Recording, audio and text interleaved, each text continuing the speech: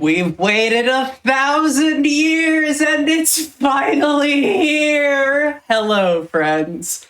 My name is Quacksilver, and today is a journey to Silksong.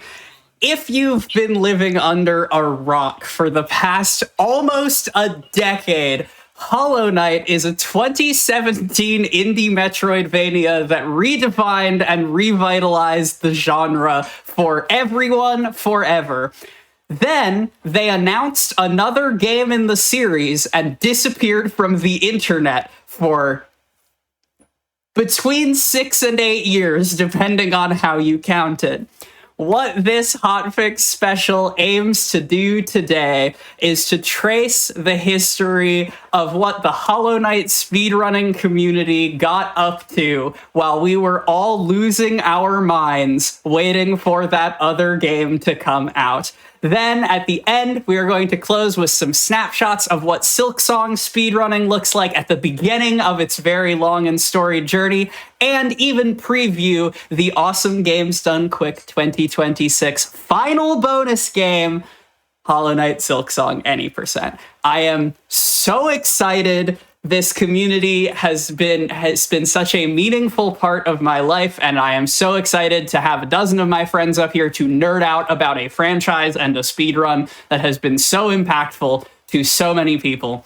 And so to kick off our story, I want to go back in time to 2017 to 2019, the early days of Hollow Knight speedrunning, back when the category extensions boards were a gleam in a couple people's eyes, and get down to brass tacks, because in order to start a speedrunning community, you have to start by beating the video game very, very quickly. So please give a warm welcome to running Hollow Knight Any %, no major glitches, Axel. Okay, thank you. Well, my name is Axel _SK on Twitch. I'm from Chile, el mejor país de Chile. And I'll be running Hollow Knight Any %, no major glitches, with the Vengeful Spirit route, where we get a BS to kill the Baldur and enter Green Path. Was the most common and competitive route and category from Hollow Knight until this year. And I hope this will be a good show for you. Enjoy it.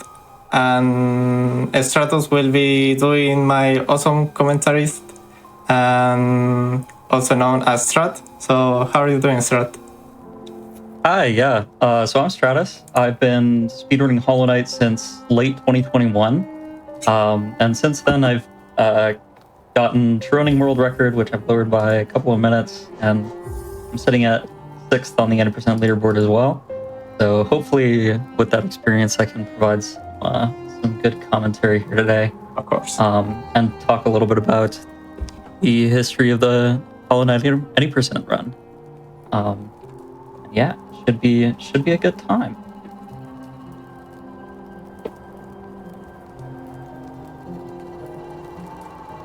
All right, Axel, whenever you're ready, you can give us a countdown. I'm ready. All right. Well, let's get it going then. I'll give us a countdown here. Okay. 3, 2, 1, go. Good luck, Axel. Thank you. I will need it. All right. So where to even begin? I suppose King's Pass is where we begin.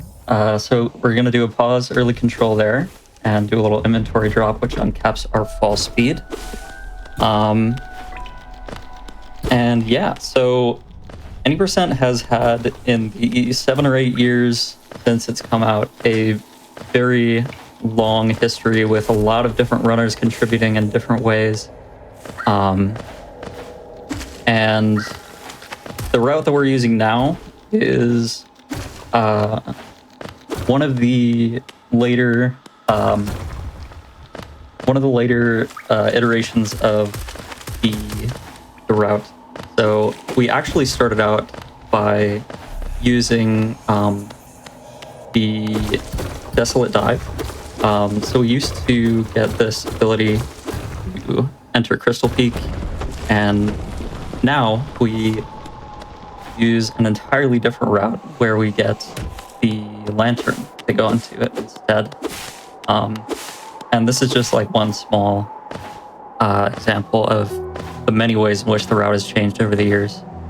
And more recently, in this run we'll be seeing Axel getting the eventual spirit spell. But more recently, there has been discovered a way to actually skip getting that spell entirely, and doing a very hard trick using a shade to access the access green path early. And yeah, so that is one of the many ways in which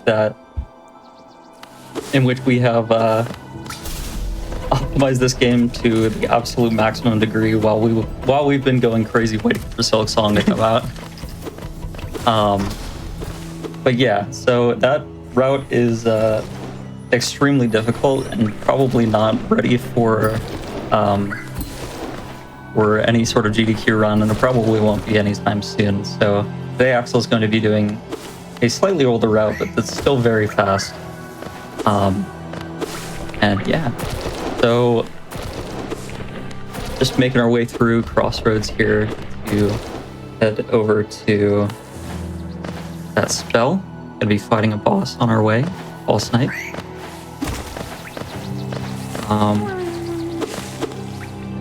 So lots of little tricks and optimizations there. Here, saw Axel do a little statue pogo to get up.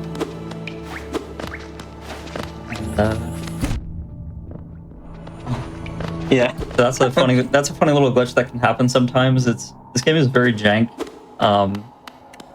So what actually happened there was that Axel jumped, but the jump got cut short because the tall enemy there, which we call a Jennifer, actually hit the ceiling behind him, which ate his jump. So yeah, very fun. There's lots of little things like that in this game. yeah, we're playing an older patch, so will be a lot of that things. Yeah. So this run is done on Route 1221 for a couple of reasons, but one of which we'll see. One of the major ones we will see a little later in the run. But yeah, because of the slightly older version, there are a lot of little quirks of the run like that you just kind of learn over time. I know, Stratus, you said you joined the community in 2021. Did either of you ever, for any reason, play Hollow Knight on release patch? Speaking of affectionately Jang. I think I have tried it once just because I was curious, and immediately the first thing that I noticed was that every time you open inventory, your game just lags for like half a second. Yeah, It's actually ridiculous. It also used to be the case that every time you fell into water, it was functionally a hard fall. Like, if you are watching this showcase today and you joined like Hollow Knight as a franchise with Silksong, take a moment to pay some respects for how far the programming capacity of Team Cherry has evolved in those 9 years. Yeah. We do make fun of them a lot for like spaghetti code and stuff, but it really has come a long way. And also, a lot of that spaghetti winds up being very, very good and fun for speedrunning. Of course, yeah. You can't have I feel like the more jank a speedrun is, up to a certain point, like, the more fun it is. For sure. So, just exiting Mound here. Yeah, now we got BS. Did our little chore for the snail shaman there. And fun fact, it was around this point that in an any percent tournament a while ago, Lep 19, and in a race, his OBS crashed. Yeah. And he lost about 10 seconds in this split trying to get OBS running again. And in that race, he got the first ever 31, the first ever sub 32 in a race with OBS crashing in the middle of it and him having to restart it. So yeah, that guy's pretty good at the game.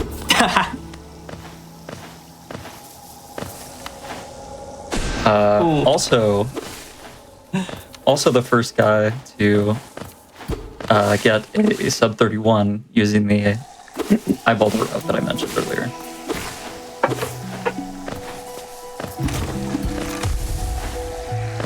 Right. So you might have noticed Axel going off screen there when he shot Baldur.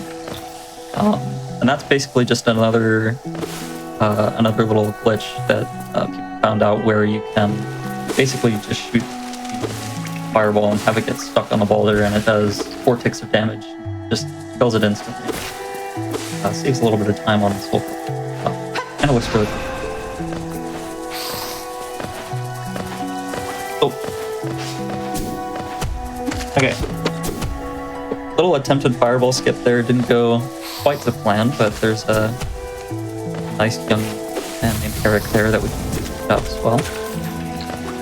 We gotta talk a little bit about the history of the names for everything, because you already mentioned Jennifer and Eric. What would you say is the number? Nice. What would you say is the number of enemies that the Hollow Knight community has just given people names to? Almost everyone. Well, yeah. That guy's Jake from State Farm. Yeah. I didn't even know that. The little oval in the middle of that room that we just saw Axel Pogo is Jake from State Farm. Oh, nice.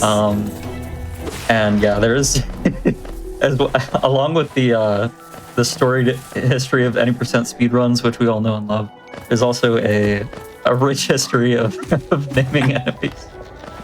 Insanity. It's and I feel like that's something that's done in quite a lot of games. Yeah. But it is very funny just to be able to like yell an enemy's name angrily. I do know of one specific story where this was actually, I think, in an all charm notches run, which we will see a little later today. There's an enemy in that route that was killing a bunch of runs, and so someone in the community named it after an ex of theirs. That's amazing. Oh my gosh. So we just saw Axel kill the boss knights there. And that's just for Geo. That was actually a reroute done just before the 31 that I mentioned. And the reason we get that extra Geo instead of the Vengefly King, like some of you might know. So we used to get Vengefly King for Geo, and we switched to those so that we could do a skip in Beastden that actually I think Axel and Magma. Yeah. So Axel and Magma Bob found a skip in Den that now requires us to get a bit more.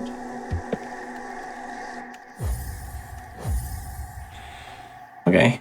So we just defeated Hornet Silksong. Not bad. Yeah. We'll be seeing her a couple more times today. Just a few.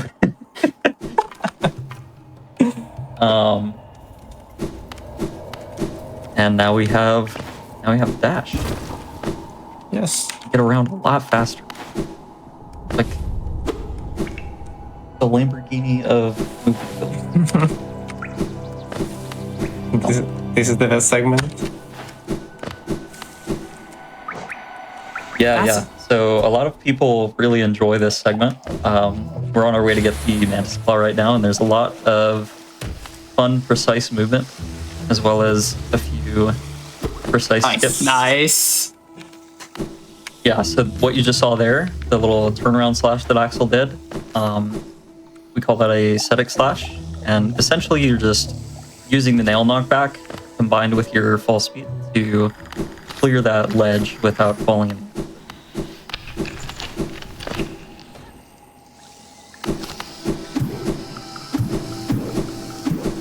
This room's fun. Lots of bouncing. Coming up on one of those precise skips that I talked about, we're going to be doing an explosion Fugo. We're going to use this guy's projectile here. Oh, nice try. Okay. So Axel went for a slightly more precise version of that skip where you fireball. I'm going to be quiet here for a second. No, it's okay. It's okay now. Cool. Yeah, so this trick can be very, very precise.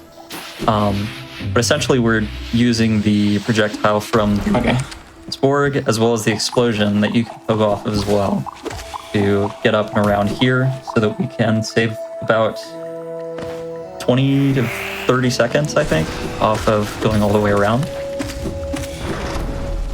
Ooh. Nice backup. Yeah, we're fine now. Using those flying enemies as well to pogo. And then using this one. Please. If we'll cooperate. Okay. Nice. To knock us out of the claw pickup animation. So yeah, all of what you're seeing there comes from years of the speedrun developing over time. And part of the beauty of speedrunning, I think, is that it's an accumulated effort of an entire community. Like, if it were just one person running or a couple of people running, then a lot of these tricks might look a lot different, a lot less optimized, might not even be there. So there's a lot that goes into it that people don't see, especially outside of just world records. And I think the beauty of Hollow Knight in particular, and Metroidvanias more generally as a fan of the genre, is how robust they often are to like tech. Like the fact that people were finding the fact that Eyebalder was discovered like what 8 years into the lifespan of the game, the fact that like major reroutes were still coming through to all these categories after the game had been out for such a long time is very, very cool. Yeah. And again, it's just a community effort. Like one person looking into something that nobody else has even thought to look into and metamorphose an entire category just like that. And I think that's very cool.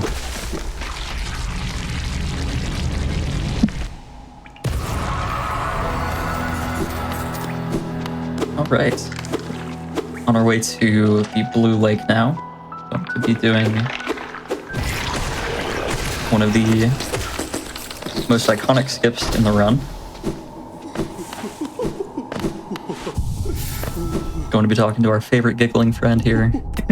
You pick up the most powerful rock you've ever seen. Yeah. Sean's turn. Yeah. So this is going to be our main damage source along with VS for the rest of the run. It makes your spell's hitbox a little bigger and makes it do more damage as well. So it makes for a very efficient source of damage that's just right on the way, on the route. Doing some damage tanks here. And we're going to die. Fun.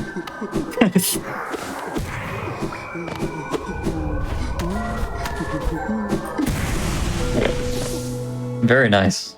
So that was the shade skip. We use our shade, a little piece of ourself that was left behind when we died. Follows us and flies. So we can use that to our advantage to get up to this little secret entrance into Blue Lake.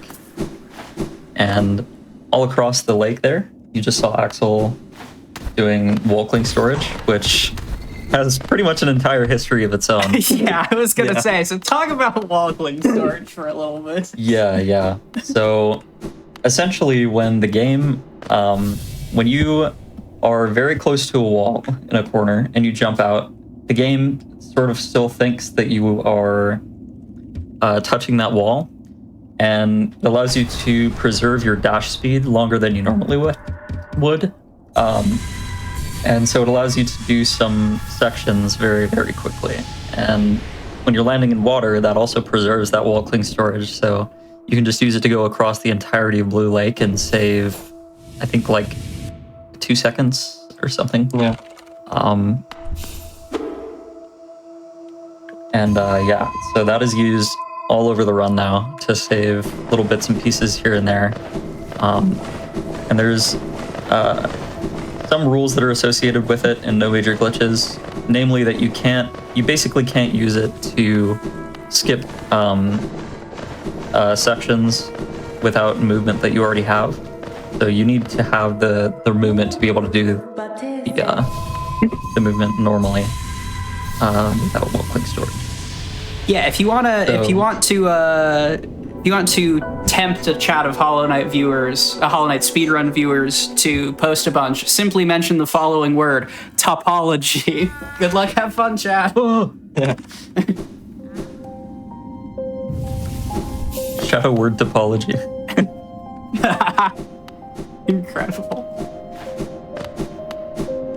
Yeah, so just got the dream nail there. It's going to be particularly useful for finishing the run, as we need it to collect streamers, which are the thing that we need to finish the game. Open the Blackgate Temple and fight the final boss. And you just saw Axel do another wall-click storage there as well. That one we got slightly differently than the one in Blue Lake. Essentially, when you go through a transition and you're touching a wall, it allows you to, with a frame-perfect jump, it allows you to keep that wall-click storage. And that one saves around 2 seconds as well. And it's very fun. Of course. I guess while we're on the subject of things like wall-clicking storage and generally these sorts of minor glitches, because I see someone in chat asking, how is the early control out of the moth room not a glitch? How, even over the course of time you both have been playing this game, how has the major glitch, minor glitch distinction broken down for y'all? Yeah, so there's definitely some things that are a little bit of a gray area. We flip a coin. Yeah. So a lot of things were basically sort of grandfathered in. Like, people did them in runs, and then we figured out that they had much more far-reaching implications than we initially thought. So they essentially just said, since people have been doing them forever, we're just going to allow it. But yeah, so there's certain things that don't entirely add up, but I think that overall the no major glitches rule set is more or less consistent with itself and allows for a fun run that's not there's something huge to be said for saying we put this in the rule set because it makes the speed run more fun and makes more people want to run it. Honestly, that's enough. Yeah. Speaking of extremely fun no parts disrespect of the to my run. glitch runners out there. Oh. Yeah. Nice. So this is Watcher Knights. Probably the hardest boss in the run. It is. Execution-wise. And it's hard because we have to fight two things at once, and it can be very hard to keep track of the movements of both of them and also not die and do a good amount of damage. But Axel making quick work of that first pair. Now we're on to the second one.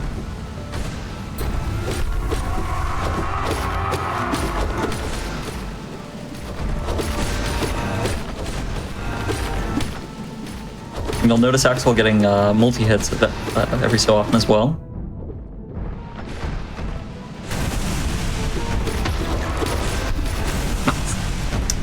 And also doing, and you also might notice Axel casting very quickly after a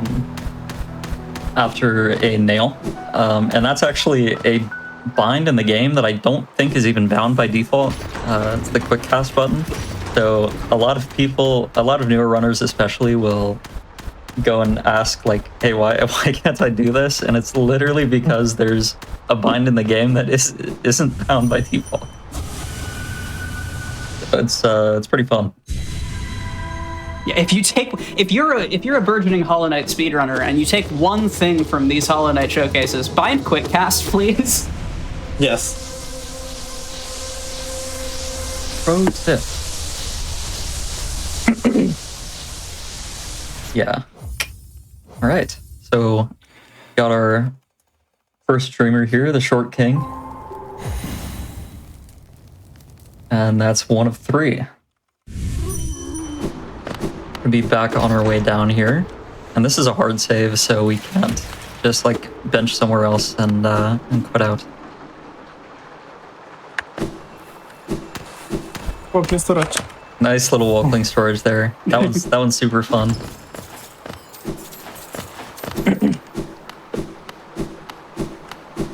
Yeah, so there's a very efficient geosource. I think it's used in like almost every plugin category, just that chest with like 650 geo in it. We're gonna need all that geo so that we can pick up the lantern later.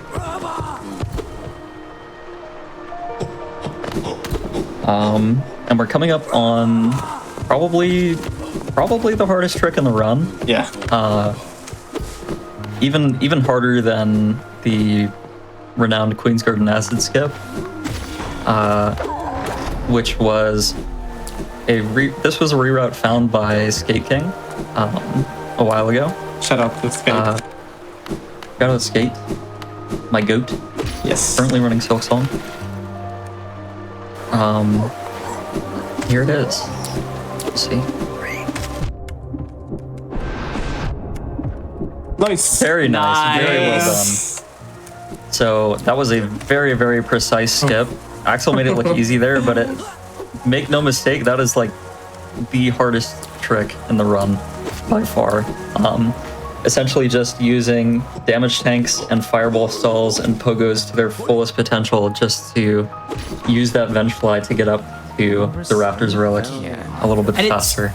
I was gonna say, it's so mean, because how much time does right side Raptors actually save? Yeah, so right side, there's a slightly easier version where you go to the left Vengefly Much instead. easier. Yeah. Yeah, and that one only loses about 4 seconds, but in a speed run of about 30 minutes, that 4 seconds can be the difference very easily. So, And yeah, there have been many world records in the history of this game by less than that amount of time. oh yeah.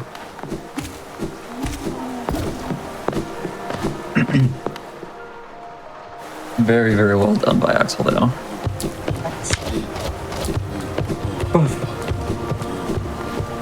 All right, now that we're out of that part of the run, we're on our way to pick up the lantern so that we can get into Crystal Peak.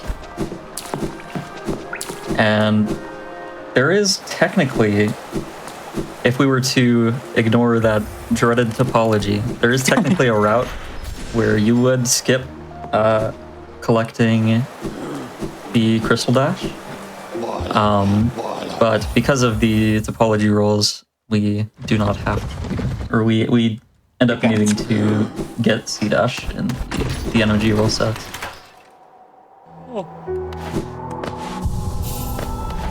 Going to talk to our friend Sly that we saved earlier.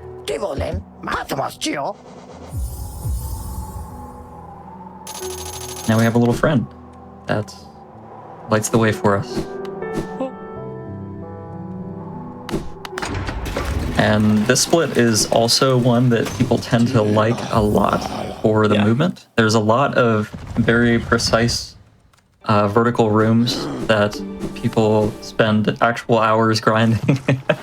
Like, this is probably most people's most practiced movement segment.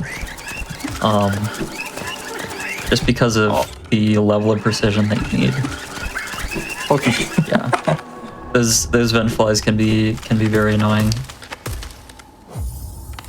And this is part of the reason that we need to get the lantern at all.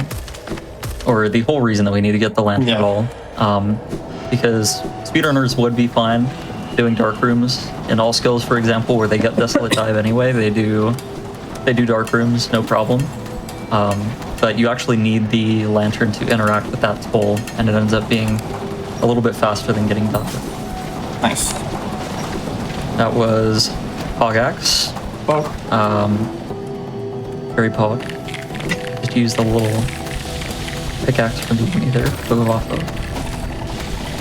This is one of the most precise rooms in the run. Oh, bad RNG there. Oh, nice. Yeah, so it's precise. It's both precise and it's RNG. So it's like really, really messed up. Yeah, we got good pixel though. Yeah. Okay.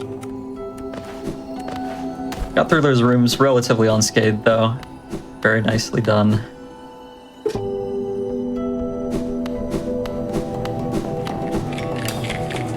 And as we wrap this up,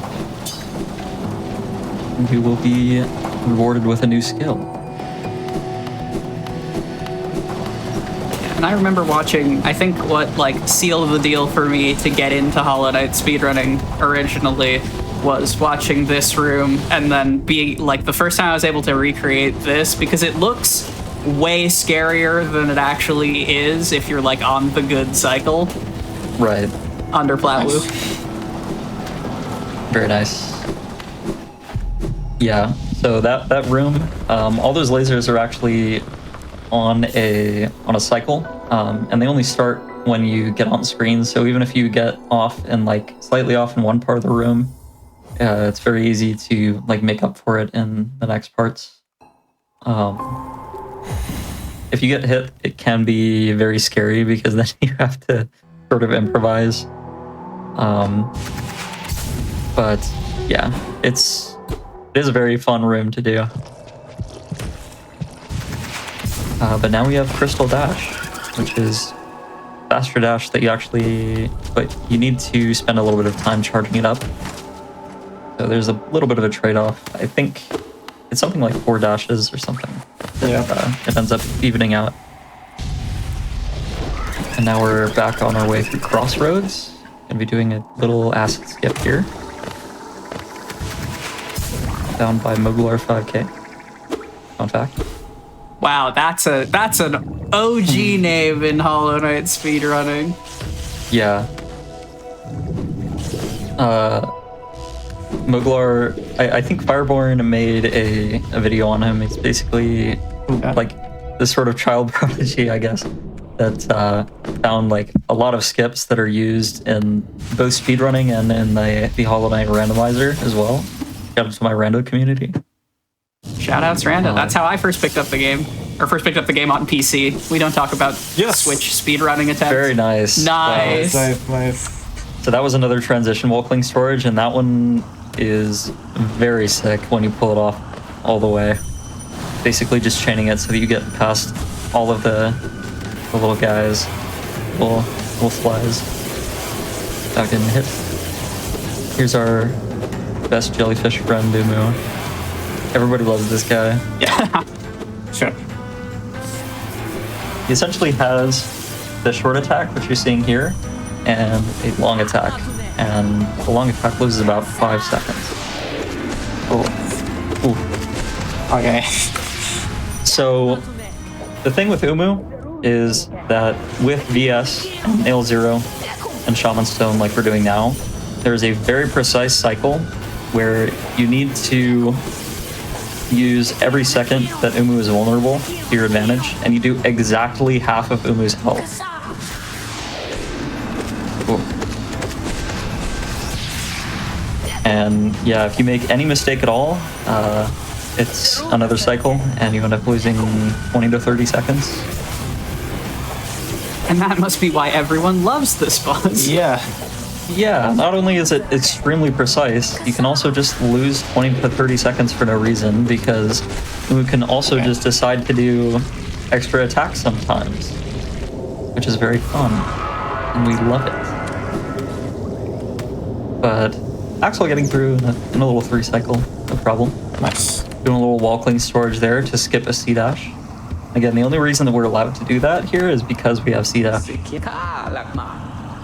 Yeah. It can be a little bit confusing, but it's mostly consistent. Pretty much consistent.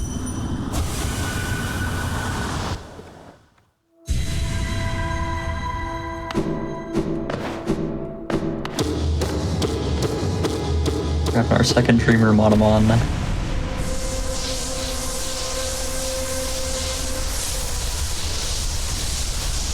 We're heading into probably one of the hardest sections of the run, with some of the hardest tricks and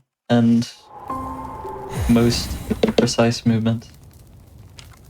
Maybe not even the most precise movement, but just one of the biggest barriers to any run. Especially when you consider that you already had to get through the rest of the run and not get terrible Awoo RNG. Yeah, putting This room is QGA right after Umu is a great morale breaker. Yeah, yeah. That room's fun. Pretty much any room in Hollow Knight where it's just tall and you have to do a lot of vertical movement is very, very fun to execute.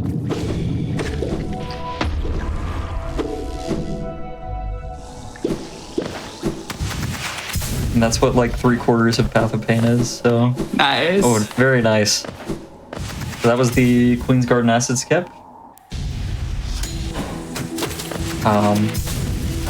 Very precise. I believe you have something like a 2-frame window to get the C-dash on the wall.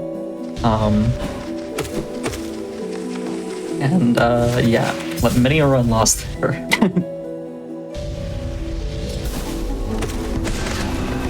Nice.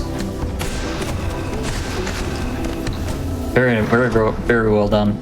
So, Axel again made that look easy, but that arena, if anything goes wrong, the Petras have this. Yeah, the Petras have this tendency to just sort of fly away from you. So if you end up without soul, you can easily lose like 10 to 15 seconds just messing around in that room with the Petras. Oh my goodness. Oh, that was an early attack by that guy. Yeah. And yeah, so that's part of what makes this segment so incredibly difficult, is because that arena is extremely precise and messing it up just loses all of the time. We're in deep nest now. Thankfully we have our little friend Lantern to light the way for us. Fun fact, in this room there used to be a toll that you would have to stop and pay to access the den. I believe they removed it because people would get to this point, but they would have like lost their money or something, because deep nest is very difficult. So they would just get to this toll and just not have money. And then they decided to recreate that experience for the entirety of Hollow Knight Silksong. Yeah. Only you never have money because there's no money. It's aesthetic, it's fun. Yeah. Something capitalism.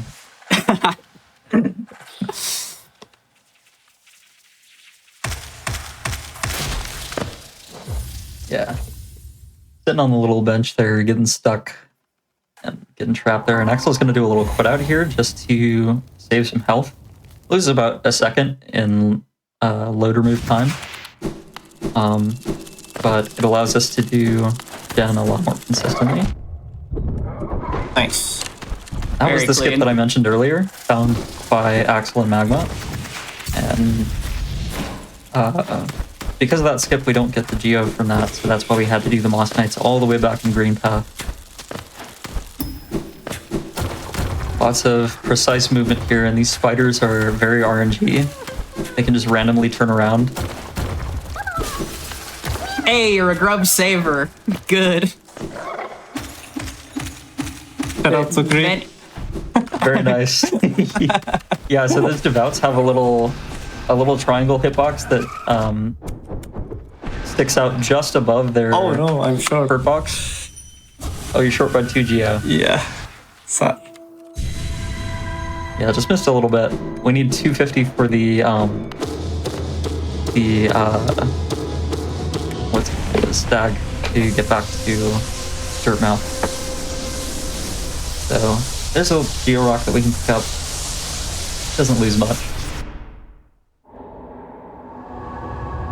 But yeah, so there's our last streamer, and the because we do quit outs in the last one, in that cutscene, those other 2 masks are still there, but in the game they're actually gone.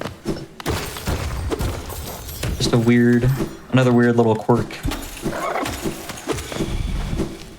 Nice backup geo. we collect soul on that devout, so we can do a little fireball here, which I believe we saw earlier in the run as well at King Station, but I forgot to mention it. But essentially, we're just using fireball to hit the bell and take a little bit of advantage of the load remover that we have. And there's quite a bit of stuff like that in the game because of the load remover, which like it would be slower RTA, but because it's load removed, it's just a little bit faster.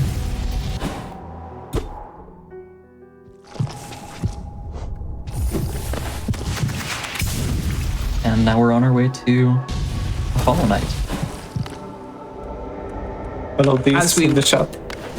Yeah, as we walk into this and get the final cutscene, I want to ask both of you if you could give one piece of advice to yourself starting out speedrunning this game or in general, as we do a history retrospective show, what would it be?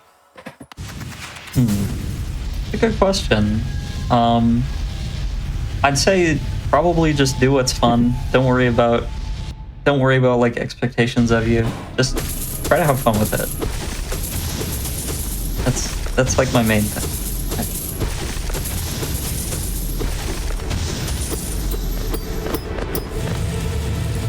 Hi.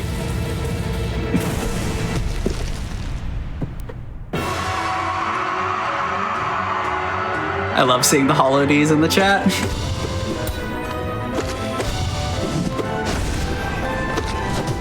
Right. You're going to be seeing Axel doing specific punishes for all of the attacks on the Hollow Knight here.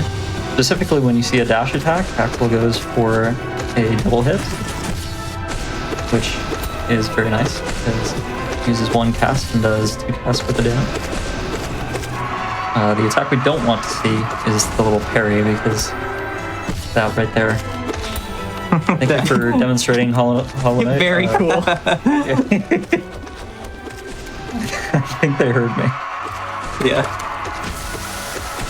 Now we're going into a little self-stab phase here, where the knight only does 1 damage.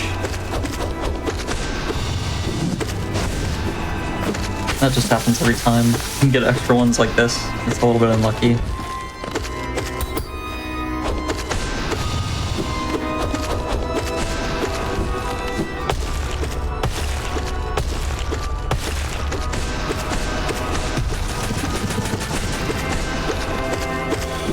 Nice. Final scream. Nice scream skip.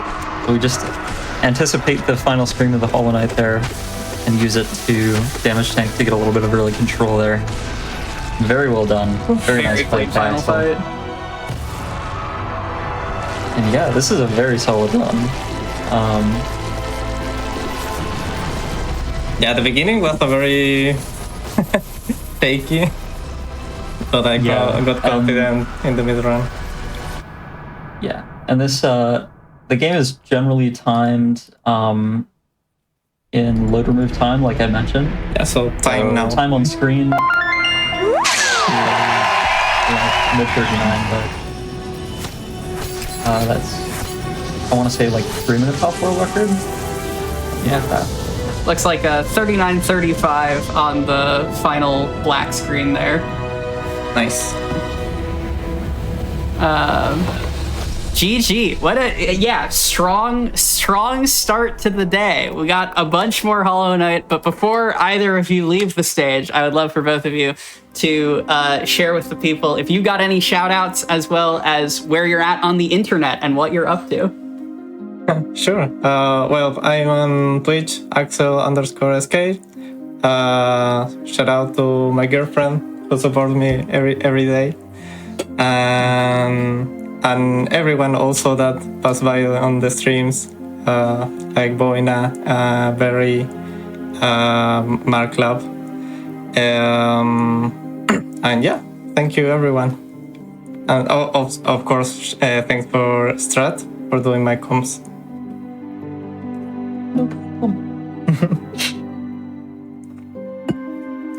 Awesome. Well, congratulations. Strong start to the day. Friends, we are going to take a quick break. And as we move into the next chapter of our journey to Silksong, it's important that we understand that NMG, while the most popular, is certainly not the only way to play the game. And if you think you know that everything that Hollow Knight is capable of looking like, you're gonna want to stick around, because when we come back from the break, it's all grubs, all glitches. I will see you there. Yes. Okay, enjoy it.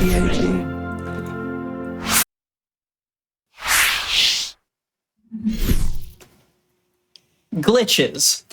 Famously a part of most every speed game. But whether you've been around Hollow Knight since the era of NLDG in the Dark Ages, or whether you're just now joining us for the first time and like a scrub have only ever seen one room at a time, I am sure there is something in our next upcoming run for you. Before we get to it, I just want to shout out very briefly that Hotfix is doing all kinds of showcases like this with our recurring weekly shows and our special events like this one, week on week, all the time in between our charity marathons. And if you're curious about what's coming up on the channel, you can check out a detailed schedule by going to gdq.gg/hotfix. There is plenty more nonsense where all of this came from, and I hope to be able to share more of it with you in the future. But we must now continue our journey to Silksong by checking in with the Glitched Runs community, and I can think of no better way to show off some of the beautiful and mind-bending glitches in this game than with our next run, All Grubs, All Glitches, by Mimi. Hello, I'm Mimi. I'm a Hollow Knight glitch runner and Silksong glitch runner, and I am here I'll be your designated grub freer today. With me is Aggie and AP. Hello everyone, I'm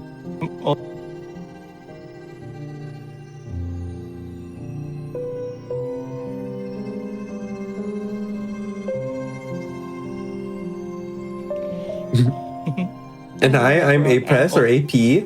I also play Hollow Knight, Randomizer, and Speedruns, both NMG and glitches, and I love saving grubs, and I'm so excited to see all of them get saved here. Hollow Knight glitch runner, also. So if you're used to the Hollow Knight main menu, you might notice something a little bit off right now. There's a second part of the menu overlaid, which I'm going to use in just a second for a little bit of shenanigans. So I'm going to make a new file. We're going to click here and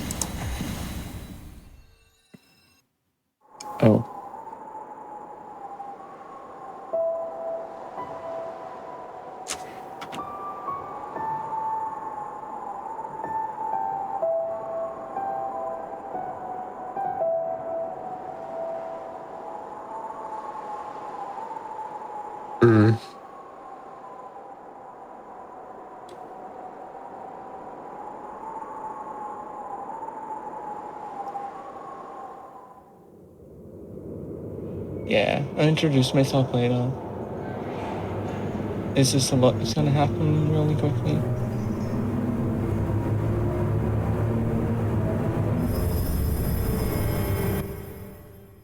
Okay, so now we have we're going to start the run. And if you notice, you might hear that I'm charging a nailer in the background here. That's because I have all my equipment already.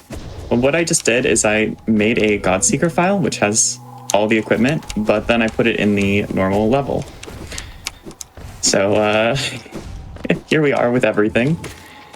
Ooh, so yeah, that does quite a few things. Most notable is we just start with all of the things that you get in a normal Godseeker save file, which means all of the charms here, all the charm notches, all of the masks, all of the movement abilities, pretty much everything. But we're starting another glitch here. This is a way to get no clip. We call this motto clip because you use the motto bench.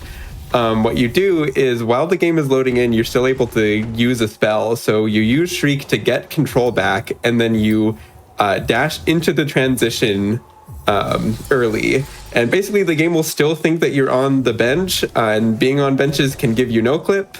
And it means we also have something called bench storage, which we'll talk about more as we get into it. So one big limitation of having no clip is you can't use upwards transitions. So if you go into an upward transition normally, it's sort of like you jump out of it and then you fall back down. But because we have no clip, we'll never fall back down. So that's not an option. So what I just did there is I went to that level, I went to that area, but because the only way back out is an upwards transition, I had to re-quit out to actually get out of there. There's no other way of escaping, but that's okay, because we're going to be continuing on to free more grubs. Yeah, so why don't you talk about why this category is called specifically all grubs, all glitches? So we're using lots of glitches and we're saving lots of grubs. Yeah, but I guess something important is for like the no major glitches version of this category is called elegy percent. This is not called elegy percent because elegy percent for glitches does not actually save all of the grubs. And instead does grub father bullying, where you trick grub father into thinking you've saved more grubs than you actually have. And we're not here for that. We're here for saving grubs. Grub father bullying is evil. Bullying is mean and cruel and unjust. I won't say anything because I have maybe done this a time or two. Mimi, I can't believe that you do such a thing. What the frick? I'm sorry. So we're going to be You're saving all the grubbies. So one thing with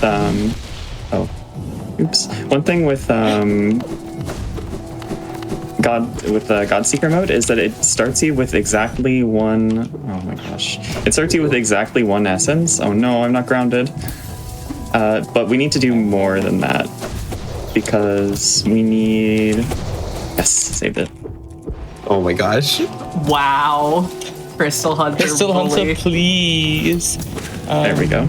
Yeah, Okay, that just gonna Crystal kill Hunter it. is really mean. And Yeah, I so also have something that infinite healing, is- so it just heals. Yeah, something that's going on there is, so no clip, really good. You have a lot of freedom of movement. But you're still limited by, you get like one dash and one double jump in the air.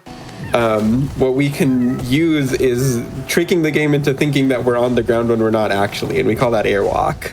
But there's a lot of kind of juggling having airwalk and not having airwalk, because in order to dash downward, you need to not have airwalk. So what was happening there is, like, in order to do a dream nail to start the whispering route, you need to be on the ground. Getting hit by an enemy makes you lose your airwalk, so you need to go find another piece of the floor, which sometimes the pieces of the floor are just in the wall. The geometry in this game definitely makes sense. But you need that in order to get, like, in order to do things like a C dash, you need to be on the floor or close enough to the floor. When you have airwalk, you're able to just infinitely move upward by just jumping. So it's pretty useful to have. And a big part of doing glitched running is knowing where you're able to get airwalk. Yeah. I have looked at the walls a lot in this entire run. And this game has a very, very robust debug mod, which can be used for practicing runs that look a little bit less absurd, but also let you know where all of the walls are to a degree of precision. Yeah. This is a little bit of a scary grub to save, but Yeah, so you do this completely in the dark. Okay. We have lantern, but lantern doesn't help here because it's breaking the different walls and floors are what get rid of the darkness in this room. But we can just go through those walls, so we don't need to worry about them. Yeah.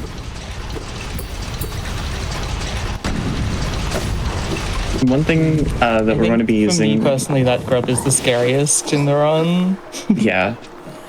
One thing we're going to be using a little bit is something called transition storage, and by a little bit I mean a lot. And I guess we should talk about bench storage first, right? So Probably, yeah. the game thinks that I'm on a bench right now. Might not look like it, but I am actually technically on a bench. And so what that means is I can do things like equip terms to heal, or I can change my charms while flying around. But also I can do something we call transition storage, which is if I open my inventory while I'm going through a load, I get a sort of special state where the game treats me as though I have my inventory open. And that lets me do things like keep control while I do a bunch of other things. So in that previous room, I used it to keep control while I was doing a descending dark, so I could move side to side during it.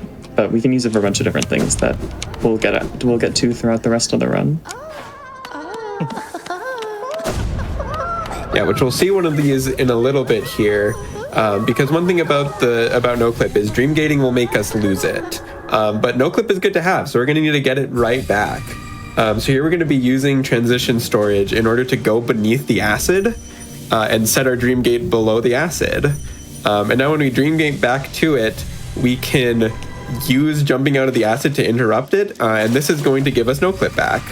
But it's also going to give us what we call dream gate invuln, which means that we are now cannot take damage from enemies, from hazards, from pretty much anything. So no clip movement becomes even scarier than it was previously. Previously, we had a failsafe of if need be, get hit by a hazard or enemy. Now we do not have that failsafe anymore. Just don't mess up. Just don't mess up. But yeah, it can be really easy to soft lock in glitched runs. Because if you get stuck in the air without your dash and without wings, there's not a whole lot that you can do. You kind of need to hope that there's something to pogo, or some floor somewhere that you can use to get airwalk back. And yeah, so just having invuln kind of takes away your option of getting hit by a hazard or an enemy there. But you can still catch yourself in water, which is nice. Or acid, which is water, nice, because we have Isthmus here. Acid is just spicy water. Yeah.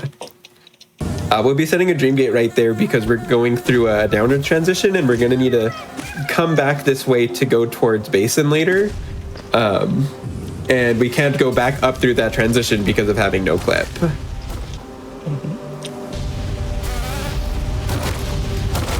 So yeah, part of the thing with routing these kind of glitch categories is working around those upward transitions and knowing when you need to lose no clip, but also how can you get no clip back as quickly as possible because it's good to have. Now we're going to basin. And now we're going to basin. Yes. Now we're going to basin.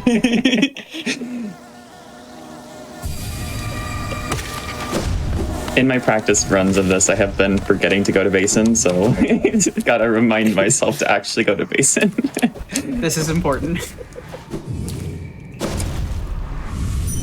And so something that we do have bench storage again here because of using the early control from spells at the Mato bench, which we can use to set another dream gate under acid and get no clip right back.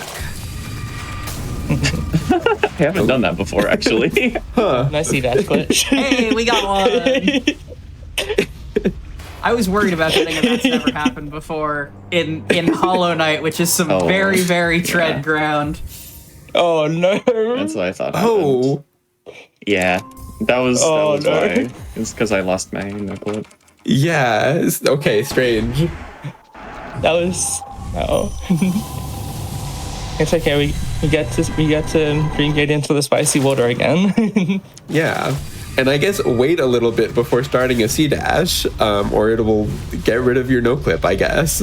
I'm not sure what that was. I might have jumped out of the water too early, to be fair. That might have been what it was.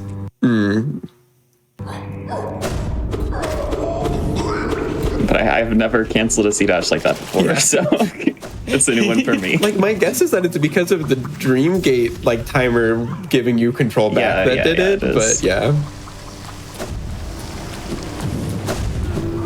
Oh, good point, Isog. Yeah, we probably need to get a little bit... Well, do we need more essence? I don't know exactly what the number is here, but we maybe will need to collect some essence to fuel our dream gates later. It's a peak, so I needed a blessings anyway, so I might have to grab some. Yeah. Yeah, surely we'll just get blessings.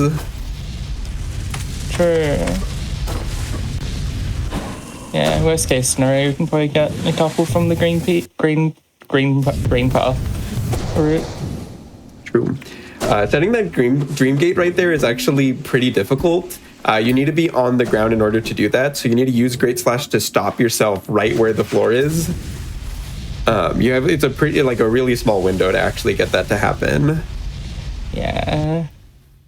There is a similar one in Crossroads that you can do, which is 3 frames. Ooh. Now we're gonna be blind. Hey.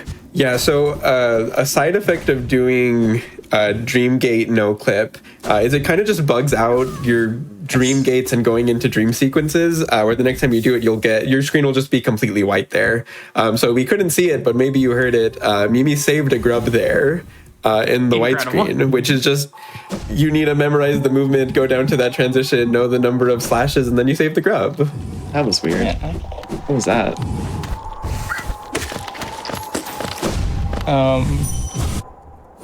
Yeah. I blame Motoclip personally. Motoclip. I mean, I heard myself dash, but then I wasn't I was still on the bench. Yeah, sure I've had that happen there. a few times. Yeah, Motoclip is It's a little bit consistent, finicky. but also very hardware dependent. It can be. There's those transition storage, descending darks, which you move really quickly, but you need to be good about canceling it, because if you don't get into the transition or stop yourself with a dash or something, you will just keep going down. Another thing to note is when you do those, if you hit a transition, even though you had control before, when you come through on the other side of the load with D-Dark, you will not have control. So if you don't have some way of stopping yourself, you will be flying downwards forever. Ooh.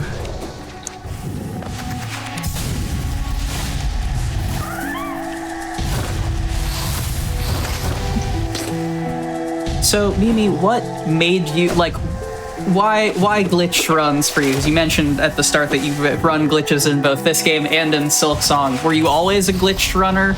No. Did you cross over from NMG? What's your history there? So I started with 112 as my first ever speedrun. I had not done a speedrun before 112. Floor?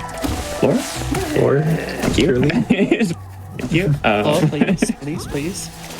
But I decided to do glitches because my friend Isney Allen told me to do glitches once, and then it was really fun. So I've just done glitches since. Sometimes it's that easy. Ooh. Yeah. Yeah. Yeah, Hollow Knight glitch runs are really fun. There's just witchcraft going on, but I think it's really interesting, just the routing and the thinking that goes into so much of it, juggling all of your different states. Thanks. Right there, we did a trick. We did not have Invuln, but Invuln can be pretty nice to have, and now we have it again. What happened off screen is when you are, after you hit a load, you actually are still in the previous room for a tiny bit. So I was doing a downwards dash towards a load, and I still fell further, and then I actually hit the water after, hit the acid after. And because of that, I was in a swimming state when I came through on the other side. And so I could cancel that, or I could jump out of that to cancel the Dream Gate and get Invuln.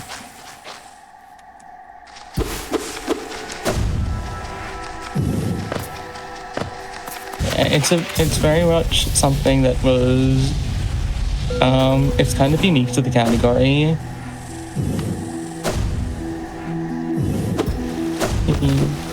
Yeah, I actually found that strat for this category. Yeah. Yeah. Mimi is yippee.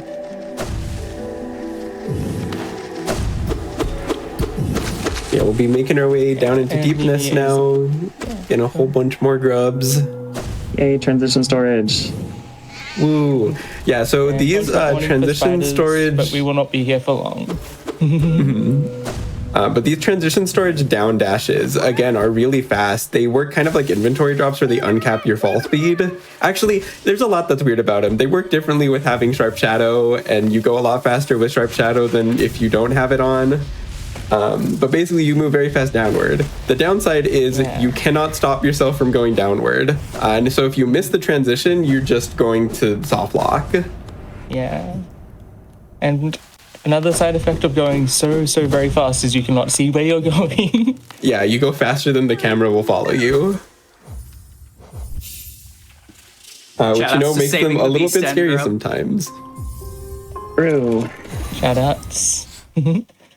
Did Axel do that? Axel did save the Beast and Grub. It's true. We are at 100% Beast and Grub save rate so far. I think there's one more opportunity. We can go 3 for 3. Come on, I believe. I believe. Missed the the free frame window, so yeah. No floor for us. No floor. No floor. So we now have the walk of shame. It's a 10-second time loss if you miss it. It's very sad.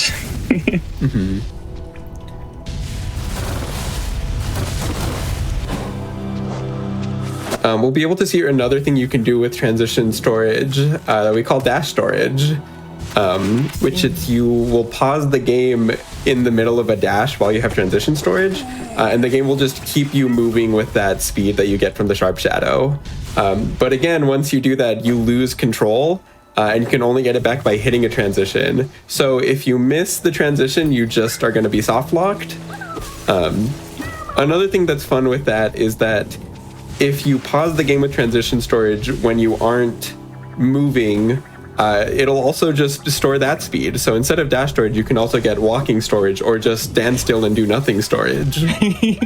Yeah, I love stand still, do nothing storage. It's so fun. And sometimes if you hit a sort of corner in the floor, you can sort of get bumped upwards, and then you'll just kind of go upwards at an angle and probably miss the load and be really sad. Yeah. And that is the sum total of my glitched running experience as I tried to learn true ending no main menu storage.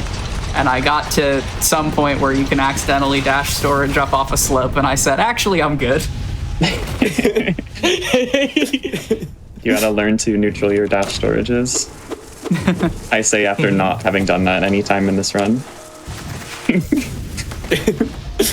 Very nice great slash cancel there. There's a backup if you miss that where you can fly back up into the spikes. But if you get it, it's pretty nice. One very nice thing about this game is if you hit a hazard, it's perfectly fine. Okay, what was that enemy doing in the wall there? They're not supposed to be there. I don't know. Those enemies just like spawning out of bounds sometimes. They never learn the rules. Yeah. Oh, there's a fun thing too. If you enter from that transition, Soulmaster just starts in phase 2 and is just doing the dives already. Love that in rando. Yeah, Soulmaster is just doing their dive practice. And is it true, if you kill Soulmaster in phase 2 before ever seeing phase 1, you get a piece of King Soul, right? I think that's only on older patches, but there's some weird stuff with it. Right, that is cool. Yippee. Radiant girl, yippee. Glitches in this game are wacky. Yeah. Yeah. You have to know all of your patches and all the differences and everything. Alright, I'm going for it. I'm really bad at this. I hope I don't miss it. Didn't miss it. Yay! Let's go. Nice. I've commentated a lot of AGAG in marathons, and people go for so many transition storage down dashes, and it scares me every single time. But you know, they work. It's my grub. Yeah, it works. Yippee! Yippee. Yippee.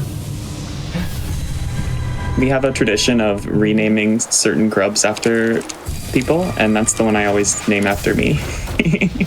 Ooh, Yippee. Mimi Grub. Oh, televator? Oh, come on. And the blessings. No, I missed. Oh, true. The blessings that Honestly, I wasn't even looking at that. Let me hit the lever. Come on, it's worth No, it. let me hit the lever, please. Yeah, look. Why is it not letting me hit the lever? The time save. Actually, though, why is it not letting me hit the lever? That's weird. I don't know why it wasn't letting me hit the lever there. I don't think I can televator. Oh, no televator. The game said no televator. The game really didn't want me to do a televator there. Chat, if you know the words, Dang. sing along. Televator died for this. So true. I'm very glad I got the buttons there because I was not watching my essence count at all. I hope someone would have told me if I had 0. I forgot to pay attention to this. Because I wouldn't have noticed. I was okay, we literally should just simply get considering lucky. saying something, and then you were at 1 again. It was truly perfect. And now Yeah, I mean, worst case scenario, we could use this crossroads. that's a boob. We did a boob. We don't need it. Then storage out of bounds. Also, I learned this yesterday. This is a thing. Oh. Yeah, it's really silly. I haven't seen that one. Fun. There's another one like that too with the Mr. Mushroom by wings. I don't know what exactly makes it happen, but sometimes you can pogo on Mr. Mushroom without Mr. Mushroom being there. And this is one of the most beloved video games of all time. And this is on latest patch. I mean, they could have fixed that at any point, and they chose not to. It's because they love all grubs, all glitches so much. Sure. This is one of my favorite dives in the run. Oh, why am I so high? Don't want to be so high. Yippee! All the way. Yeah. So like we said earlier, you won't get control back from those dives going through a transition usually, but thankfully, even with no clip, we still interact with water, and so that'll stop our dive there. I'm gonna really try not to miss this. Nice. Good. That's very easily soft blockable.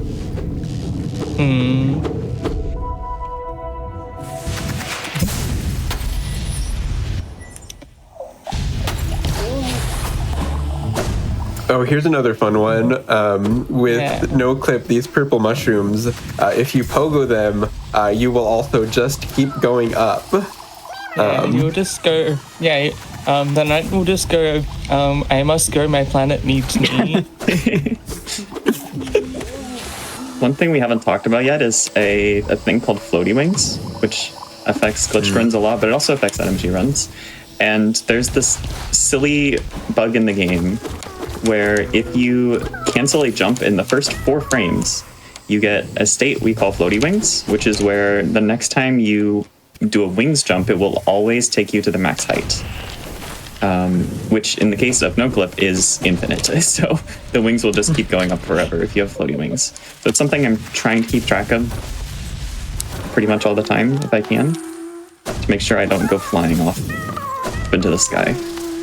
Yeah, because you can, if you know that it's going to happen or you catch it fast enough, you can stop yourself with a great slash or like down dashing or something. The problem is if it catches you unaware, or if it's after you've already like used your down dash, it will just soft block you.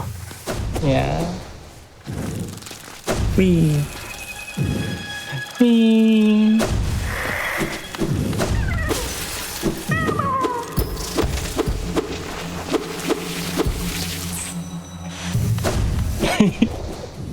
Yippee! All right, and now we need to show off all the grubs. That's time, but I have to go show off all the grubs. We get it. That's 46. 46? Yeah, that's 46. That's all of them. GDQ so fast and. So yeah, this category of course ends with the actual all grubs. It looked like on the actual hit it was just shy of 25 minutes RTA. But yeah, please show off all of the Grubfather rewards. And while you do, if the 3 of you have shout outs, I'd love for you to give those. And if not, please tell the people where you are on the internet and what you're up to. Yeah. Shoutouts to I'd Grubs. like to give a massive shout outs to Grubs, but also I'd like to give a massive shout out to Blossom the Cellist, who is the reason this category even exists. They love Grubs so grubbin' much, and yeah. Yippee. Yeah, ditto the shout out to Blossom, who taught me this category and pretty much everything I know about glitches. Shout out to Mindful, who was my inspiration for learning this also. Shout out to Blom, because they are very much the reason I got into glitched Hollow Knight. Also shout out to Isok, who taught me both routes of this.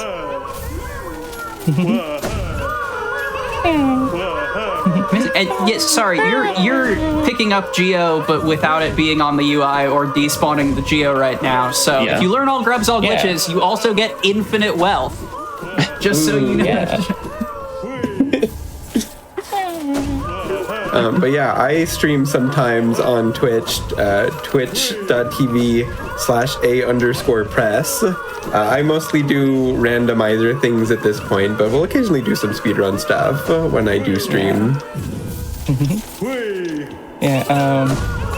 I am Aggie. I sometimes stream on twitch.tv/Aggieman. Often rando, sometimes speedruns of the glitched variety, and sometimes now vanilla binker. Yippee. I'm Mimi. You can catch me at twitch.tv/Mimi_variety or on YouTube at Mimi_HK. And I've been playing a lot of True Ending on Silksong, which is 3 hours long and is it's killing my sanity. So I'm curious what the guesses are on how much Geo we're gonna have here. Anyone have any guesses? At least 250,000, I think. That's just my guess. Is there a way to check? Yeah, I can check. You can open your inventory and see it. I'm gonna guess 400,000. I'll go low. I'll guess 150K. I think But it might be check. it might be about 300,000. Is my guess. Let's see. Yeah. Oh, it's only 230. 230. Or sorry, 237,000. And Wow. only 237,000. Yeah, normal amount of Geo, normal amount. All right, with the Don't worry correct about it. It's very normal. With the correct amount of Geo and the correct amount of Grubs to our name, we are going to go to a quick break here. Thank you so much, Mimi, Aggie, and Apress for representing the Hollow Knight glitch community. When we come back, we are going to continue our journey to Silksong with the ways we made the game harder on ourselves as we waited. When we come back, it's low percent. I'll see you there.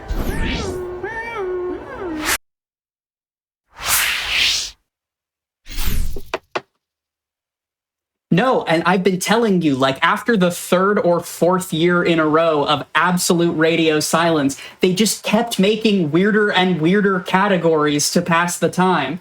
No, I'm serious. Oh, what do you know? Hello, everyone, and welcome back to the Journey to Silksong Showcase. My name is Quacksilver, and as we continue our long, long walk towards that other Team Cherry game, it's time to talk about challenge runs. Specifically, the desire to beat the game in less. If you followed the Hollow Knight content creation space for a while, you may be familiar with such absolutely agonizing runs as low percent True Ending or even low percent God Home Ending. But since we don't have many hours to show these for you today, we thought we'd take it back to the original definition of pain. And so here to show off low percent NMG in Hollow Knight, please welcome to the stage, Jackman Marcus. Hello! Yes, I will be showing one of my absolute favorite runs here for y'all today. Low percent is a very interesting category, and I'm glad to be able to share it with you. And here to commentate with me is Buffalo Berry. Say hi, Buffalo. Hi. Yeah, I love low percent so much. My favorite category for sure. It's a category about discomfort and how to do things when you're very restricted. And I think there's an art to it. And yeah, I'm excited for this run. Yeah, and with that, maybe we can just jump right into it.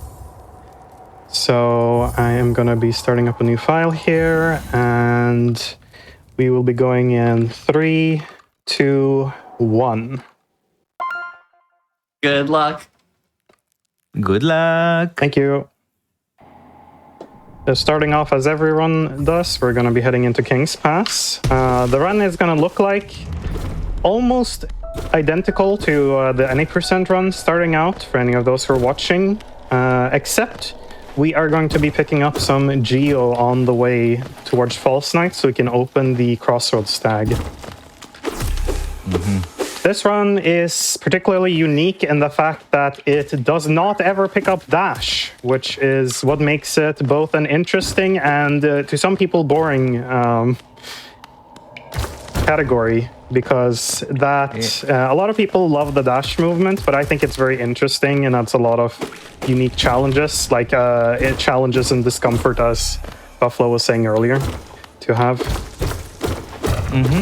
Yeah, it's actually really nice that on the road to Silksong, we're going to completely ignore our Hornet in this. True, we just get a cameo in one room. I'll shout it out when we get there. Yeah, we get one tiny cameo. We barely even see her in the corner. Then we don't look at her at all. Yeah, so we are going to do a lot of walking in this run, and in a lot of places you have capped movement speed, like right here. That's why we're jumping here, and there's a lot of. And usually, when you have capped movement speed in a few places here, we're gonna jump. So jumping is our first way to be a little bit faster in this run. Apart from that, we do have the tool of... we are running no major glitches, by the way, for those who are wondering. I forgot to mention that. So we have some stuff available, like that inventory drop, which allows us to go very fast downwards in a lot of places.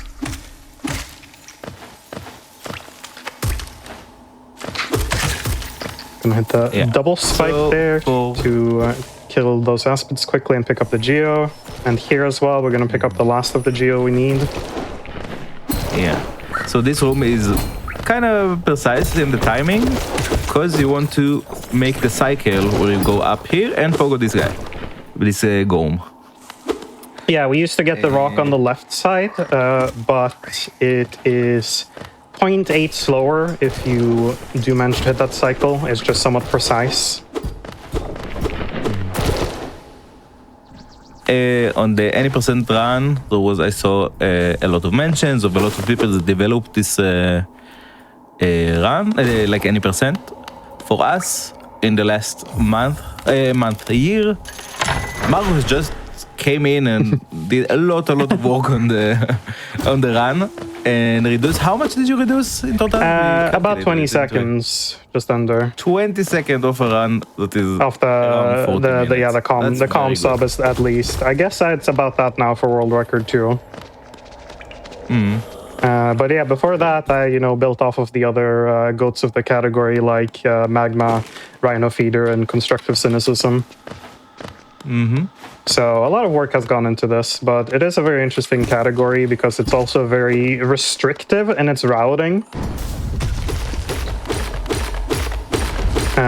In the fact that we have to do a lot of things in specific orders because other things give percents. So obviously we have to avoid getting anything that's unnecessary, which includes things like charms. Yeah, also things like False Night. Skipping it here is not only faster, it's also we cannot kill him. If we kill him, we get 1%. We're gonna finish this run on 11%. And now we're gonna go pick up the first percent of the run. No, the first... Yeah, it is the first percent. Yeah, so Vengeful Spirit is the first percent out of 11. Yeah, and I know, Marcus, you've been around the Hollow Knight community for a while, but at least as long as I remember it, which was early, 2020s, this has been the known lowest percent for any percent for all that time. So it's mostly been about optimizing the speedrun. I don't know, chat will check me on if we brought the percentage down. The percentage has been the same as long as I've been running the game, for sure.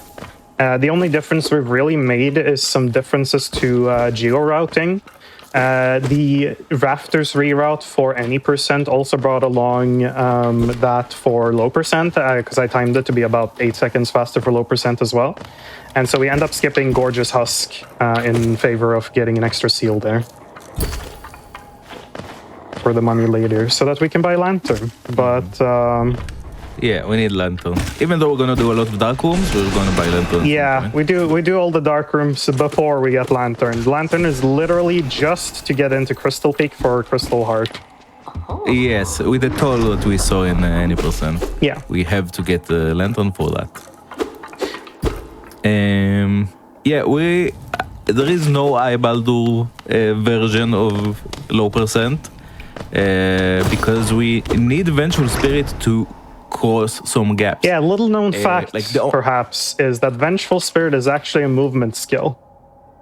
Yes, in here it's probably our best movement skill. So the way we get anywhere in this game without dash, and dash is very dangerous percent-wise because you have to beat Hornet. I think she's percent. She's a percent, and Mothman Cloak is 2%, so it's a total of 3% so that we get to avoid by skipping dash. Yes, so instead of getting 3%, we're getting 1, so we can't have this, and it's.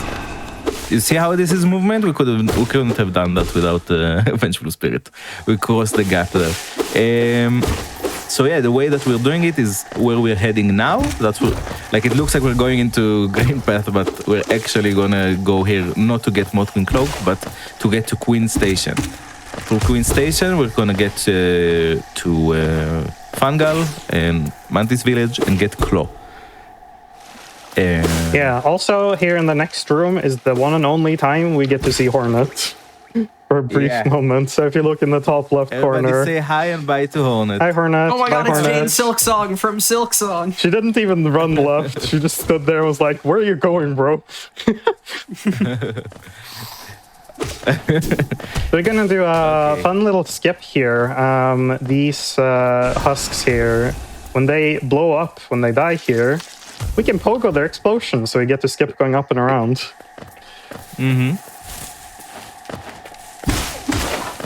So that's another neat little trick that we're gonna be making use of. Now we're gonna get to the most annoying, I think, RNG check of the run for me. In early game, for sure. Early game intensive. In early game, yeah. This is the Durandu. Durandu is either a friend or not a friend, 50-50 chance. He either gonna be on the left or like this. Yeah, we got unlucky, so I had to do Fireball skip to get across. If it's on the right, you can pogo it, and then you save time and soul. So I'm gonna have to collect a bunch here as we make our way down to Queen Station. This one is being rude, so I'm gonna avoid that.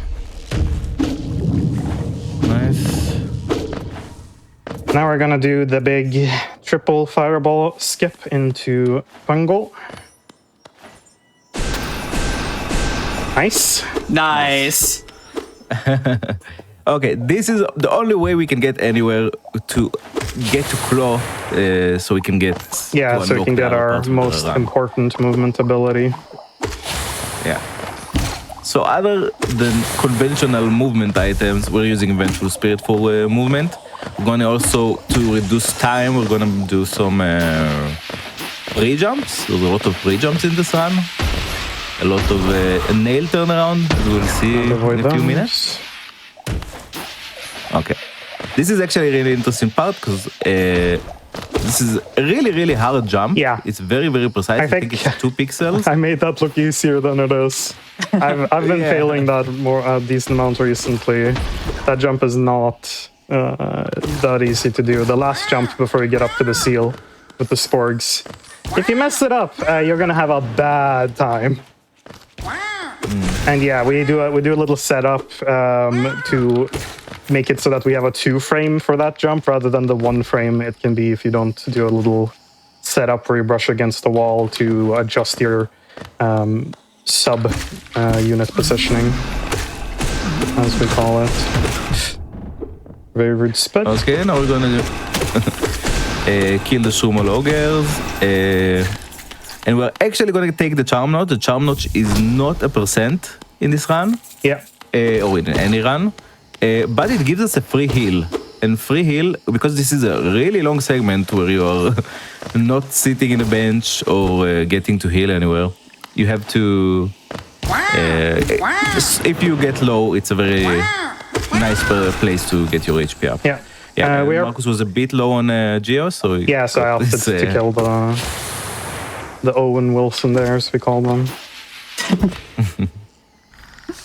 Yeah, those Charge are- Notches not being a percentage point is always so funny. Like, Yeah. especially now that Silksong is out, spoilers, and the percentage systems in Hollow Knight and Silksong are so radically different. I can't help but like feel like they just sort of chose what a percentage is kind of at random in these Oh, yeah. games. It's and very it's arbitrary. so good. It's so funny. I do genuinely love it. Yeah, we're going to come up on two of the more interesting skips here, back to back in this run. First, we got the E-Pogo there. We double Pogo the Yeah. explosion, and we managed to get up. And then we're going to be doing the Mantis Pogo in the next room after we hit the lever at the bottom.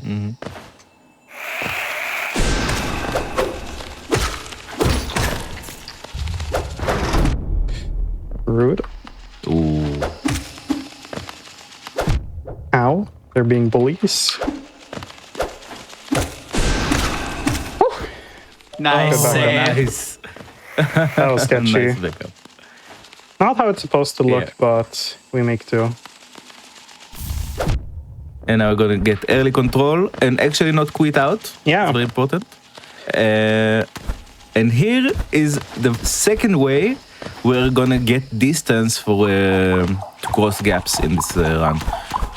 So when you're clinging to a wall, your arc, the arc of your jump looks very different than, or a bit different than how it is if you were jumping from the ground. It will make an arc that is a bit, that lets you get further away. And you'll see a bit of some places that we use it to get to bridge gaps that we wouldn't be able to otherwise. It's called instant ledge grabs. I'm sorry, were you doing nail turnaround cancels on the bouncy mushroom? Oh yes, that is. Never seen that before, and that's sick. They give extra distance, so they're actually viable to do for humans. Because technically, TAS can do nail turnaround hits on regular walls and have it be faster. But the bouncy mushrooms give extra distance, so it's actually viable for humans to gain some distance. Speaking of which, I'm going to be doing a lot of those slashes here as well. I also set up a thing here called left-right. So you see, I didn't slow down when I cling to the wall, and that's because I set that up on wall jumps earlier. Here as well, we're going to be doing a lot of these static slashes just for mini boosts as we turn around. There's a lot of them here in Deep Nest as we go down, which are very fun. It adds a lot more to this movement. This room, it doesn't matter as much because we're going to be cycle locked here in a moment. But this was very fun to optimize. This is one of the things that I had an idea for when I came into the category and added all of these little hits to boost off the walls that each save between 0.02 and 0.06. So, you know, not a lot, but they add up. Yeah. And now we well, finally I get our did. first bench. This is the first time we sit on a bench in this run. how long? Fun fact. Yeah. Wow. The only other one we have is the hard save in Ancestral Mound earlier, but we don't actually sit on the bench for that. It just happens. Okay. Are we ready for some dark rooms? Yay! Yeah. It's like My favorite. Okay, so dark rooms are kind of, you need to either I count, and Marcus uses visual cues to see to figure out where he is in the room. And they give us a little bit of extra geo. Yeah, and we're gonna go to pick up Trampas. Yeah, anyway, in dark rooms, you need to remember, like, you can't see your position, so you need to remember, like, exactly what movement you need to do so you don't start getting lost. Yeah, we're going to be picking up the Tramp Pass here because it does not give a percent and is therefore our only way that we can get into the right side of the City of Tears without getting a percent. So we have to do this. Yeah. Also, to get to Dreamnail, we're also gonna use to get to Dreamnail without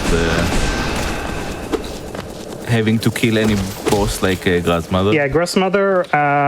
A lot of people, when they come in and to this and look at this category, they might ask, "Why don't you just kill Grasmother to do a Blue Lake Shade skip or to save Sly?" And that's because Grasmother is a percent. So that is not something we can do. So we're going to have to go the long way around later, and we're going to have to go all the way up from King Station and go through Blue Lake, the opposite way of what you saw earlier in any percent. So next up, while we're in Deep Nest, we're going to be heading over to the Distant Village stag to open it for later.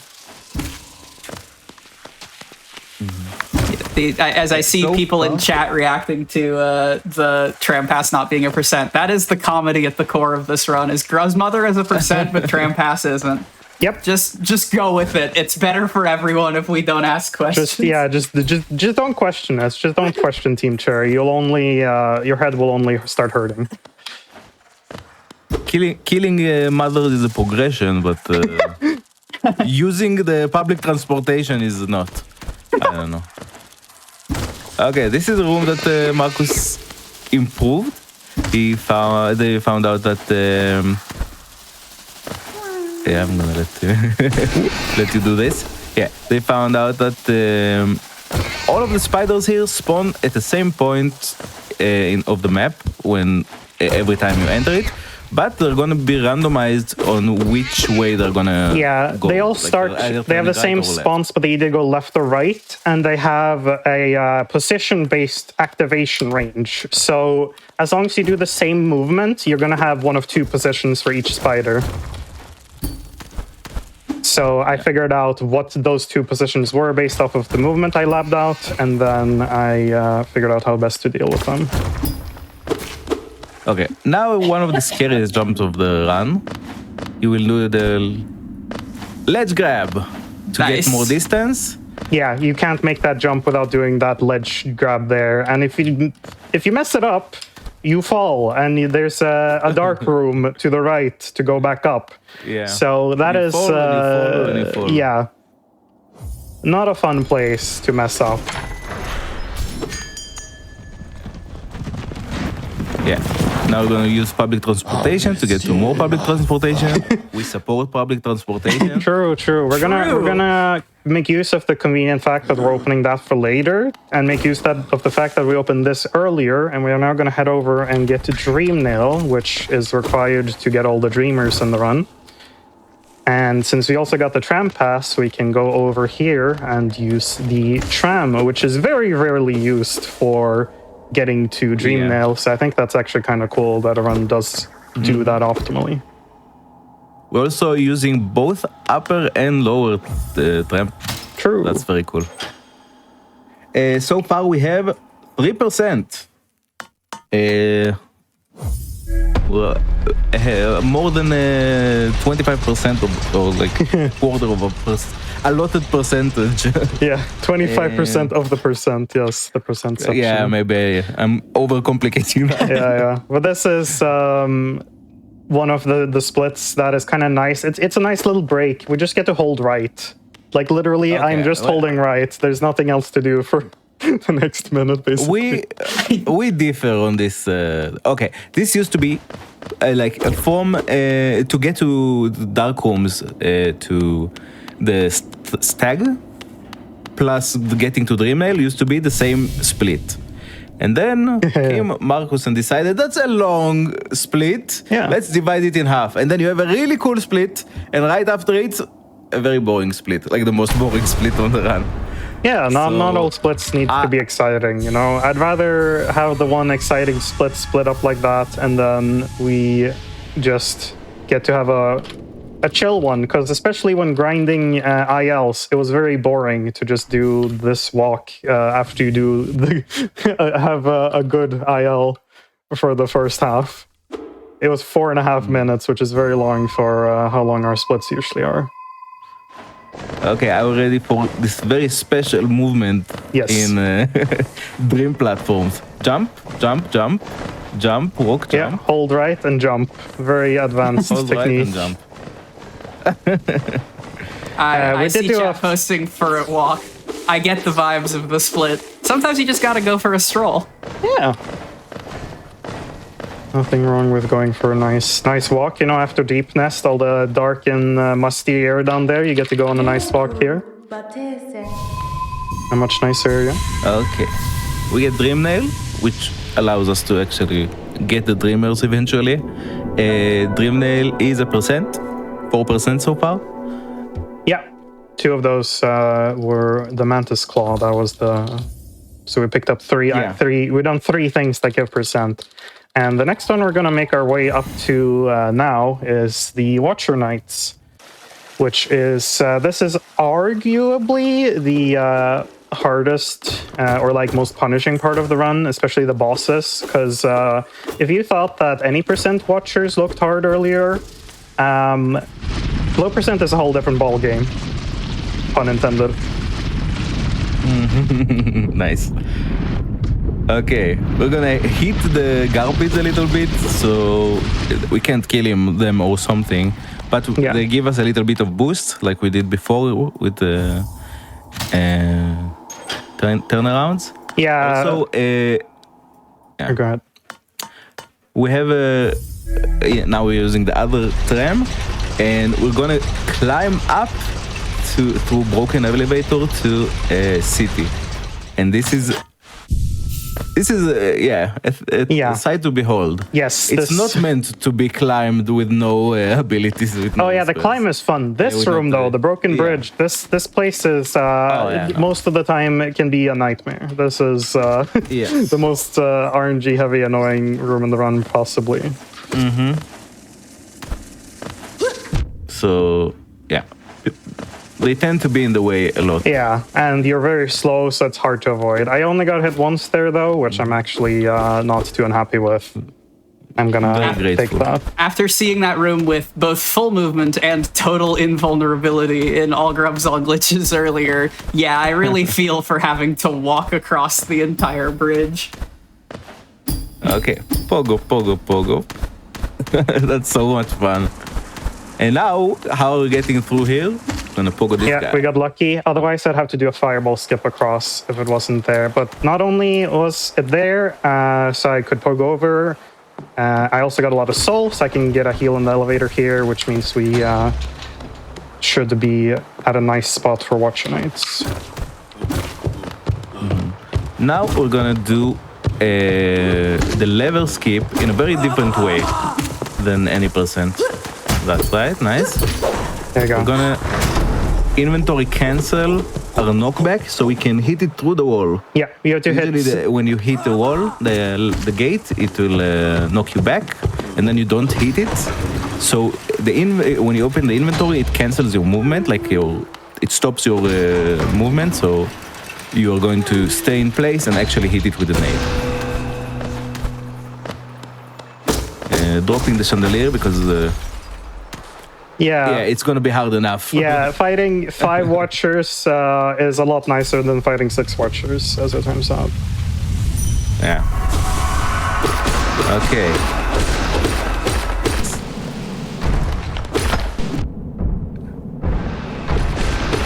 Very rude pattern so far. Okay, nice. Finally some nail slashes.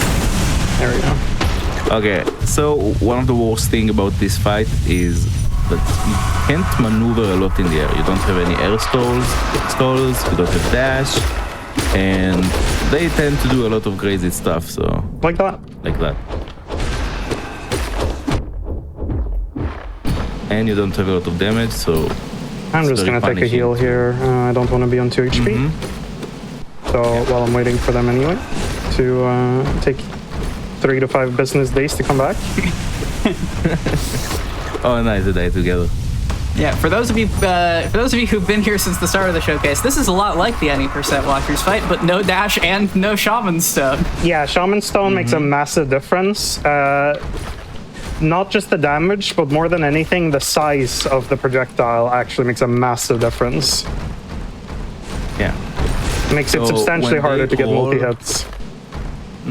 When they roll under you like this, you can fireball in their directions. With a bug roll. When you have Shaman Stone and it's very big, when the spell is very big, you can hit them many times with the same spell because it like refreshes the. Nice, GG's. Yeah, the iframes run out, so it can hit it again if it keeps moving with them. Again and again, like 3 times. Yeah, up to 3 But times. here you have to drop a little bit behind them. Like you need to jump over them, drop a little bit behind them, turn around, and then cast the spell on them. And that's a lot of time is not available when there's another guy trying to hit you. Nice climb. But with that, we got a percent off the Watchers, and then we're gonna be getting one more here off of Lurian, Yeah. which brings us to First 6. Dreamer. Thanks, Dorian. We're gonna be doing a quit out here because it is, even for low percent, despite the fact that you spawn to the right compared to what you do when you're waking up normally, it's still about 0.3 faster to do this. Dreamnail early control. So I'm gonna be holding Dreamnail here. You can hear the sound, and then I just get to walk instead of having to wake up normally. That's a little trick that we do here. This is always a fun giant inventory drop down. And we're gonna pick up our trusty relic, and we're gonna like seal. We're gonna pick up a lot of geo here. Yeah. Basically, We are kind of gathering very up nice all the geo geo we chest. need for the rest of the run now. We are going to be picking up one more seal. Remember earlier we got the Sporg seal in Fungal, and then we got this seal, and now we're going to be heading down to get the last one in Rafters, which is we are immediately going to go sell to Lem to get us the money we need for Lantern and the toll in Crystal Peak and the Queen Station Stag.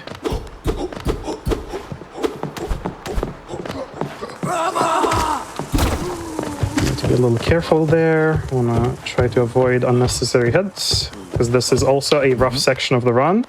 I've never said that before. There are no rough sections in this run.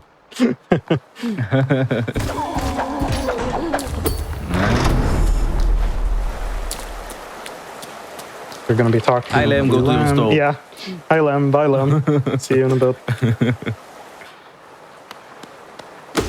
sell you things. Go to the store. We're gonna call the elevator down here since we're gonna be leaving that way. Yeah, and it's easier. It's faster to just leave without the elevator. Just drop down. Okay, now we're gonna do left side rafter because we can't do right side rafter, sadly. That was a little rude. There we go. Yeah, clean. Very clean. We're gonna use this guy And to a pogo lot up. of enemy pogos, and this guy is This guy as well. Gonna get the seal.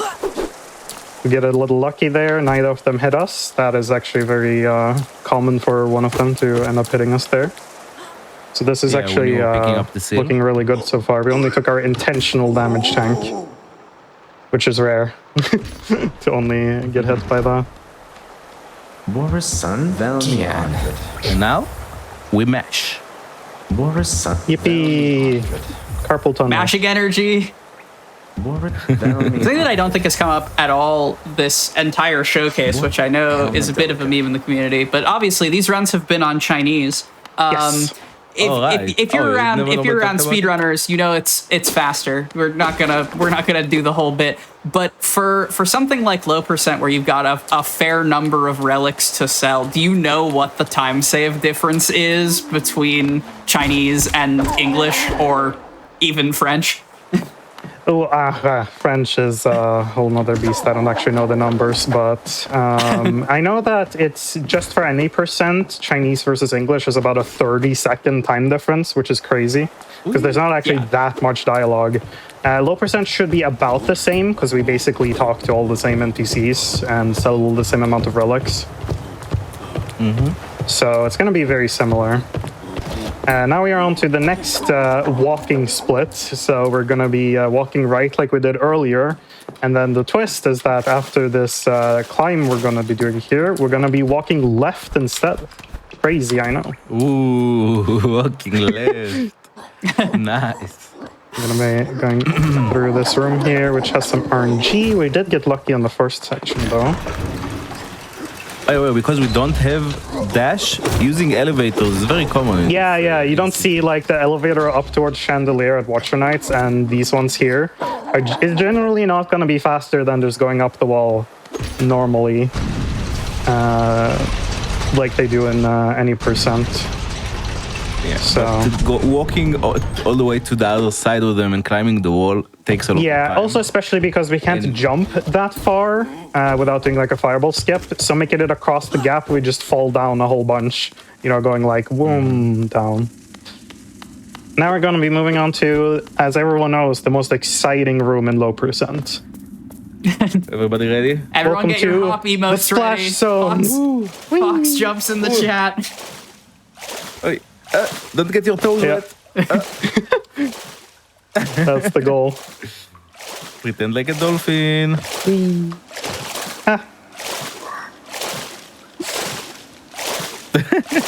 But yeah, that's in water is the other way that the other place where you have a capped movement speed. But if you jump, you don't have it. Yeah. Like we had in Dirtmouth. Blue Lake low percentiles. Yeah, that sounds fire. Here we're gonna be poking over to avoid activating this exploding guy because he actually gives freeze frames when he runs into wall and explodes. So if you just avoid blowing him up, you save a few frames.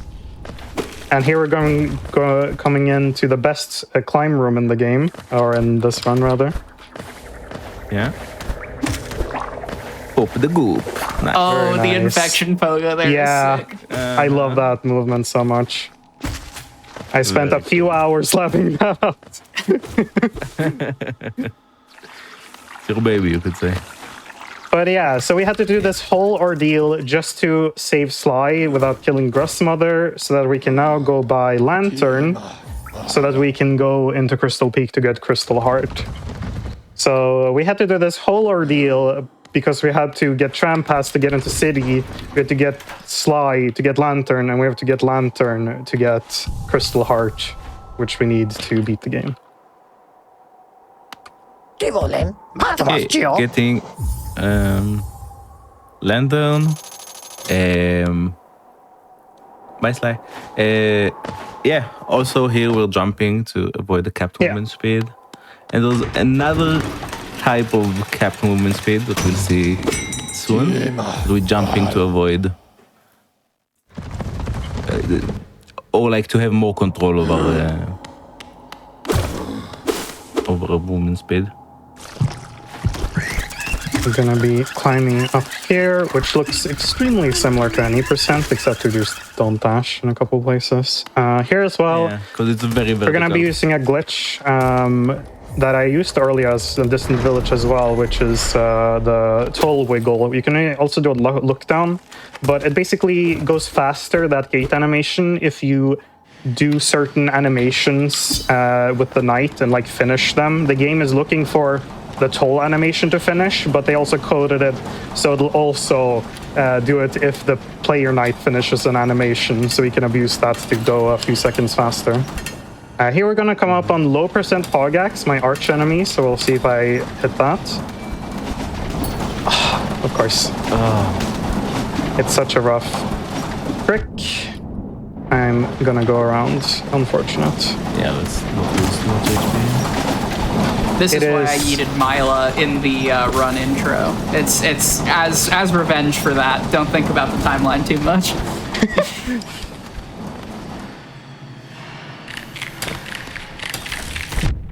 That's rude. What? Yeah, it has a very small RNG chance to do that. Literally never seen that. That's two. Okay. That's two for the showcase. Yep. We're gonna be doing a damage tank up here. And then in a couple of Kinda rooms, scary. we're gonna be coming up on the, what I would argue is the hardest movement section, at least the hardest room in terms of movement in the entire run. I'm actually gonna heal up See how just it in case I don't get double hits in the You Crystal need Heart Gauntlet. soul. You are correct. I have no soul. That is You very need soul. Just I have- get the yeah. glim back. this one here. I need This 2 guy. hits though, which is problematic. Yeah, open the gate. Yeah, I'm gonna have to go over on the left. I've never had this little soul here before. I don't know what happened. Because you double. Yeah, I'm legit VS gonna have to the go gate get first here glim for. Oh, it's because of that. Yes, you're so right. Because I had to avoid power gags. Go there. I forgot that I shouldn't fireball. Do you see? This is when you don't practice the backups enough, you get stuff like this, little oopsies. Mm-hmm. So yeah, first we're gonna have So, to do. Yeah, you can explain as I go. Okay, so usually here we just in % they dash through. Here we're doing it. Very, very risky,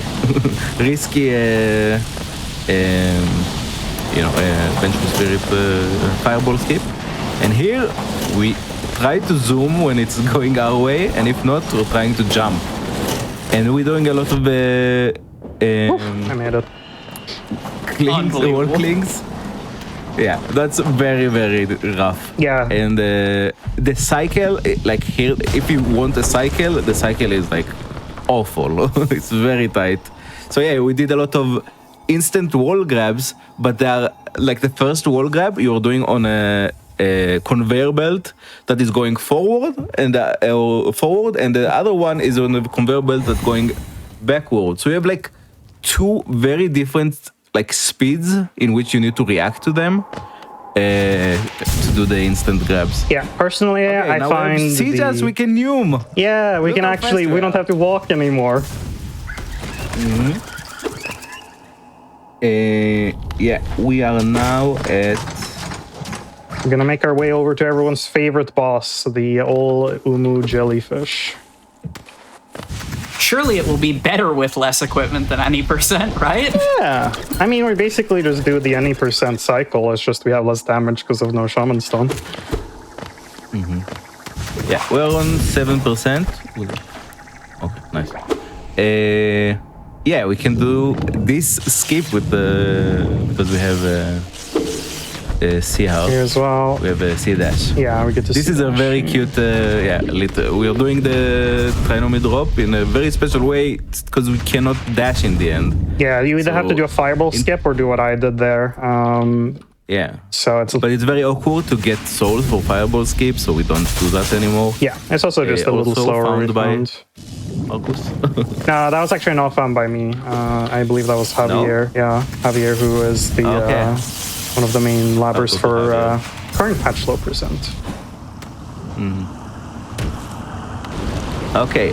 Now Awoo is usually is in any %, I say usually, but in any % you do you can do a 2 cycle. Here, sadly, we don't have Shaman Stone. We cannot get 2 cycles. It's like not possible. But which makes it like kind of a lenient 3 cycle. So that's kind of Yeah. nice. But the luring, like you need to bait him in a certain way, lure him in certain ways, is a bit different.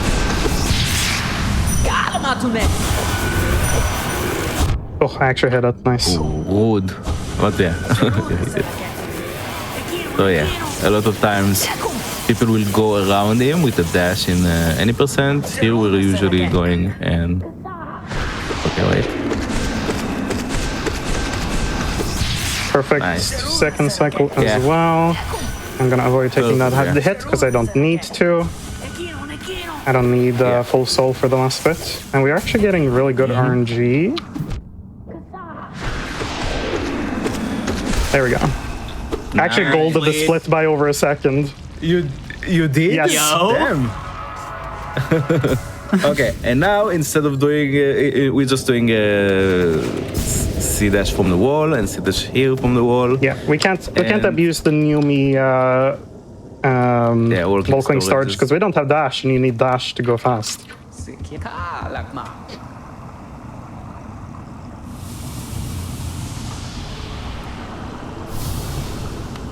And we're gonna be picking up Monomon as our second of 3 dreamers.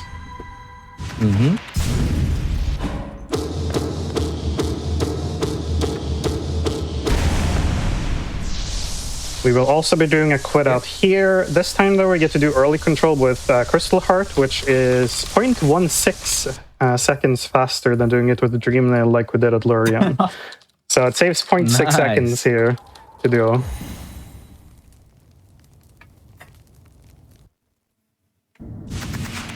Do you hear that little C dash? We're gonna cling to the wall, and we're gonna just barely make that C dash cling there. Yeah.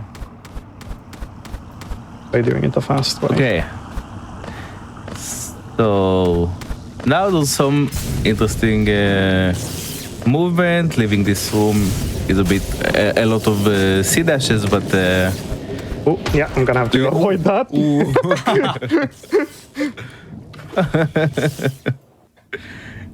Okay, now we're gonna leave here with C dash, and we're gonna go and C dash again, which in any percentage just do 4. But C dash is like our best movement option now, so we're just gonna use it whenever we Yeah, can. there are some places you'll probably be surprised that it's actually faster to C dash.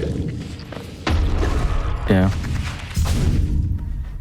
Okay, now we're gonna do a little cute bell trick to get the stag here. We're gonna buy the stag. We do a wiggle to make it proc fast, wiggle. and then we do that, yeah.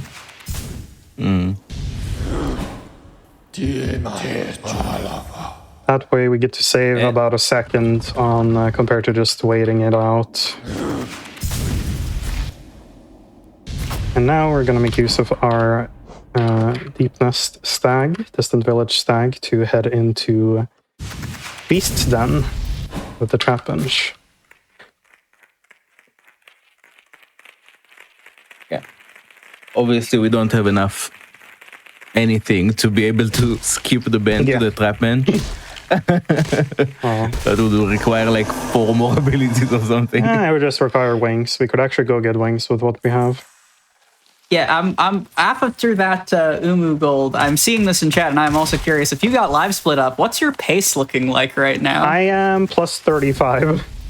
Okay. Yeah. No, wait, that's fair. A low percent marathon PB would be completely wild, but that is still incredibly tight for a marathon showcase. It's still potentially 41 pace, which is cool. Okay, now we saw the it's still 41. Okay, nice. Yeah. We saw the unique version of scary. of the devout skip, and now. Do you want to explain the second devout skip? Yes, that is something I came up with. Also, save the grub.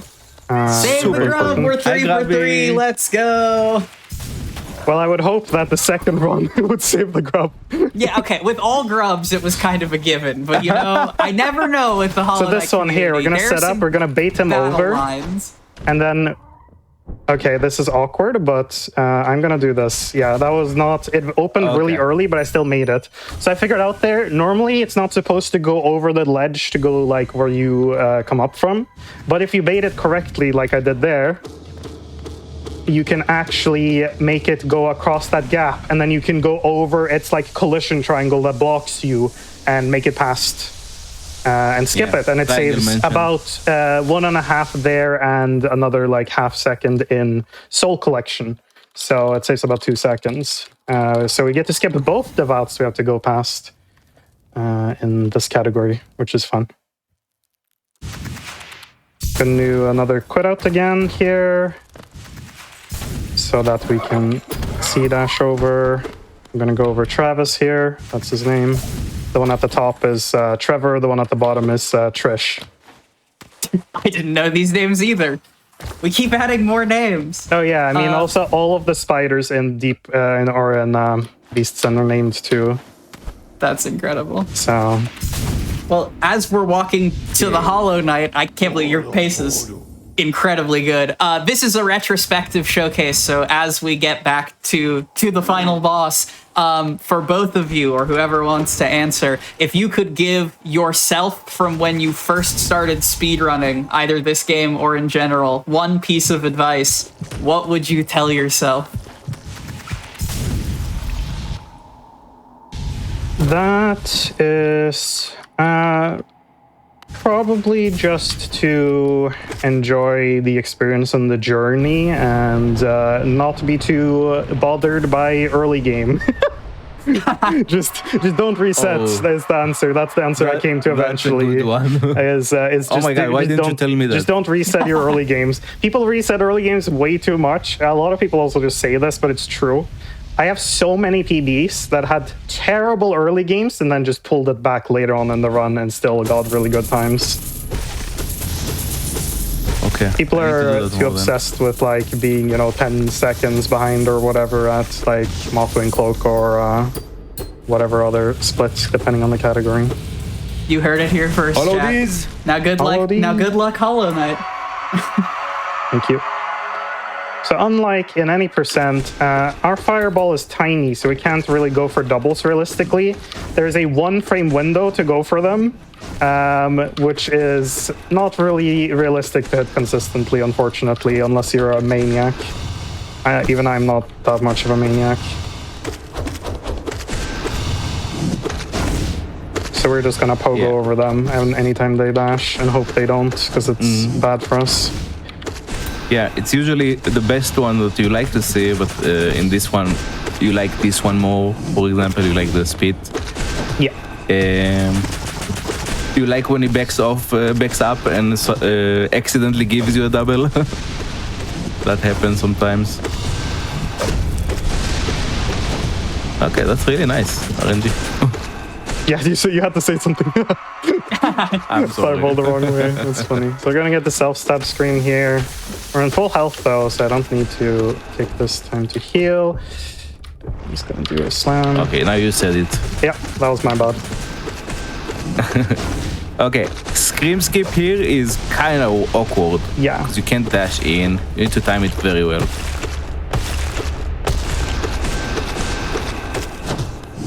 Could be any moment. Yeah. Oh my god, he stabs now. Oh, I jumped into his knew it. hitbox. That's unfortunate. I saw it coming too.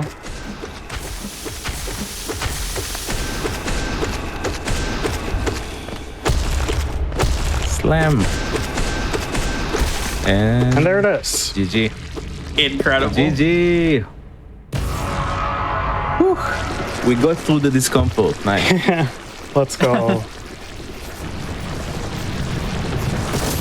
And I will call when my timer stops.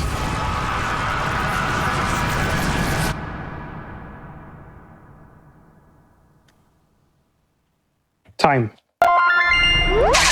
GG. Incredible showcase. I want to see the latest. How far off from PB was that? 47 seconds. Oh. Yeah. So it's 42? It is 42:03. Incredible.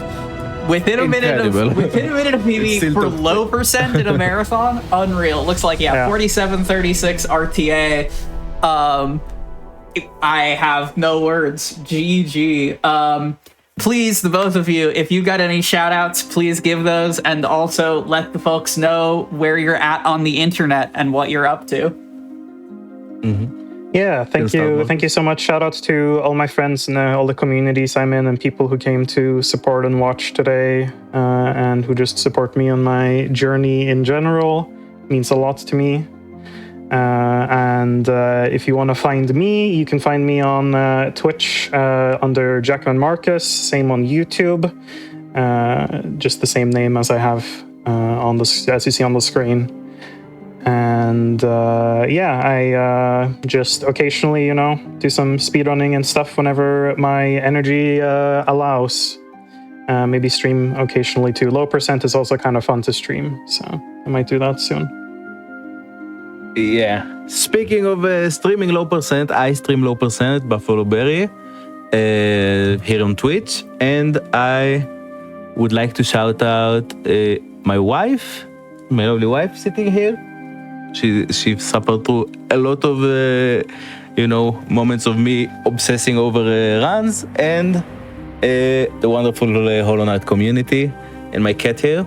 And thank you so much for letting me join. It was so much fun. Incredible. The three partner, Hollow Knight community, and cat is a perfect trifecta of shoutouts.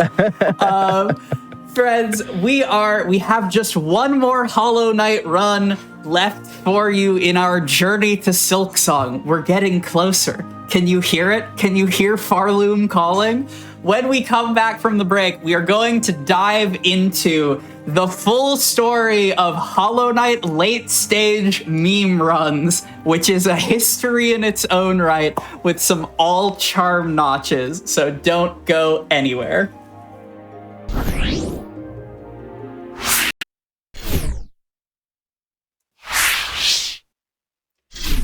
Hello, everyone, and welcome back to the Journey to Silksong Showcase.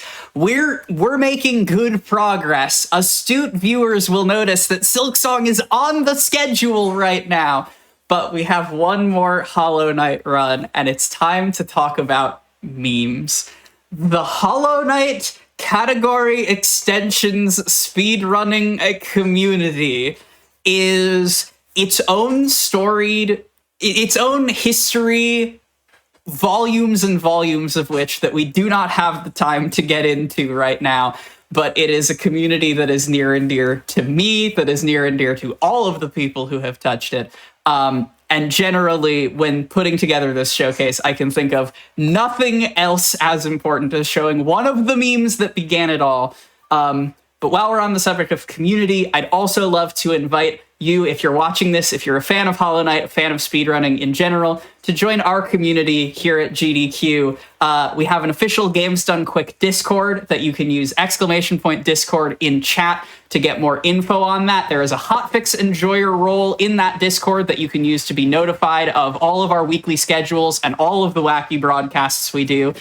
I also run a show that is entirely dedicated to meme runs or runs that don't beat the credits. So if that's your bet, I hope you'll give that a consideration. You can also chat with GDQ Hotfix showrunners, our wonderful chat mods that make these events work as well as they do. It's a great time, and I hope you'll consider it. But now, we must return to, in some respects, where the meme renaissance began in Hollow Knight. Maybe my personal favorite speedrun of all time, with a runner who is himself a community paragon, being a moderator for the game for a very long time, an omni-patch enjoyer, and generally one of the greatest runners I know. Please welcome to the stage, running Hollow Knight all charm notches, Nerf Aurelia 73. Hi everyone, my name is Nerf Aurelia 73. I'm a Hollow Knight speedrunner. I'm doing all charm notches today for y'all. Super excited. This is one of my favorite meme categories. It's definitely one of the ones that really, like Quack said, started the renaissance of all these meme runs and the explosion of meme runners. So it's a very, very iconic run. I'm really excited to run it. And I'm joined today by my co-com, Vexence. Hello, everybody. I'm glad to be commentating this run. Also, one of my favorite speed runs ever. All charm notches. Lovely category. Okay, so yeah, I guess we can go ahead and get into it. Time starts in 3, 2, 1, go. Good luck. Okay, so I guess, specifically patch we're running is 1221. There's a bit of a rivalry between me and Nerf, especially with all charm notches. I am a latest patch runner for all charm notches, and a while ago we kind of traded between records on 1221 and latest patch, but currently Nerf has me beat. Unsurprisingly. By about a minute. Wow, We're starting off strong. So as our viewers have seen many a King's Pass before today, I'm curious while we get into the intro of things here, how both of you got started with meme speedruns in Hollow Knight, because you both have been around the community for a very long time. Yeah, so I was watching Axe running All Whispering Roots one day, and it just looked super fun to me, so I went and gave it a try. And that became my favorite meme category. And then after that, I just, sort of got addicted to running meme categories. And now we're here. And I think for me, like I started off running any percent as any other, Hollow Knight speedrunner would probably do. And then I think I watched, I can't remember if it was you, Quack, or Mathulu, or Jamie, or someone running Hive Blood percent. And I kind of liked that. And then, I created my whole brand around bees, and the rest is history. All Charm Notches was like afterwards. And I kind of just love going around. Like our Charm Notches is a collectathon. You're going around the entire map, basically collecting charms, different spells. It's kind of like a mini 1XX category, like 107, 106, 112. It's kind of like, it's nice, concise, under an hour long, optimally. And you explore a bunch of the map. Nice. Early game is like pretty standard, close to what 1XX does. So we just go and collect some geo. We're gonna go unlock the stag, fight False Knight, and then get VS. Nothing too special here. Yeah, you'll notice nerf. We have to collect. Let's discuss how many charm notches are in the game. There are 8 charm notches in the game. You start off with 3, and then you end up with 11 in total. You'll notice that Nerf is going to be collecting a total of 25 different charms because the final charm notch is locked by Salubra after you collect 25 charms. So we'll be getting a lot of charms and a whole lot of geo money in this game. Very expensive to get all this stuff, for sure. There is a variation of this category called All Charm Notches No Shop Charms. I don't know how long that one is, but that must take like ages to do. You go to Hive in that one. Oh, so not a great category then. Wow. Hey, All Charm Notches No Shop Charms was my baby for a few weeks before I realized how rough it was. So, put some respect. Do you remember how long it is? I No, not at all. Okay, yeah. Longer than this. I don't think I ever ran it. Yeah, definitely longer. All right, and we are So going to do we're Fury yeah. False Knight because it makes the fight super quick. Nobody's ever died to Fury False Knight. Absolutely not. Couldn't be me. Certainly not in a no reset showcase. Okay, we have the bench at Crossroads. It won't be the worst time loss.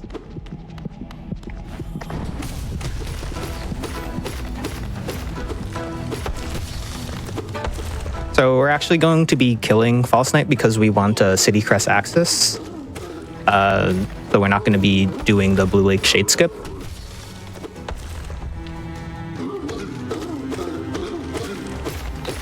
Yeah, this is the first time today we've actually seen the full False Knight fight.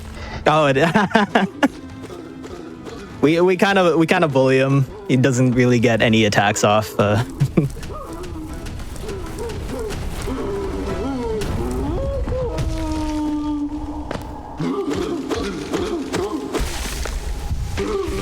And yeah, that's the fight. Very, very difficult. We might as well collect this geo right here as well. 200 geo will serve as some nice starting money. Very glad we get a little brief taste of Fury in a world where we're never gonna do Eyebalder in a marathon showcase today, but to show off that, like, yes, actually, speedrunners do have a comfort level with Fury of the Fallen in this game. Our Red Tier Stone Ring, or pick a different game. I don't know. There's a lot of 1 HP damage buff analogs at this point. But yeah, speedrunners do just use that. And typically in this Thank goodness category, I think all Charm Notches is, yeah, I think it's safe. yeah, in this category we typically do Fury Hornet and Soulmaster as well, but you can sort of just die randomly in those fights, and for the purpose of this showcase, we will not be doing that. how much time does like going full fury and fighting all of those bosses with it save? Do you think? I don't know actually. I remember there was some huge discussion like in the 112 channel about like whether like Fury is worth it really, and I think I have 10 seconds in my brain. It's probably even less than that, honestly. That's how you know we're getting close to Silksong's release in our history, because speedrunners are equipping the 1 HP charm for fully half of the category. Not that long, but to save 10 seconds.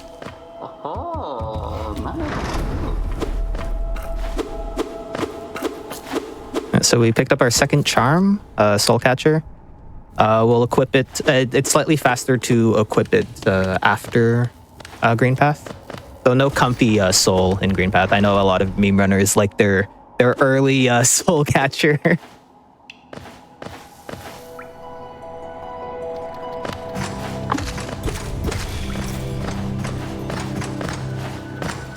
We're gonna make our way towards Green Path. Pretty standard stuff. We're gonna collect dash. A nice return to form after the low percent run. Yes. All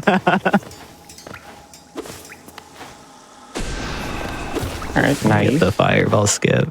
As an eyeballer runner, I've done Green Path thousands of times on 1 HP, so theoretically, I should not die here. But we will see. Not for this showcase, but I feel like generally in Hollow Knight speedrunning in general, I feel like a very punishing death to Hornet or 3 is a rite of passage. Like having to do Green Path multiple times in one run.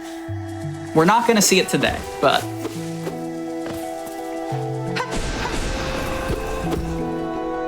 Oh yeah, right. You have fireball. I'm so used to eyebalder where you don't get vengeful spirits, so you don't actually do any of the fireball skip. Yep.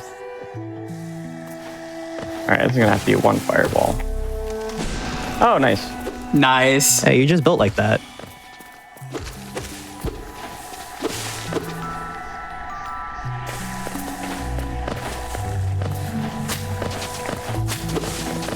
Yeah, so this is pretty standard early game stuff. I don't know. There's not much to talk about here. I guess we're gonna do a Moss Knight quick kill. Oh, oops.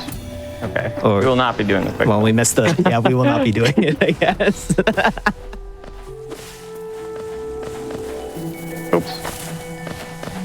So if you're running through standard early game, I do want to ask Nerf as like a mod what your experience was like when Silksong finally did actually release, because the community has exploded somewhat, as I understand it, with that new game. Yeah, so I went out of my way to not be a Silksong SRC mod. So I don't have to deal with any of that, which has been a blessing. But setting up like the Discord and stuff for all the incoming Silksong runners was a ton of work. But thankfully things have calmed down a little bit.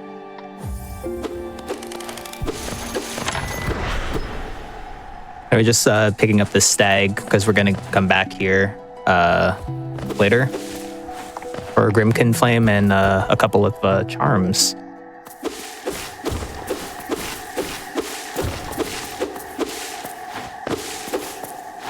Whoa, what an interesting character. Silksong! They should make Dress is a little less. Dress is a little less red.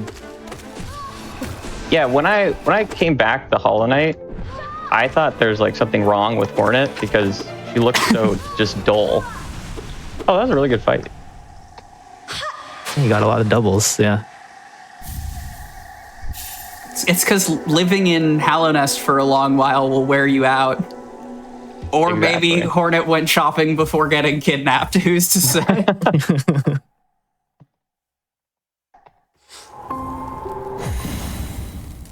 And now we're gonna go towards a fungal waste to collect claw. We'll see a bit of deviation from standard stuff. We're over charming here as well. just to skip the overcharm animation later on. We won't actually be overcharmed for very long here because we're going to go pick up our first charm notch. First charm notch, 1 of 8.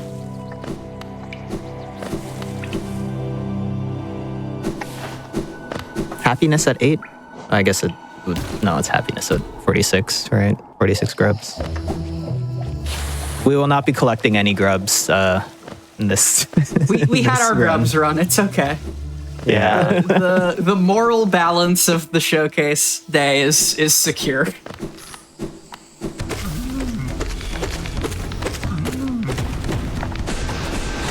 Oh, that's not. Oh no. We're gonna.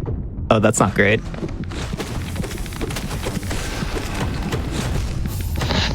No. Oh no. That's my bad. Yeah, just a little too high on the Yeah, fireballs. a little too high. That's okay though. It's not too much of a time. All right.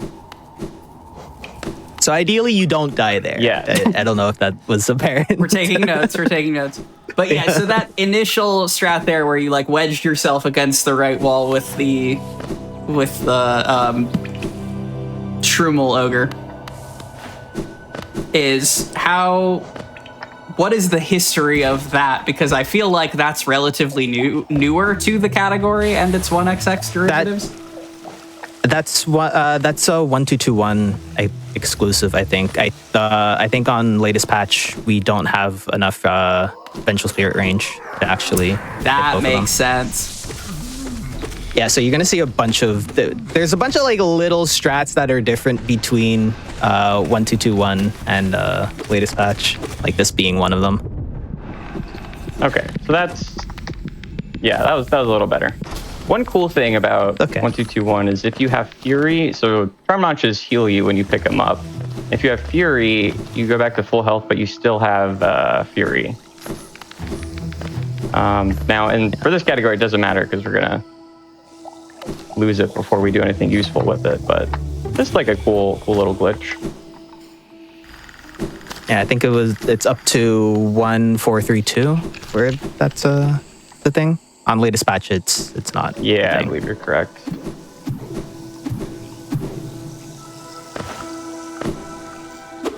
All right, so here we have our first major deviation from pretty much every single other category. We are not going to do Epogo. We are gonna go take a Mantis Safari visit.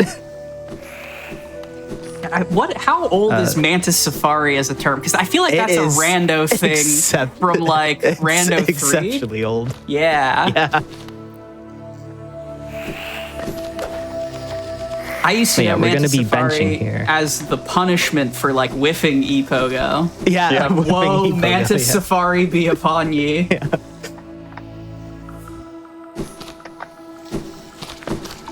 Yeah, we're going to be collecting Dashmaster here.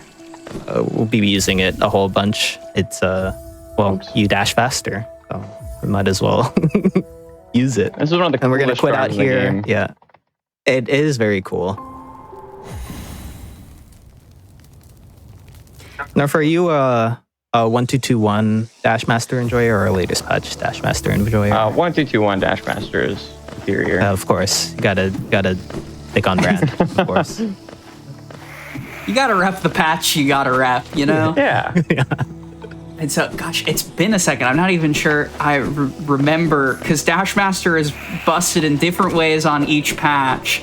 It prioritizes different dash directions between horizontal and vertical on each patch, and I forget which is which. So 1221, if you're holding like left or right and down, it will prioritize the down dash. But if you're doing it on latest patch, it will prioritize the side dash. Oh yeah, current patch all the way. latest patch all the way. I like pogoing spikes. Hold up. It's very annoying if you're on controller. Yeah, controller 1221 is terrible for Dashmaster. That is the truth. Absolutely. Oh, you both are keyboard. Are you both keyboard players? Yeah, I'm keyboard now. Yeah. I am box controller, which is pretty much keyboard, but Oops. Okay. This doesn't matter too much because we're going to take a bench very shortly.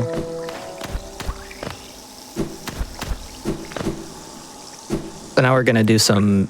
If you've seen 112, the 112 speedrun, it's basically more or less the same thing we're gonna be doing. I guess 106 maybe. I'm more familiar with 112 over 106. I don't know. I guess there's not much of a difference between them here. That is, of course, for our lay viewers, because we have a separate speed run for each maximum completion percentage. Nice. So since the speed patch is 1221, they have pre-God Home and post-God Home, quote-unquote, 100% speed runs. There we go. And here's our here's our first instance. No.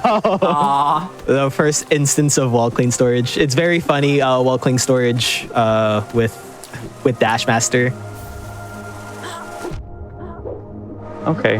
Have we had a run today with wall clean storage? We did. We talked a little bit about the wall cling storage lore during any percent with any percent Blue Lake. Okay. Yes. But not Dash pretty much Master. we just trick the game into thinking we're on a wall, and then we could do silly stuff like that. We're just gonna do Very a silly heal stuff. here.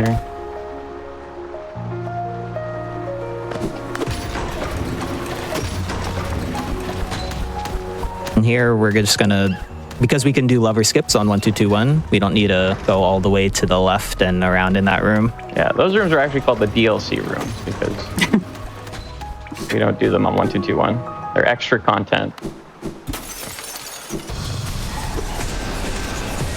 This is also our first time, not counting a very brief interlude in All Grubs, All Glitches. This is our first time engaging with Soul Sanctum, everyone's favorite area. Well, we're gonna be skipping a lot of it here. The lover skip. And it's what she deserves. Yeah. It does make this room a little more annoying. You have two soul twisters instead of one. Yes, and on 1221, the soul twisters have a habit of just spawning inside you, so it makes a couple of these rooms very, very difficult, like this. Yeah, hell room. We love this room. Oh god, I'm scared. I'm scared. Oh, yeah. No. That's It's that's quintessentially Soul Sanctum. Welcome to Soul Sanctum. Hope you enjoy your stay. Sometimes you just get that, and there's not a lot you could do. So. And we're even on 4 HP there. It just happens sometimes. Sometimes Soul Twisters teleport to exactly your coordinates. And on current patch, it's not even that much better, right? Because like, they can't strictly teleport to exactly overlapping with you. The problem is, as speedrunners, you're trying to like move. Nerd. Oh, I broke it. Okay, we'll fix this really quick. We're trying to do a thing called Televator there here. We go. Yeah. Hashtag free Televator. I was gonna say, sing it with me if you know the words. Televator died for this. Oops. Incredible. Haters will say it's a major glitch. Major glitch. All right, so we get to do this room again.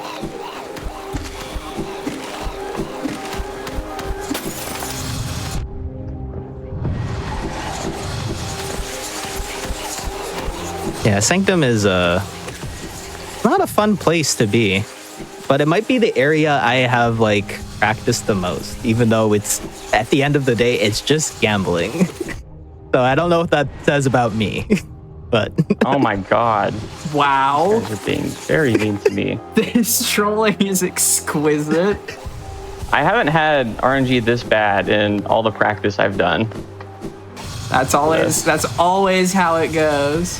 Surely this time. Oh, and of course the run back. Yeah, the run back is amazing. We're gonna pick up a Spell Twister here, and we'll also be using this spell, or charm.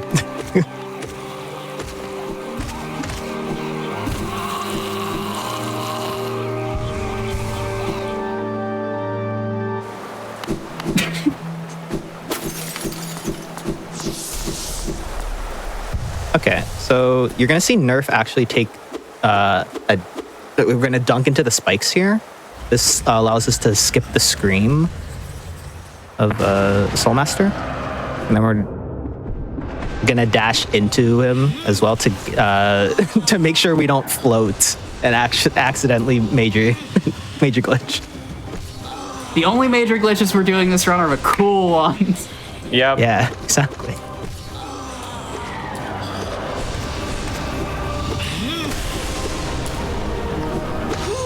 Okay, that was pretty good. That's pretty good. Yeah. Do you open up the inventory to lessen the freeze frames, I'm guessing? The light is just so blinding there. Okay. Yeah. Okay.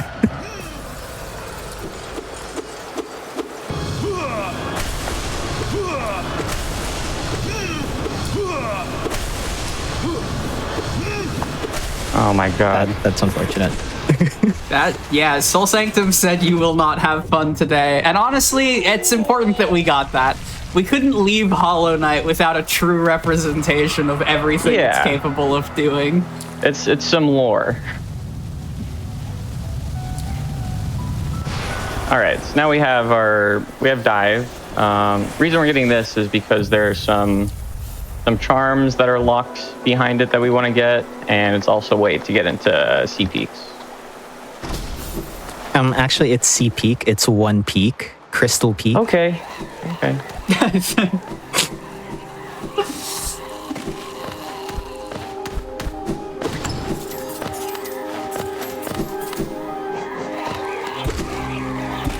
Yeah, the rewards here are really, really nice. Oh yeah, absolutely.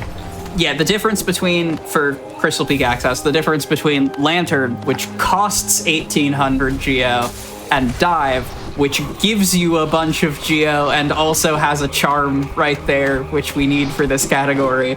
The choice is pretty clear. Yep. Yeah. I would say so.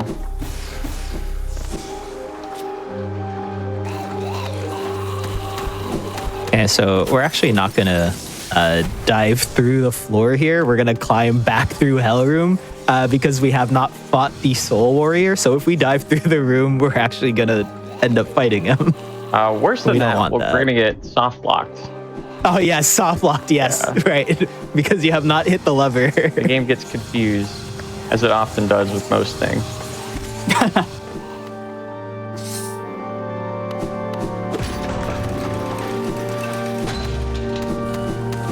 And a little wall cling storage for the fans. Wow, you really do take so long to hit the ground with Dashmaster. Yeah, you do. It's really very funny. Insane.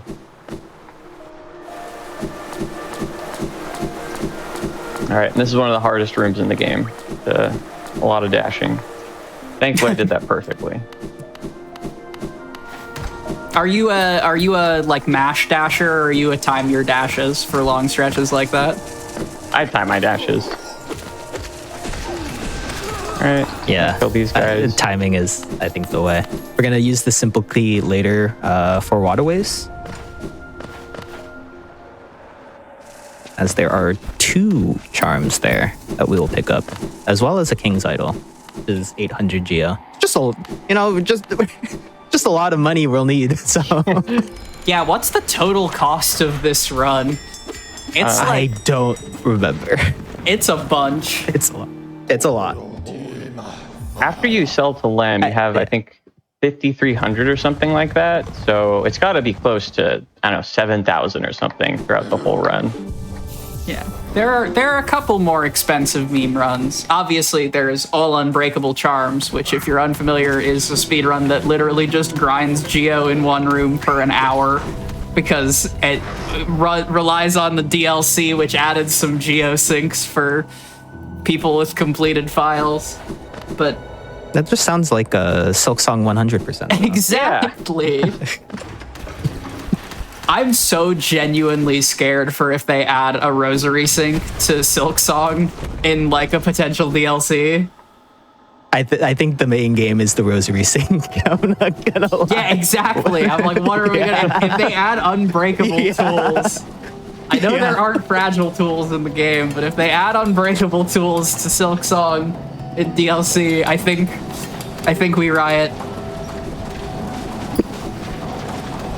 And by riot, I do mean someone's gotta work on the speedrun where you buy the most expensive thing in Silksong using only the treadmill.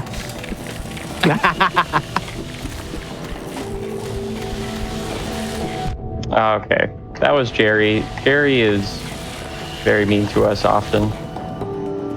I think we have names for a lot of enemies. Yeah. I learned a couple new ones today in the low percent run. I didn't know Trish was a thing. That's news to me as well. People keep naming critters. It's great. But yeah, I also think with that one regards- room is completely consistent aside from Jerry. The RNG can just lose it for you, and it's not very fun. I think you're in good company. I think 100% of people who've had to deal with Jerry today have gotten hit by Jerry. Oh, I believe you're correct, yeah. The true winner of the Journey to Silksong showcase is one Crystal Crawler.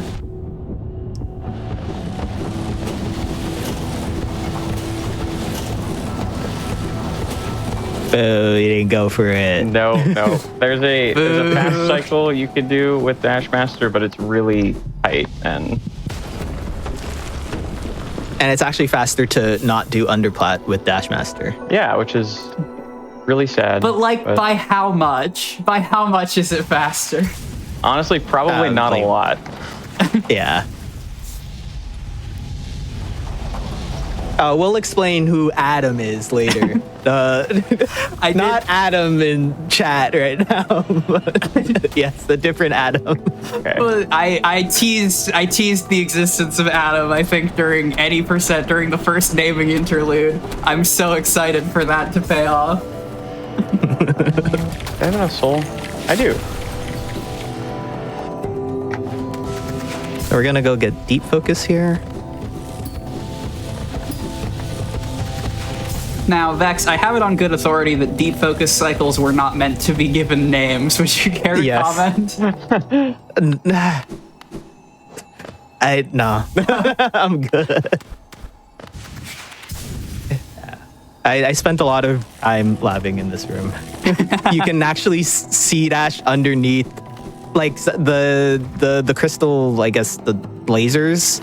They don't have heart boxes.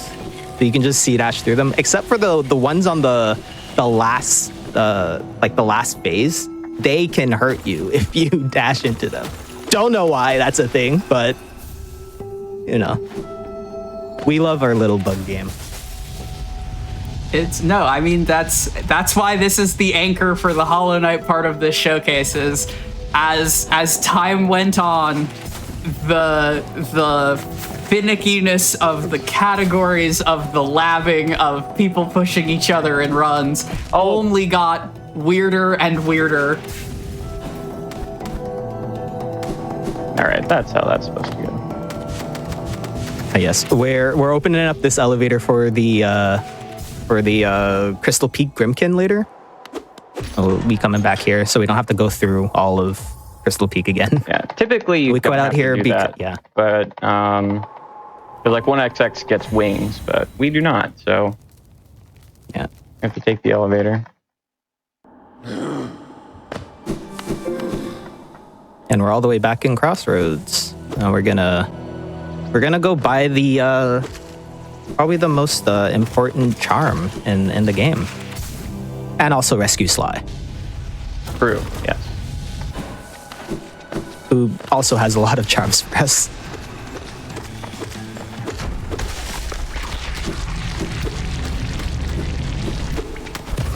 And we are not percent locked in this category, so we can kill Grubs Mom. That is true. Yes. Low percent ACN when. Oh no. That sounds truly horrible. Yeah. But again, hey, we have Silksong now. We don't have to subject ourselves to increasingly evil meme categories.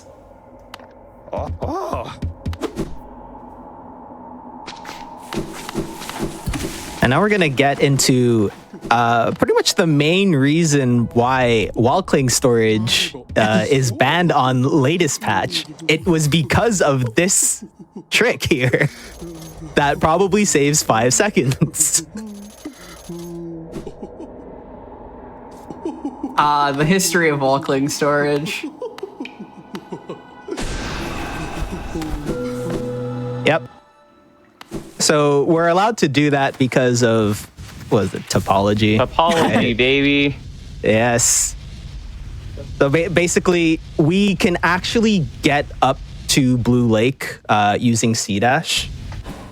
So that allows us to use wall cling storage. If we did not have C dash, we would not be able to use wall cling storage to get up there. If you don't have a way to get into, to do a certain type of movement or to get a certain place, you're not allowed to use wall cling storage. And if this like a doesn't, big yeah. if this doesn't make sense to you either, that's okay. Yep. That was actually the skip that sort of sparked the whole debate and chaos in the community about whether walking storage should be more like banned, more restricted, unrestricted, and it was just insane. And we came up with this beautiful solution that has no issues. No issues. No issues at all. I mean, again, even this tends towards like the number of things that have been labbed with wall cling storage. Like we haven't today at all even talked about some of the like TASs that are out there for this game. The any percent NMG TAS, which like is still technically bound by the same rules and has to get necessary items to do wall cling storages, but then is just all wall cling storage all the time. If you haven't checked it out, it's truly beautiful.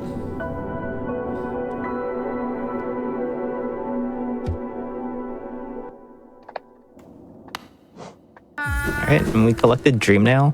Dreamnail, we're using it mainly for, would you believe it or not, more charms.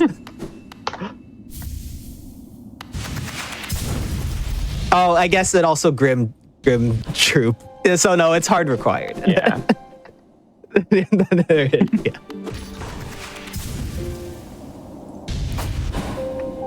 And opening this stag up for later. All right. I hope I don't get C-dash glitch here. Yes, C-dash glitch.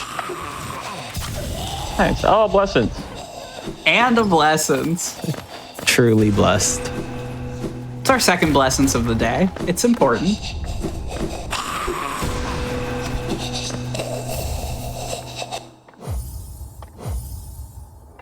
And we pick up Soul Eater, which we will use also later during Coliseum.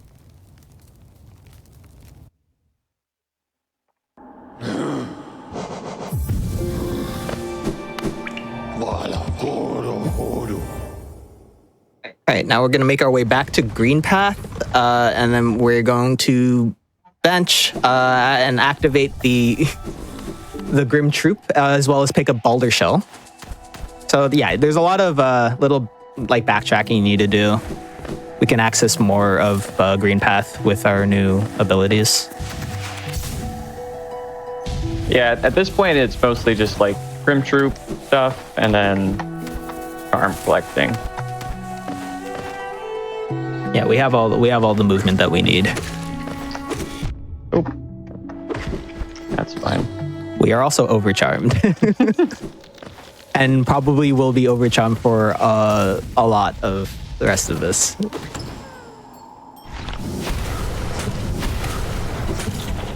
Oh, Wow, rude Balder. yeah. That is very rude.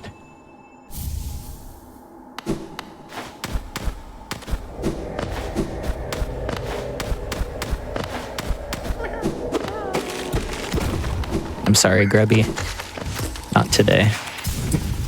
Yeah, very unfortunate. You don't sound concerned. I was gonna ask because we're 3 for 3 on the day with saving the beast and grub. Vex, I don't know if you run much into the way of categories that go that way or not, but at least Nerf and maybe both of you, are you team save the beast and grub or ignore the beast and grub? I am save the grub. Tell me, is it time safe to save the grub or absolutely, or is it time loss?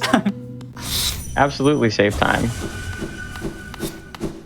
It's time save in our hearts.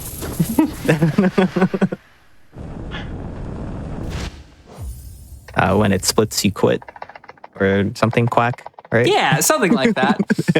If it splits, we quit. Ancient Hollow Knight wisdom. All right, now we equip you. Yes. Oh, no, actually, we're supposed to unequip. No, yeah. Never mind. No, that was right. Yeah. We're gonna go get our child from the Grim Troop.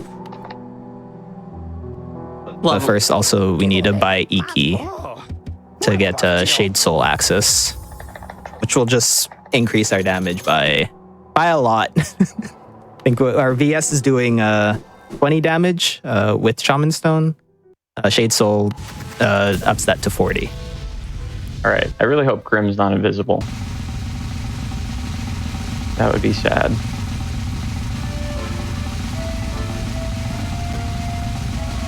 Invisible Grim would Nice, okay. be invisible during the fight, I guess. Yes, you would. And that's Yes. just pure randomness, right? Yep.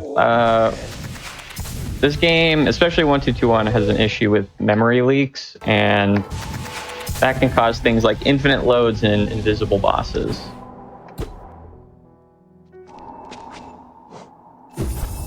Yeah, the Thankfully, we were most spared this time. Yeah, the most famous occurrence of that is, of course, getting an infinite load as you walk into the Hollow Knight fight, like at the end of an any % run, which has happened to some people on some paces before, but Invisible Grim is another very funny consequence of this. Invisible Radiance also is... I've never seen Invisible Radiance. Oh no. Yeah, Stratus was on world record pace for true ending. Oh no. And got that. Yeah.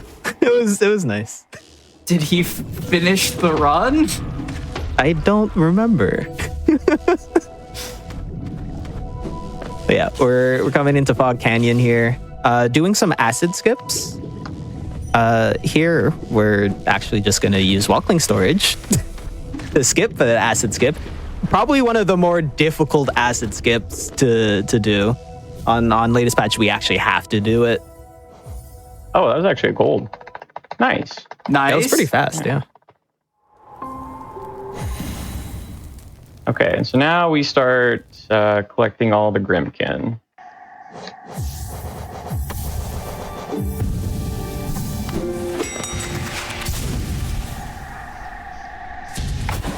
Yeah, we're ringing the bell for later again.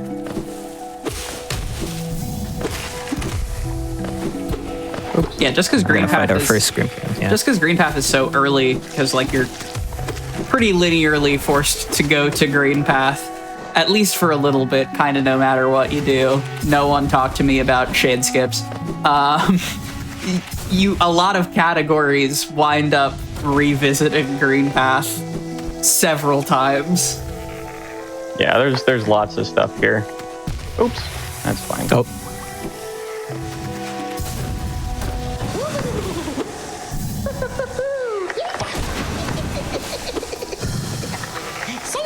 Oh my gosh. That's very unfortunate. Oh, 3 in a row. That is, yeah, 3 in a row. That is the attack that you don't want. Oh, hungry walls. Eating your fireballs. I love that.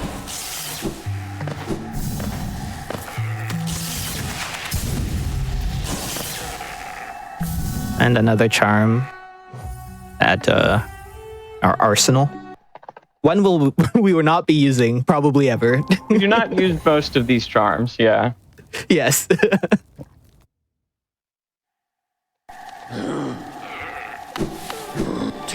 All right, and this is a pretty difficult part of the run. We're overcharmed, and there are a lot of places that you can take 2 damage.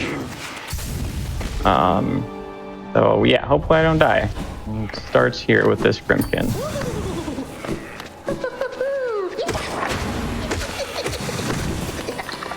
All right, please don't. Okay. Oh, you pick up the relic as well.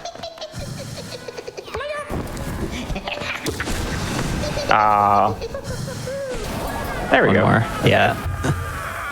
Yeah, I think one difference between 1221 and LP's LP doesn't pick up that relic. Yeah. LP has to fight the Soul Warrior in Soul Sanctum, so they have a little extra geo there. That's where it comes from. Aha. Yeah. Oops. There we go.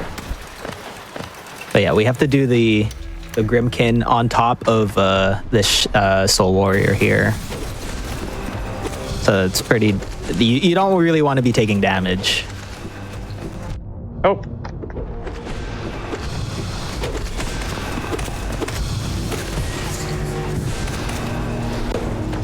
These are some good doubles, though. Yeah. Oh. No! No! Okay, so normally you use that guy for early control, but I accidentally killed him, so we're stuck here now. Also a 1-2-2-1 exclusive. You can get hit out of the Shade Soul animation. Latest patch, we don't have that.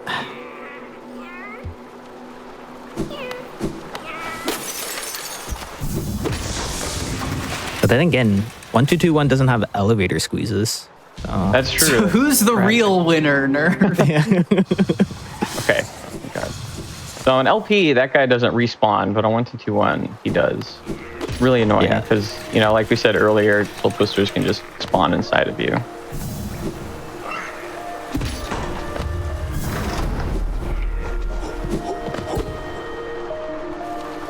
You're gonna sell a bunch of relics to Lem. Yeah, this category is where the language speed difference is gonna matter the Absolutely. most of what we've seen today. If you've ever had to sell more than 8 relics to Lem in English, you may be entitled to financial compensation. And selling to Lem on 1-2-2-1 is actually slower than latest batch. Oh, I didn't know that. Really? That's funny. Yeah, there's a little bit of a delay before you can actually push, like to confirm to sell, like to actually push one of the relics. That's interesting. I didn't know that. Yeah, we don't sell that final one there. Oh, missed it. Because we have all the money we need for now, and we're gonna go back to Lem anyway. And if you sell all of your relics to Lem, you get some extra dialogue. So just a little bit of time loss that you don't really want.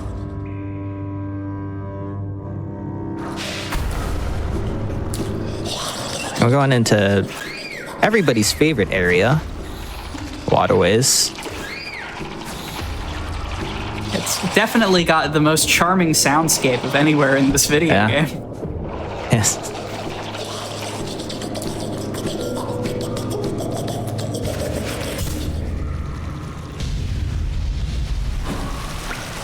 And it's going to be a really hard boss fight here.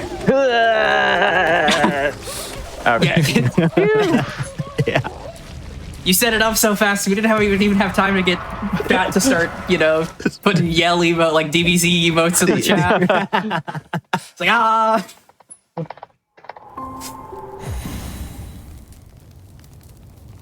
Also, yeah, so 1-2-2-1 exclusive that you can just dive into Bookmarm.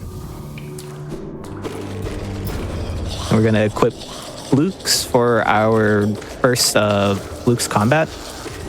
There isn't that many. There's 2. Yeah. Flukes on 1221 are very broken. It does 112 damage, which is a lot of damage. And only costs 2 notches. Yeah. It really is an insane charm. which is insane.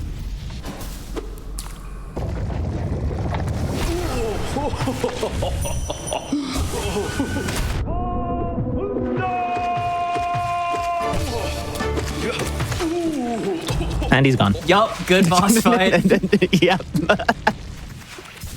Yeah, and so that's like a pretty cool quick kill we do. And another thing that's cool about it is we have a dive that we have to do right after this. And so it leaves us with just enough soul to do that dive.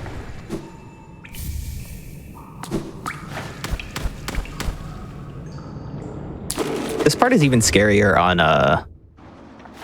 on latest patch because you should be on 1 HP because we have to do 2 scream skips. Oh, that's If I right. remember Yeah. correctly.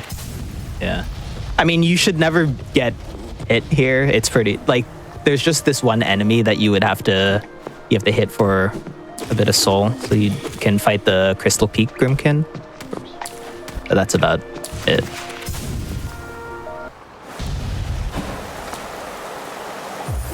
Oh, actually, no. The hardest part of this is actually getting the King Station Yeah, that's real. without dunking. It's very stressful when you're on 1 HP.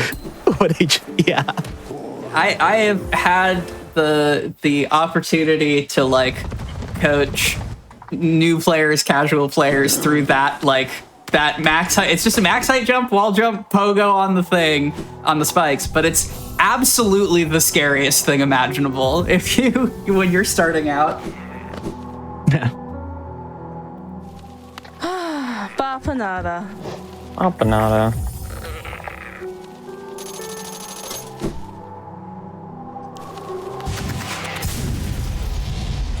We're gonna get our final level 1 Grimkin using the elevator we unlocked earlier. We had the perfect question come into chat, which is with regards to all charm notches. How does this category come to mind, and how many other categories can you think of?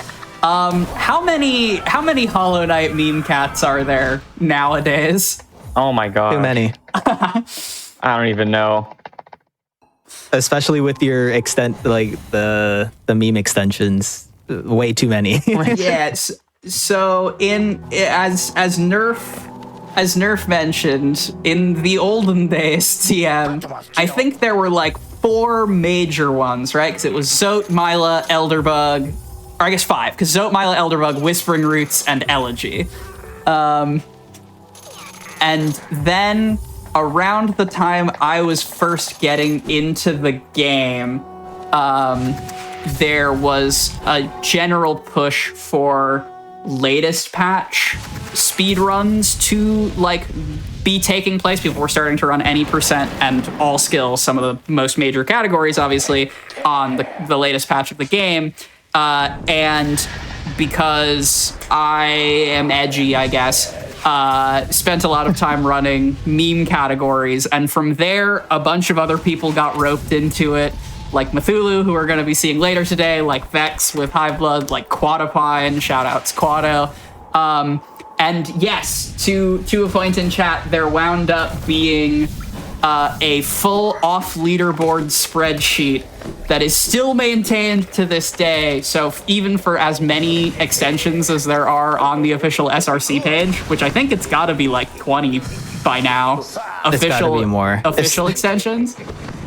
Someone who wants to count it, feel free. Yeah, so an enterprising member of chat will have the full count.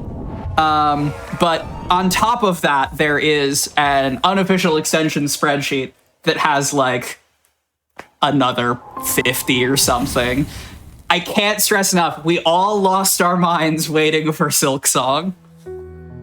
If you're interested in, trying to get into this game, then memes are a great like gateway for sure. There are a lot of really good ones that aren't too difficult for beginners. And they're not that long either. Yeah. As well. Yeah, and if you do want to like wind up committing to mainboard categories, there are lots of runs that can be used as practice for it. Like Nerf mentioned, all charm notches is a good sort of light framework for a 100% or 112% speedrun. Mila percent, one of the most classic meme categories of all time, where you simply kill Mila, is about the first half of any percent.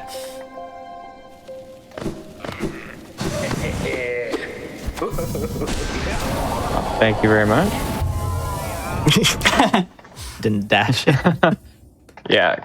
The Grimkin, so we have to kill 6 of them total, and you can lose so much time to them just not cooperating. It is very annoying. Do we? Yes, we do.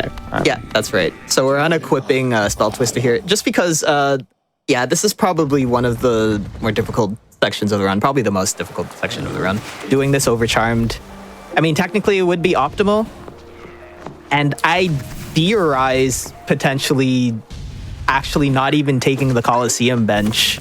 Just having it would be faster. So you'd have the Shaman Stone, Twister, and Grimchild for Coliseum. Yeah, that sounds Theorize, awful. I think it would be faster. But yeah, we have the famous. There's an acid skip that is named after this category, which we use in other categories. Yeah, it was found here first. It was labbed here first by, I want to say Cthulhu, but don't quote me on that. And then like a million other categories decided to use it as well. Nice. Yeah. So that's the ACN skip, or the ACN acid skip. It's pretty rough. You have to be like just high enough to actually wall jump on the other wall. If you're too low, then you just simply won't hit the wall. And it's really hard to recover. So like once you're committed to doing it, you're committed to doing it. Either you're getting it or you're dunking and you have to do it again.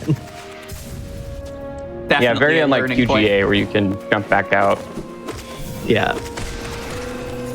All right, now Vex. And we were mentioning, yeah. You want to tell the people about Adam? So Adam is this great hopper. Don't like the guy. Really don't like the guy. So on top of ACN skip, you need to deal with that guy who can just do whatever he wants, honestly. We made it out alive though, so yeah, we're good. But yeah, doing all of this overcharmed would be kind of rough, but probably is optimal. And probably saves like, I don't know, 10, 15 seconds maybe. So chat, if you want to be the first, all you have to do is truly enjoy resetting. And you too can save 10 seconds in all charm notches. Pretty Yeah, much. because this is towards the end of the run as well. Yeah. Again, I do have to reiterate, Silksong is out. We can stop torturing ourselves in this way.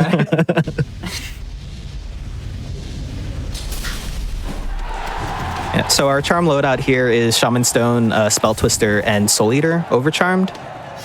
So we're just gonna have a whole lot of soul. And it's kind of like a cutscene in a way. All of the waves are like technically like mathed out and figured out. That's what happens when you have a bit more equipment for Coliseums. Not like Zote percent where, well, I guess right now you would just have Fury because it suffers Eyebalder. Does Zote do oh no. Which I did a while ago before Eyebalder was a thing. I tried Fury Colo 1. I remember it was not fun. I remember that being routed, being a pet project of yours. It was not fun. But now, yeah, it's for sure optimal.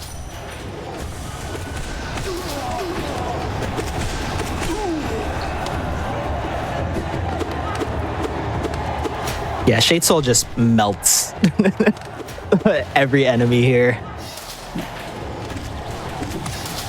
Especially with the doubles. You can just get doubles. The first Shade Soul hit knocks the enemy back into the second Shade Soul hit. And just does 80 damage.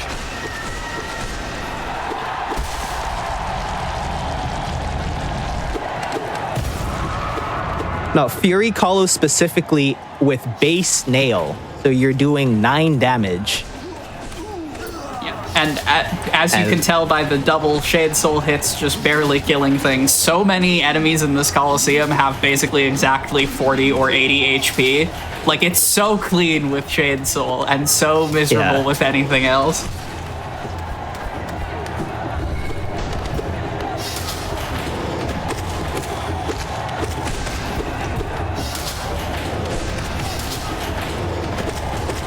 Yep, these doubles are just nice.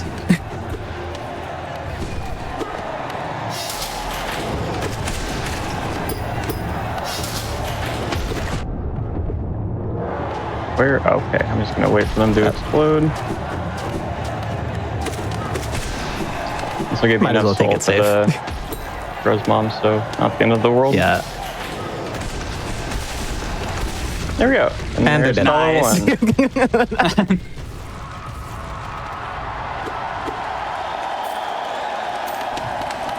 So which Charm Notch number is this?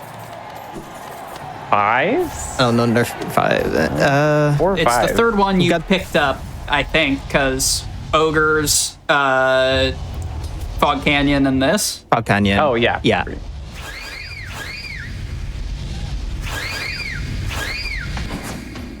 3 of 8. Oh, and Salubra. Salubra, we picked up Oh, one we picked of up one of Salubra's? Okay. Oh, that's right. Yeah.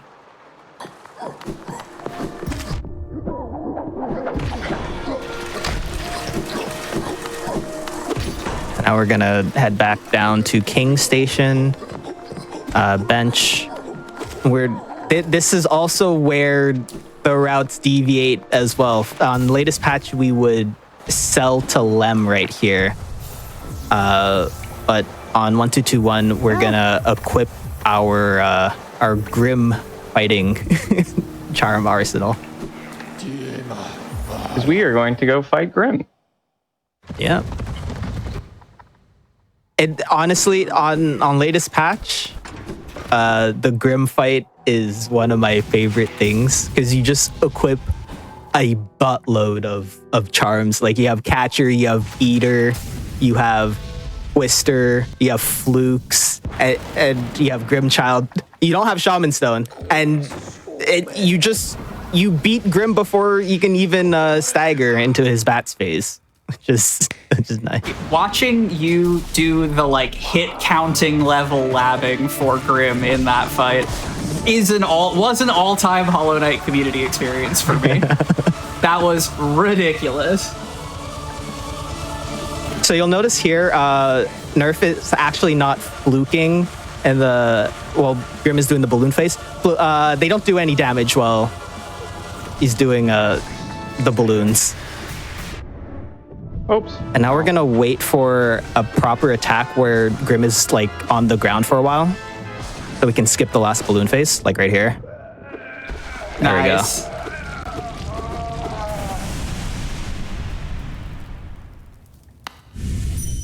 But yeah, the fight is different from 1221 and latest patch, which it is also nice. It's pretty much 2 different categories.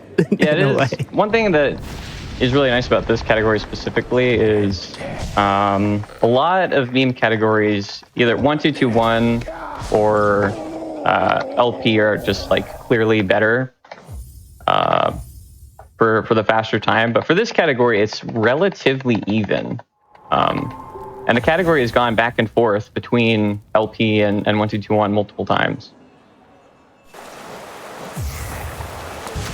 Oh, nope. We want Yes. Now we're gonna do our final shoptimization and sell the rest of our relics. We are in the home stretch now. I don't think the only all we other need to do charm is- notches. The only other charm notches are just pure capitalism, right? Yeah. Yep.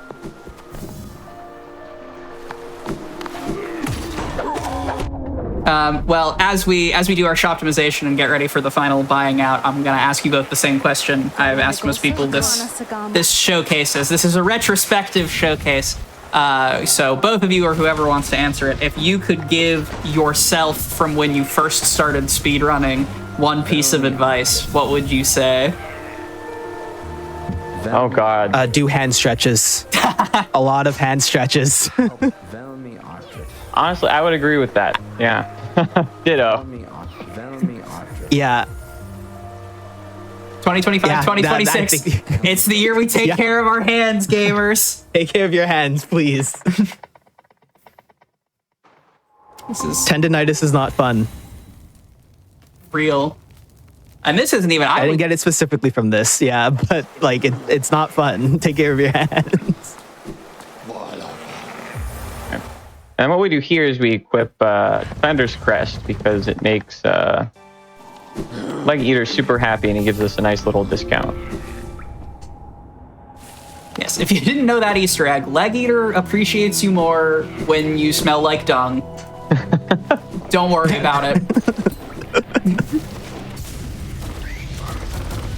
Lem does not appreciate I don't remember it, though. how Lem will not Yeah, Lem does not. buy Yeah. from you.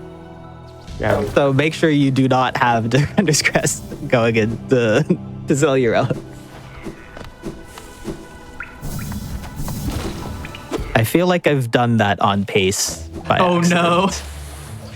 I've definitely done that before. Yeah. Yeah.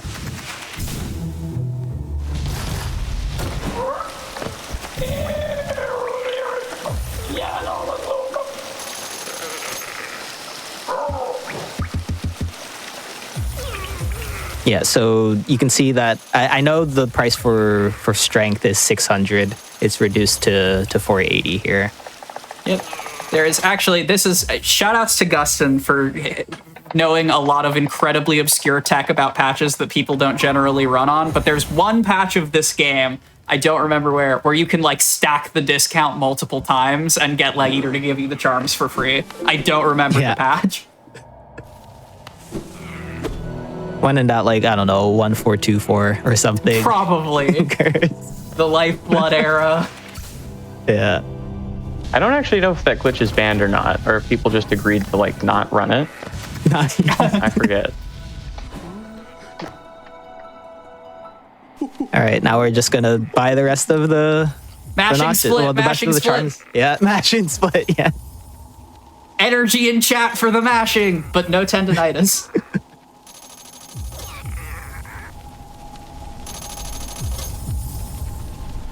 Oh, even buying the stuff is slower compared to the one. And that is time.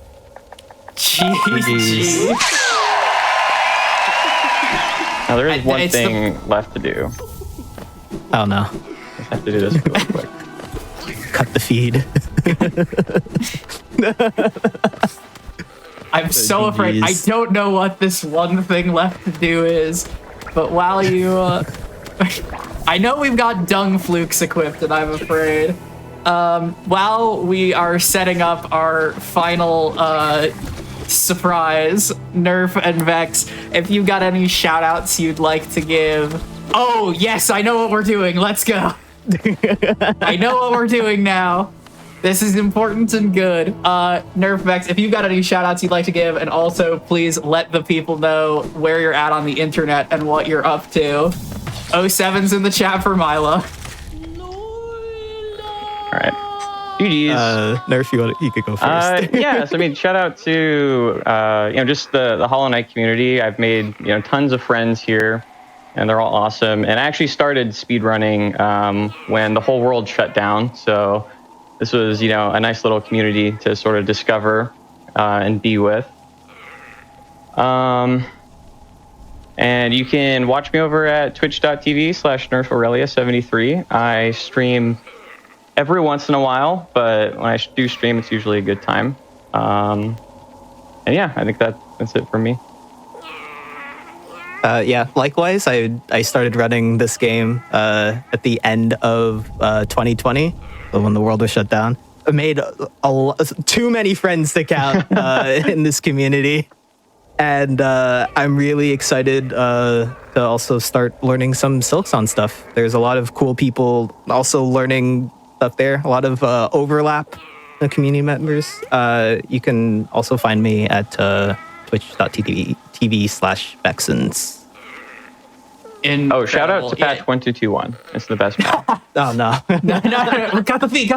No, thank you so much for coming on and representing the Hollow Knight meme community, especially even within the Hollow Knight community. It is so near and dear to my heart, and it is an honor and a privilege to be able to share this space with you all. And with that, friends, we have walked a very long journey across the reaches of any percent, through glitches and challenge runs, and even some of the most bleeding edge Hollow Knight memes, and we've finally done it. When we come back from the break, it is time for Hollow Knight Silksong at long last. I'll see you there.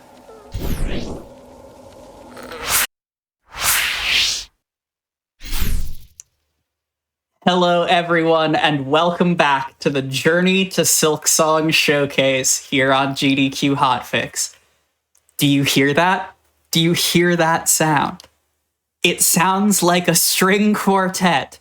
We have journeyed for so long and so far, and at long last, after literal years of waiting, Silksong is finally here. Leave it to Team Cherry to essentially shadow drop their game with 2 weeks' notice when almost everyone I know is in the middle of other commitments and other speedruns at the time. It has been a long time coming, and I'm so excited to start our journey over again, back from the top, with Hollow Knight Silksong Any Hello? Sorry, what's that?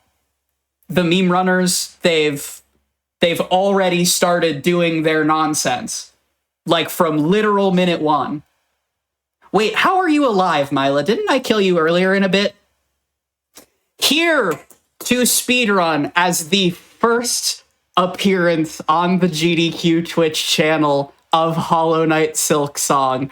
Awoo percent or all please. Please welcome to the stage my friend and yours, Cthulhu. Hello everyone, I am Cthulhu, and as Quack has mentioned, Silksong is finally out, so of course we just saw all charm notches and we've been up to all sorts of silly meme runs, but now we can get down to the serious runs. The game is brand new. What are we gonna do? We're gonna do the most important things in the game. That's right. Saving all of the fleas. If you're not familiar with this game or this category, this is Awoo percent, and as we get into the run, you will very clearly understand why. I'm going to ask one thing of you, chat, and that is every time we save a flea, I am going to Awoo. I want you to as well. Let's get in there. I am going to start a new game, and we'll get right underway.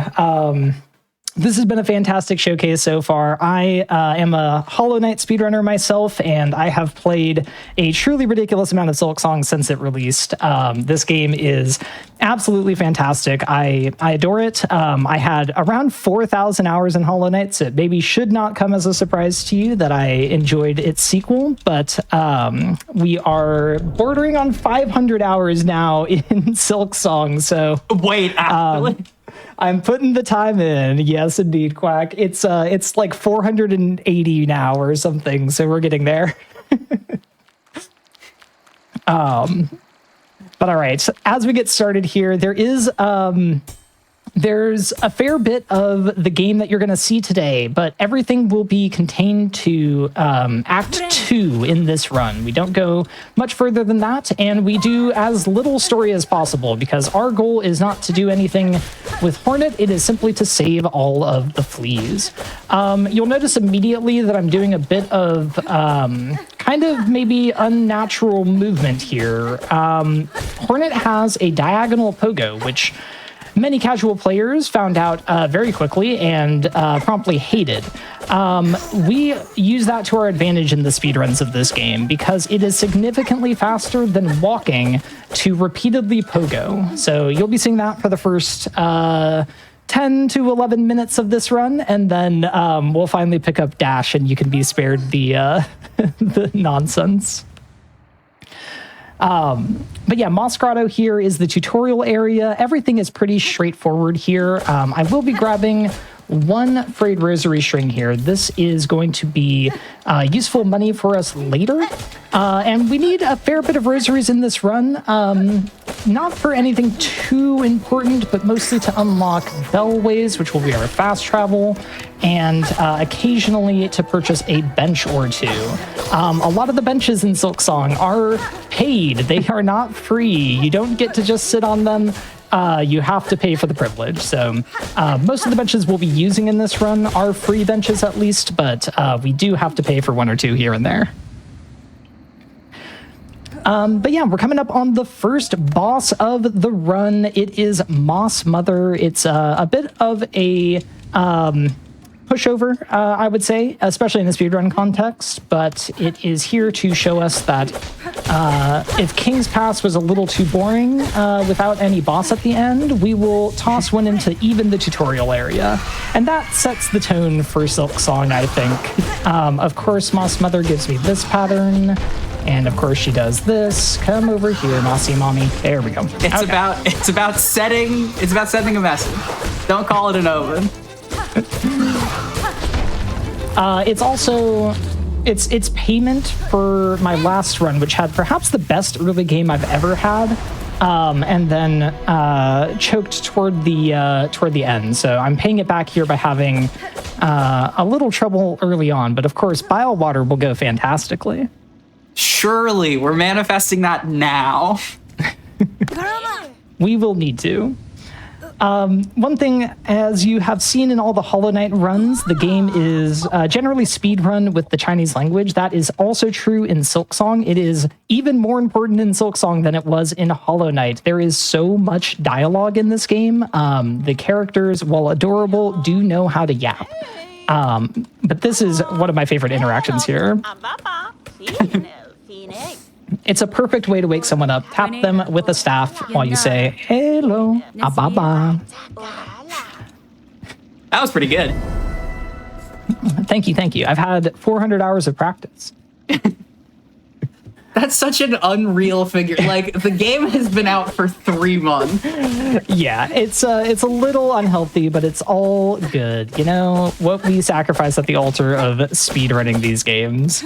Silksong is so fun to speedrun. It has quite a lot of different routing potential, which you'll see actually a fair bit between this run that I am doing here and the any percent run, which will be happening later. The early game starts out somewhat the same, but it will diverge almost immediately, and that's really odd, honestly, especially coming from Hollow Knight, where everything up to Mantis Claw was more or less similar across even meme categories. But in Silksong, there are 3 major ways to progress early on. All right, here is our first major skip. That is the Beast Fly Pogo, and that is a little bit tricky, actually. It takes a little bit to get used to that. When people start speedrunning this game, they tend to take some time to learn it, but it's rather consistent. It's a nice little skip. And you did that Beast Fly Pogo in your casual playthrough, didn't you? I did indeed. I saw a flying enemy in a room. You have a ledge that's out of reach and a flying enemy in the room. What are you gonna do as a speedrunner? Of course you're gonna lure them over and try to pogo them. But it does turn out to save quite a bit of time. We skipped most of the marrow with that. All right. So we're coming up on our first major ability, and that is the Silk Spear ability. That will be necessary for our progression, but also very, very useful for combat for basically the entire run. There isn't a ton of combat in Awoo percent. This run is more about exploring the map, doing some platforming challenges, dying in bile water, those sorts of things, but there is a little bit of combat, so the Silk Spear will feature heavily in all of that. So we won't be picking up any other silk skills, and we won't be picking up any other crest for the run either, so we'll be playing with just the Hunter crest for the entire run. That was a gold split. Okay, something is wrong. But we will be sticking with the Hunter crest and its lovely diagonal pogo, as all the other crests just take a little too long to pick up. But yeah, this is our first real boss. This is the Bell Beast. And I'm going to be trying to go for a phase skip on this boss. It's a little tight, so I'm going to be trying to be as precise as I can. Oops. Missed my first spear there, so that's a little unfortunate. So that should be... maybe? This is okay? Okay. Gonna damage tank here, and then we should be able to kill in the transition. All right, perfect. Nice. So we got the phase skip. A little scuffed on the first jump attack, but that's okay. We get a full heal after we pick up the Silk Heart after this fight, so the 1 HP does not actually matter. Perfect. Yeah, all right, and so introducing everyone early to the double damage literally everywhere. True. I've gotten too used to it at this point, Quack, but one thing you'll learn very quickly if you play Silksong casually is that everything deals double damage. The game is a little bit brutal. We still have 5 health, just like Hollow Knight, but everything basically... every single major boss, a lot of enemies, and on release patch, even most hazards dealt double damage. So even this first real boss of the run is already a double damage boss. Contact damage, still 2 damage. Everything hurts. It's bad. But for the most part, it can be mitigated. We'll see. I say that, and yet I've never finished a run of this category without at least 1 death, so hopefully we will keep Hoarded alive a little longer here.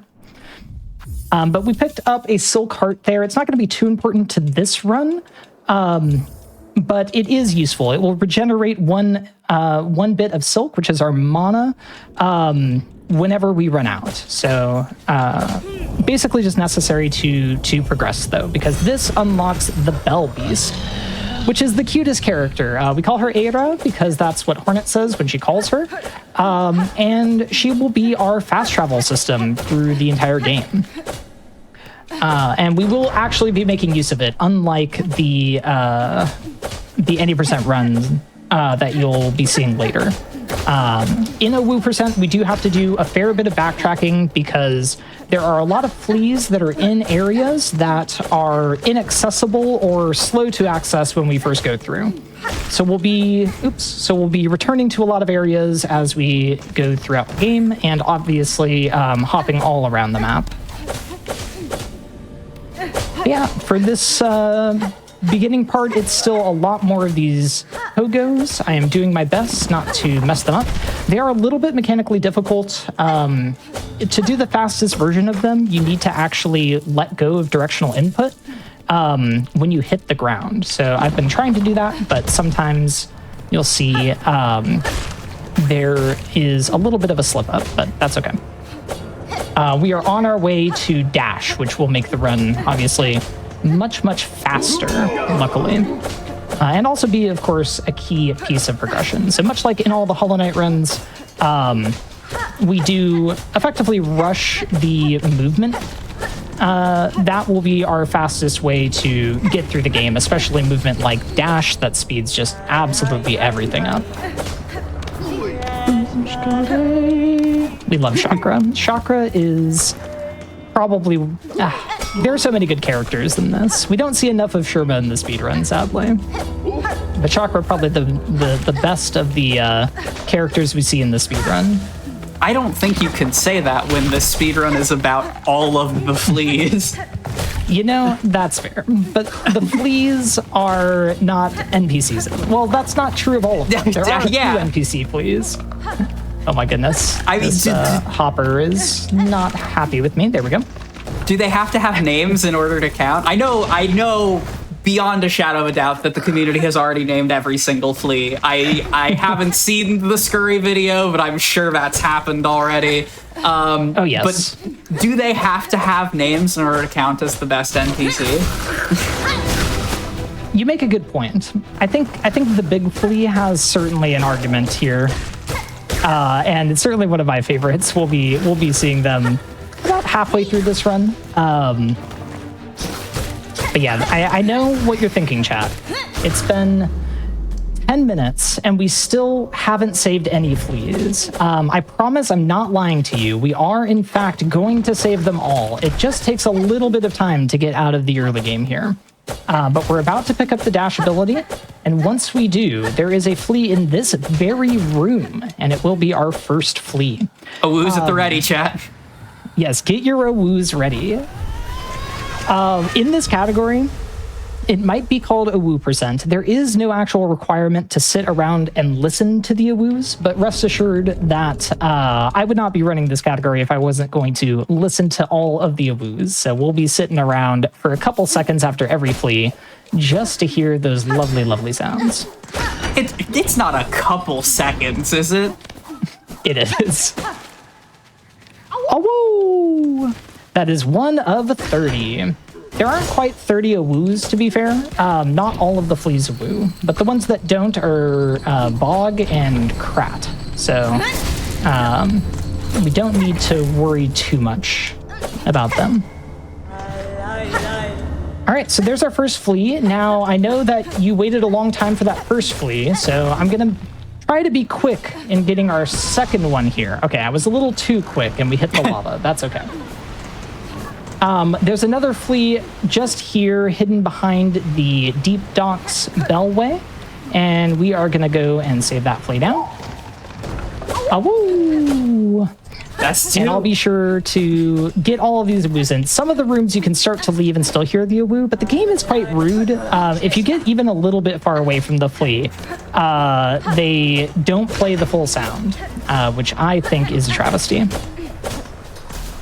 All right, and now we meet Lace. Lace features quite heavily in Silksong, in the story, in the boss fights, in the promotional materials. Lace is great. We won't really be seeing much of Lace. This is, in fact, the only fight we'll have with her, because we don't need to actually finish the game. So I'll do my best not to die. Okay, it's fine. Our rite of we'll passage. Just take a Lace step. We were talking about dying to Hornet earlier in the ACN run. It's a rite of passage to die to your rival in a marathon setting. It's the start of a new era. Also, I am delighted to report that the chat is simply awash in Awoos. Y'all are killing it. I saw the chat just start to flood, and I knew what had happened. Anyway, I blame the Deep Docks lava for that, but Lace can be a little tricky. It's just usually a different Lace fight that you end up dying to. Not quite this one. There is a strategy here in this fight. I don't think we'll get it, unfortunately. We had it in the first fight before the death, where you can actually dip her into the lava. And if you do that, it deals 50 damage, which is 10 nail swings worth. It's kind of ridiculous. So that is what you want to do, but you have to time a stagger correctly to get it. All right. So with Lace down, we have access to our next major area, which is the far fields. Now, we won't be doing a lot here right now. This is the place where you can get the next movement ability in a lot of people's casual playthrough, which would be the cloak ability, the Drifter's Cloak. It lets you float in the air. We do need that ability. There are some fleas that are locked behind it. But it's slightly better for us to delay picking that up so that we can actually pick up a different item while we're at it. Oop, got in Hornet Jail, it's fine. So we're going to be saving that flea with an Awoo and heading up to the Bellway to get out of here. All right. And then you'll see what is one of my favorite little bits of routing in this game, which is that we can unlock these this Bellway, and normally what you would do is head down, pick up the Drifter's Cloak, float up to Greymoor, and progress that way. There's an alternative progression path here that we're going to be taking advantage of, where instead of doing all of that, you can actually save 5 fleas, and they will just take you to Greymoor for them. So that's what we're going to do. We've already saved 3. We need 2 more before we can get over to Greymoor. So I'm returning to the Marrow now that we have Dash, and we're going to go save a couple of the fleas that we were nearby earlier, but didn't quite save just yet. Also, there's a bit of movement tech that you're seeing me use all throughout this area. Once again, we're using the diagonal pogo that Hornet has, but we're actually combining it with the dash. So we're doing a basically a cycle of jumping and pogoing and dashing, and it's significantly faster than pretty much any other movement option available to us now. That will not be the whole run though, so we'll be doing this for the first part, but oops, did not mean to do that. But once we pick up another item, that will change, and we'll talk more about that later. Awoo! So that was the Hunter's March Flea, guarded by the Scar Guard that I call Flam the Buoyant. That's so... And now we have just 1 more flea to save. I forgot that's why he's named Flam. Okay, yup. Look, I need to carry the tradition of community names for the various creatures. Awoo! So that flea we saved from afar, but rest assured, I still wait out the Awoo. All right, so that's 5 fleas, and now we can go to the flea caravan and meet someone who will be very important to us, Mushka. We love Mushka. Mushka's amazing. Has some great voice lines, and best of all, takes us to Greymoor for us, so we don't have to worry about traveling through Greymoor. We just hitch a ride with the fleas and skip Moorwing entirely. So if you struggled with Moorwing casually, just know that if you were a better friend to the fleas, you wouldn't have. You could have skipped that fight in its entirety. Now, of course, this cutscene is completely unskippable. I certainly could not press a button twice here to skip this entire cutscene, saving probably 15 to 20 seconds. There is simply no way to do that, unfortunately. So we watch it every single time. The 1-2 punch of, if you did this in your casual, I'm going to make you feel bad, into we are losing time on purpose is beautiful. This is the perfect speedrun. Thank you, Quack. I will admit, I did in fact fight Moorwing casually. I didn't find 5 fleas before I made it to Greymoor, so unfortunately I missed, I think, the Deep Docks flea, probably, the one that's behind the breakable wall. But it's a fun little, not even an Easter egg, just a little alternative routing option for those who are really diligent about finding and saving the fleas. And I really like that. I appreciate that a lot about Team Cherry. So that is one thing that you will not be seeing in any %. Although there is an any % route that does save the fleas, it is a little bit slower and only actually possible on the, in its fastest version at least, on the release patch of the game. Yeah, now we're into Shellwood, and for some reason my dash took a while to come out. That's okay. Shellwood is a pretty difficult area, honestly. It is kind of easy for things to start to go wrong here. And there's a couple of skips that we'll be doing. The most important of them is something called Sister Splinter Skip. But that will be coming up soon. Make it through the stick bug arena. These stick bugs can be very rude, so that went better than I expected, to be honest. There's also an item that I picked up a minute ago from Grishkin in the flea with the flea troop. And that is Flea Brew. Now, if you use this item casually, you will know that it makes you go fast, and that is something that sounds like it would be very, very useful to speedruns. There's a small catch. It takes a moment to drink the flea brew, and that amount of time that you're drinking the flea brew is actually long enough that it doesn't save any time at all to use flea brew when we could otherwise be doing our pogo dashes. Awoo! So there is flea number 6, I believe. I believe so. So I will be using Flea Brew, but not until we pick up an item called the Silk Speed Anklets, at which point it becomes worth it again. All right, but here is Sister Splinter Skip. So we're going to attempt to lure, okay, well, let's just go back to the Garamas, that's fine. Okay, there we go. We're luring this flower over here. You can use the challenge button, which on controller is pressing the right stick. This is something I did not know existed when I played this game casually. But you can use it to lure enemies, and in particular, we lure that flying enemy over to skip up a section that would normally, oh, unfortunate, that's okay. It would normally require, I need to be a little careful here, 1 second. All right. Normally require Cling Grip, which we're about to get. So we don't have that, but with the help of that flying enemy, we get to skip the entire Sister Splinter fight.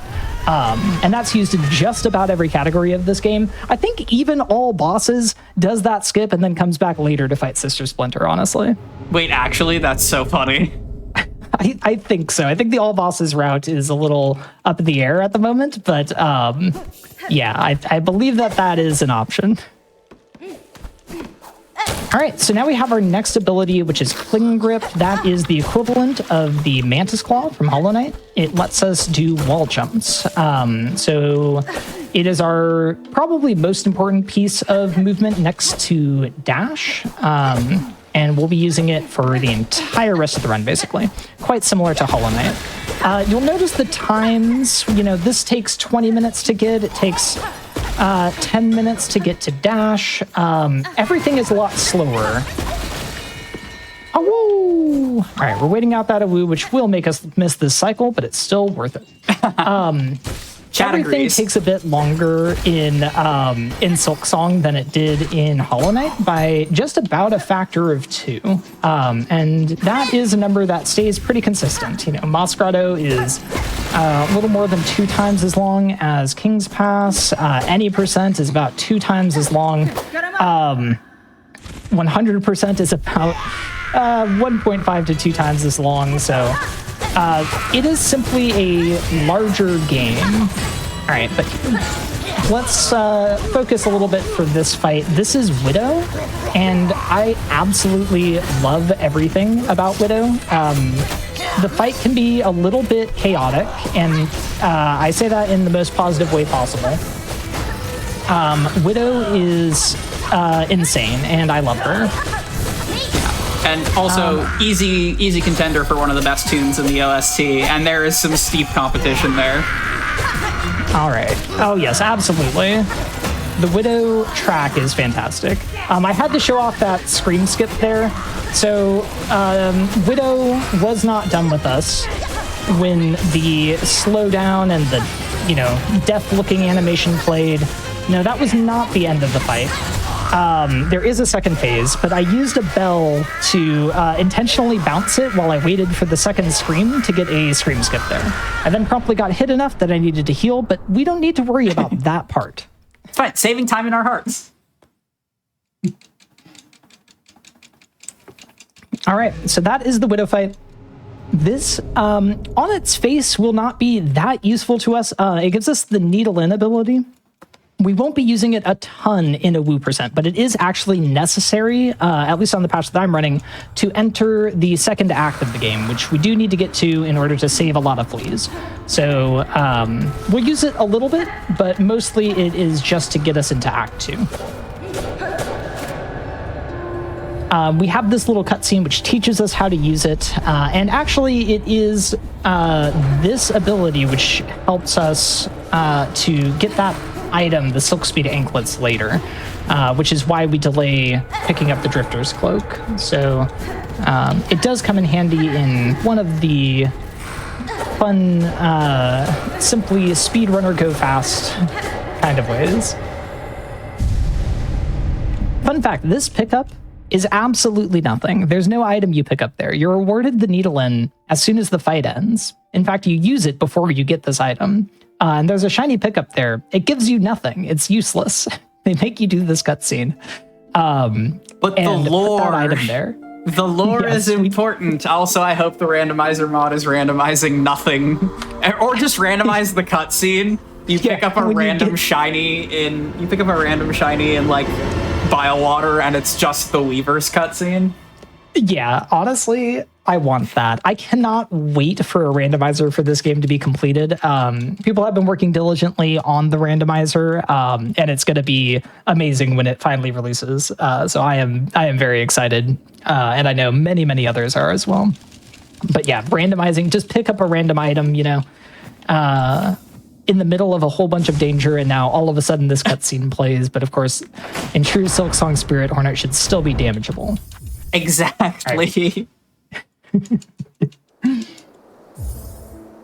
We're doing a quit out here just to skip an animation. It's very long. There's a long bell ringing animation when we hit that lever, and even though the quit out takes several seconds, it is faster to just quit out in order to fully skip that. All right, but we are, I got on that button a little early. We are nearing the end of the first act. There is still a bit of cleanup we need to do though. So we need to go and pick up that Drifter's Cloak that we skipped earlier. I also need to pick up a needle upgrade. So there is enough combat in this run that it is still worth it to pick up this needle upgrade. Even though we don't have to do, you know, most of the final fights, this first upgrade is quite worthwhile. And because I'm playing on the latest patch of the game, this cutscene is actually skippable. So on earlier patches, that cutscene was not skippable. But with a little bit of lobbying from the speedrunning community, Team Cherry did actually patch that in and made it skippable. Which I was surprised by, but I was very happy to see. Thank you, Team Cherry. Genuinely. Yeah. Yeah. It's now, also they might have also. Oh, it's also incredible to me how like very easily accessible the like needle upgrade is. It's like right there, and it's literally free. And I fully missed it in my casual playthrough until I was almost at the end of the game. It you know, the speedrunner urge, sometimes it means you discover skips in your casual playthrough, and sometimes it just means you're bad at the game. Yep, I think there's a little bit of a mix of both in every speedrunner's casual playthrough. I do remember fighting the last judge in my casual playthrough and talking, oops, a little bit of a lava dunk, don't worry about it, and talking about the needle upgrade, and you being in chat saying, needle upgrade? Hold on. So yeah, it's a good time. Some things are very easily missable. I feel like actually the needle upgrade was signposted more in Hollow Knight, even though it's really out of the way. I think in this game they kind of just assumed you'd talk to people, right? Nurse my pride. All right, so now we get to do everyone's favorite quest, and that is the Hoker quest. The Flexile Spines is the name of the quest. Oh, I don't have any silk for a spear. That's unfortunate. So this is very, very random. Each of these enemies, which are called Hokers, I kind of want a little extra rosaries as well. Yeah, each of these enemies, which are called Hokers, have a random amount of spines, either 4 or 6, that appear in a random pattern. And we need to collect enough spines that we have 25 total. There are ways to maximize the amount of spines that you get, and any percent runners have gotten very good at this, although nowadays probably not as much, because the optimal patch actually skips cloak entirely.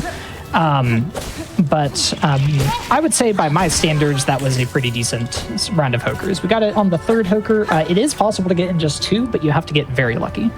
And now we take a big detour from what a cloak route any percent might do, and we head into this weave nest.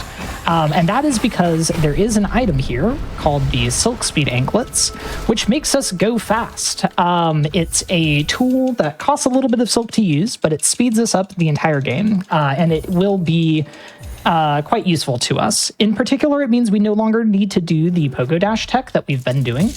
It is faster with Silk Speed Anklets to simply sprint, which I, for one, am very happy about. Any time that the always-on movement tech is no longer optimal is a good time. We take care of our hands this year, gamers. Absolutely. All right, so this is the Drifter's Cloak. It will allow us to float and introduces probably my favorite animation frames in all of Silksong, which is Hornet just vibing completely, like floating on the wind. It's truly beautiful. But more importantly, it will also allow us to save some fleas later, of course. It probably also helps us with movement or whatever, but we don't need to worry about that. All right, so here there is a boss. Ooh, I'm too low. Unfortunate. This boss is called Fourth Chorus, and it's a great boss fight. We will not be doing it. So I'm simply leaving. Team Cherry did not put up a wall of any kind. They said, hey, if you can leave, go for it. And we definitely will do that. So Fourth Chorus actually surprisingly doesn't take that long to fight, but is obviously much faster to simply skip. And now, somewhat counterintuitively, considering I've already been in Greymoor, I'm going to be heading up to Greymoor through the far fields. And the reason for that is I actually need to ring one more bell before we can fight the last judge. So to fight the last judge, you need to ring 5 bells across Farloom, and you get 4 of them pretty much for free. The 5th one is the Greymoor Bell, and it is very inconvenient. It is located at the top of Greymoor, on the right-hand side, which we never really need to go to otherwise. But it is necessary. Oh, this is bad, actually. It's okay. We get a heal, but I'll try my best not to die. So it's over to the right here. And I'm going to be doing a trick called the Craw Pogo, and it is a little finicky. It is consistent, but it's very easy to do something wrong. Because these craws hate us. So I'm going to be resetting this room and going for that again. And I do want to heal if I get a chance. Our bench is not far, luckily, but still better not to die if I can. Okay, there we go. Oh, I'm gonna heal before I try to pick that up. Okay, cool, we're fine. Don't even worry about it. Silksong has never killed anyone. Oh my god. Okay, climb back up. So Craw Pogo can sometimes be a little bit mean. Usually it goes better than that, to be honest. But luckily with Claw, we can reset the room to the left. When you do this skip in Bell Route any percent, you don't have that luxury, actually. You have to reset the room on the right, and it's even less consistent going that direction.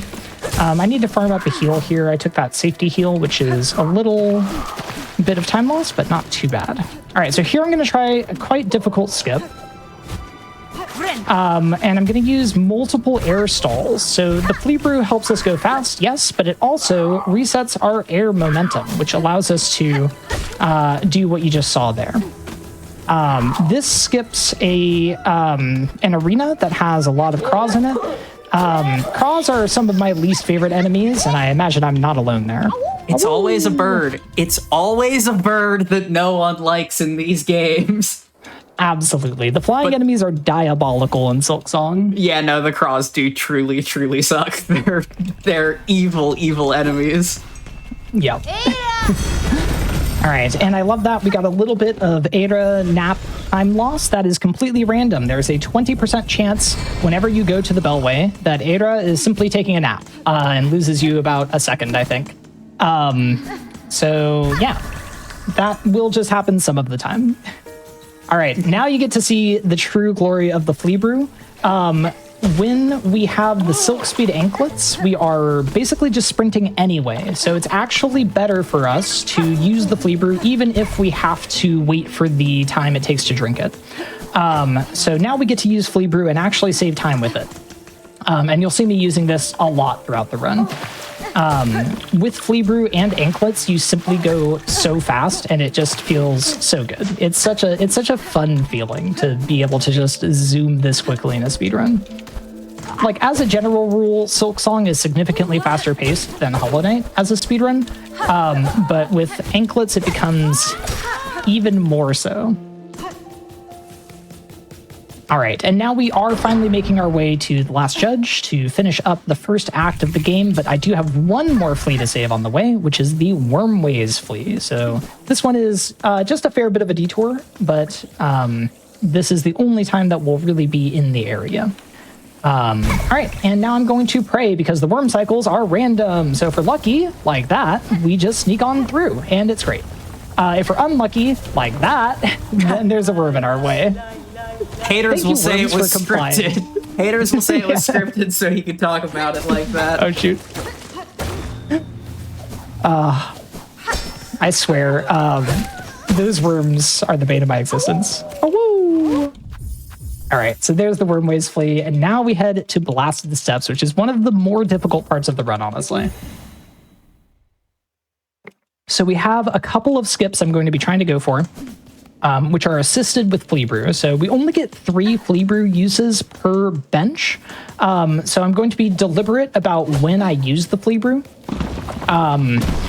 Sometimes we are getting a bench soon enough that it's simply worth it to use it absolutely all the time. Other times, like this segment, I really want to save it for skips. Because, like I said earlier, in addition to making us go fast, it also allows us to reset our air momentum. So there we go. That was the first skip in Blasted Steps. Now the second skip saves almost no time with anklets, so I simply am not going for it. But this skip I am going for. And this is the most tricky of them all. So I'll try it one more time without the flea brew. If this Tristan will get out of my way. Okay, it's fine. Oh, we got wind, actually. That's okay. There we go. Okay. Nice. So that one is very precise. This is the hardest skip in Blasted Steps. And that's a little skip that just saves a couple of seconds. All right. Now, I am going to be taking a paid bench here. This is purely a safety bench. So normally you wouldn't need to take this. And it does cost 40 rosaries, so that's why I picked up a little bit of extra rosaries earlier. But we are taking it here just to have it in case something goes poorly in the next segment, like, for example, running into those sand carvers for some reason. This movement right here from that bench to last judge is a run/run back that I'm sure many viewers are familiar with. Oh, yes. I know I spent quite a lot of time doing this run back in my casual playthrough, and I imagine many people did. So yeah, we're heading over to Last Judge. Last Judge is a fight that we take double damage during. Surprise, surprise. So we'll be seeing how it goes. We did need to ring the 5 bells so that we could do this cutscene here. So that is why that lovely craw pogo was introduced to us. Alright, but chat, why does Last Judge light the sensor, then drop down and fight you for an entire phase without the sensor lit? I'm begging you, Team Cherry, explain. You're so right about that, Quack. Alright, so with Last Judge, we're mostly trying to stay up in her face, dealing damage when possible. She does like to do attacks that force us to back off, which is the spinning sensor attack. She also loves to do an attack where she backs up a little bit and then jumps back forward. And I hate that attack. And it is the bane of my existence, because if you chase her to keep up your damage, you will simply be hit. Okay, so that was Judge. Not too bad, actually. Pretty good fight. Oh, I forgot. I benched, so I had Fleaver. I should have used it. Oh, well. Raise your hand in the chat if you got by the post-death explosion of this boss. Yes, that explosion will kill you, actually. It hits you multiple times and does 2 damage. So even if you have like 10 health somehow, it will still kill you. So stay away from that attack is my advice to all of you. All right, so that screen says Act 2, Citadel of a Song. We are finally into the second act of the game. We still haven't saved all that many fleas, but we are going to make a lot more progress toward a little bit more movement. And once we have all the movement, we can go on a flea saving spree, which is going to be absolutely wonderful. All right, so another fun fact that I didn't realize until well after my casual playthrough, but you can actually open this breakable shortcut from this side. You don't need to go into the underworks. So I certainly, in my casual playthrough, as I imagine most people did, went down into the underworks immediately and had about the worst time imaginable. That was completely unnecessary. We didn't need to do that. So luckily in the speedrun, there is almost never any reason to go into the underworks through that elevator. So we don't.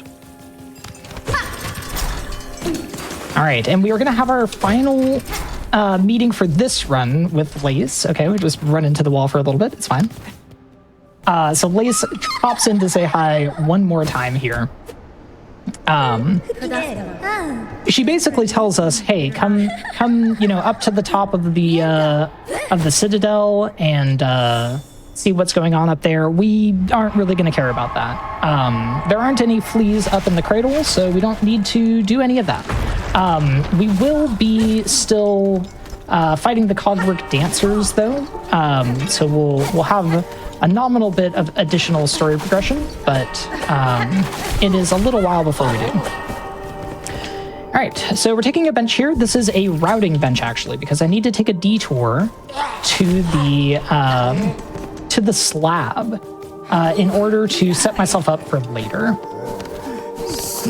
So we're going to do that. I am going to pop some flea brews as we go, and with it we go very, very fast, and I love that. Fast enough that you can randomly run past those enemies before they spawn. Unfortunately, it's not consistent because, of course, it's not. But when you can run past them, it's quite nice. But I absolutely love just how fast we are. Like, it's truly ridiculous, the full speed anklets plus flea brew. You just go flying. All right, so we're coming to the slab here. We'll need to do things here later, namely save 2 fleas, but this will also prove useful for our access to Mount Fae, where we're going to be getting the wings ability. We don't have what we need to do any of that right now, so we're simply going to unlock this and head out. And that's why we took that bench.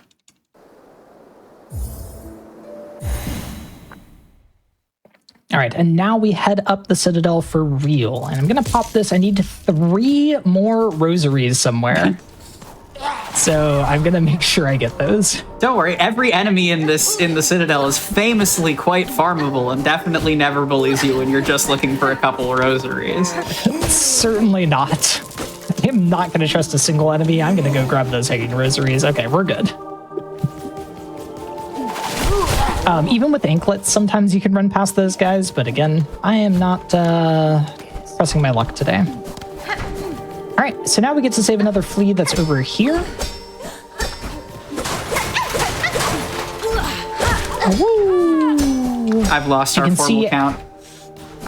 Yeah, I think that this is flea... 8, I think? No. 9? Ooh, oh my goodness. Focus on your pogos. These pogos are a little annoying because you have to go, you have to turn around basically during them. But yeah, we're trying not to die here. I do have to carry this health into the Cogwork Dancers fight, where optimally I would also start with a double damage scream skip. So maybe let's be careful. All right, opening a couple of vents. Fun fact, I think a lot of people don't know about that vent down there, but you can pogo these saws. Awoo! It is quite awful to do with Hunter's Crest and no wings. With wings, it's okay, but we don't have those right now. So we get this flea down. But there is a vent down below, which a lot of people miss casually. Okay, yeah, we're good. Oh, okay.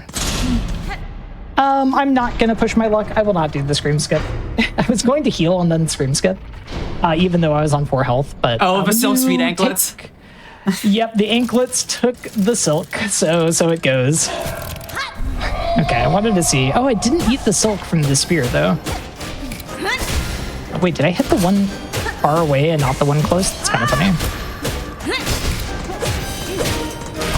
But I just want to be careful here because they do deal double damage. So with 4 health, it's very easy to simply die. And also the thing that mystified me, and I'm sure a lot of people, is that they don't actually share a health bar. So like it is correct to just focus fire 1.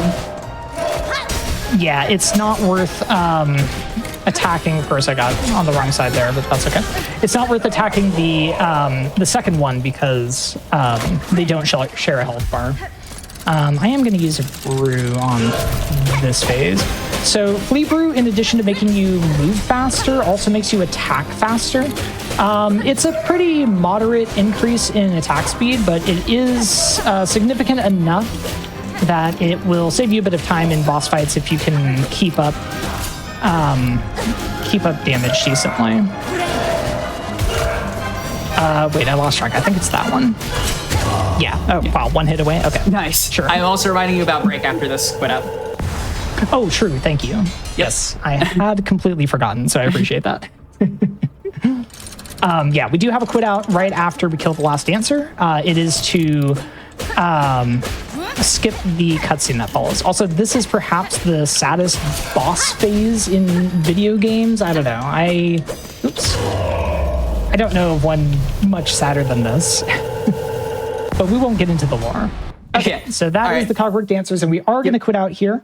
And we'll go ahead and we're pause. Take a quick break. Yeah, we'll go ahead and pause the timer here for our longer runs on Hotfix, which Awoo is the longest run we've seen today. We like to take a quick break in the middle. That is so that we can rest, you can rest, our runner can stretch our hands, and also so that we can run some ads on the channel, because that is what keeps us doing all of the stuff that we do here at GDQ Hotfix. I've seen a couple people come in with gift subs and bits and support over the course of this day. Thank you so, so much. That is truly so impactful. If you're enjoying the stream and you have the means, consider subscribing. You get ad-free viewing, you get the ability to chat on replays, you get some pretty nifty emotes, and if not, we hope you'll consider sharing the stream around. Having more people know about the fact that Hotfix is always running is truly its own reward, so thank you so much. We're going to take a quick break, and when we come back, it will be the thrilling conclusion of Awoo%. I'll see you there.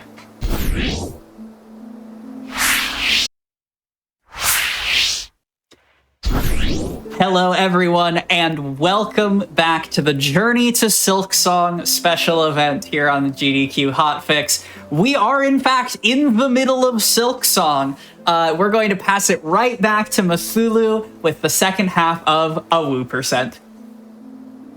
All right, so I'm going to unpause, and we'll get back into the game in 3, 2, 1. Here we go. Good luck, second half. So, Thank you, Quack. Yeah, where we just left off, we beat the Cogwork Dancers, which are a big story point in Silksong. So all of these 3 statues here, they give us basically our goal for Act 2. We don't care about that even a little bit. We only beat these guys to get into the Whispering Vaults because there's 2 fleas to save down there. So that's where we're going to go.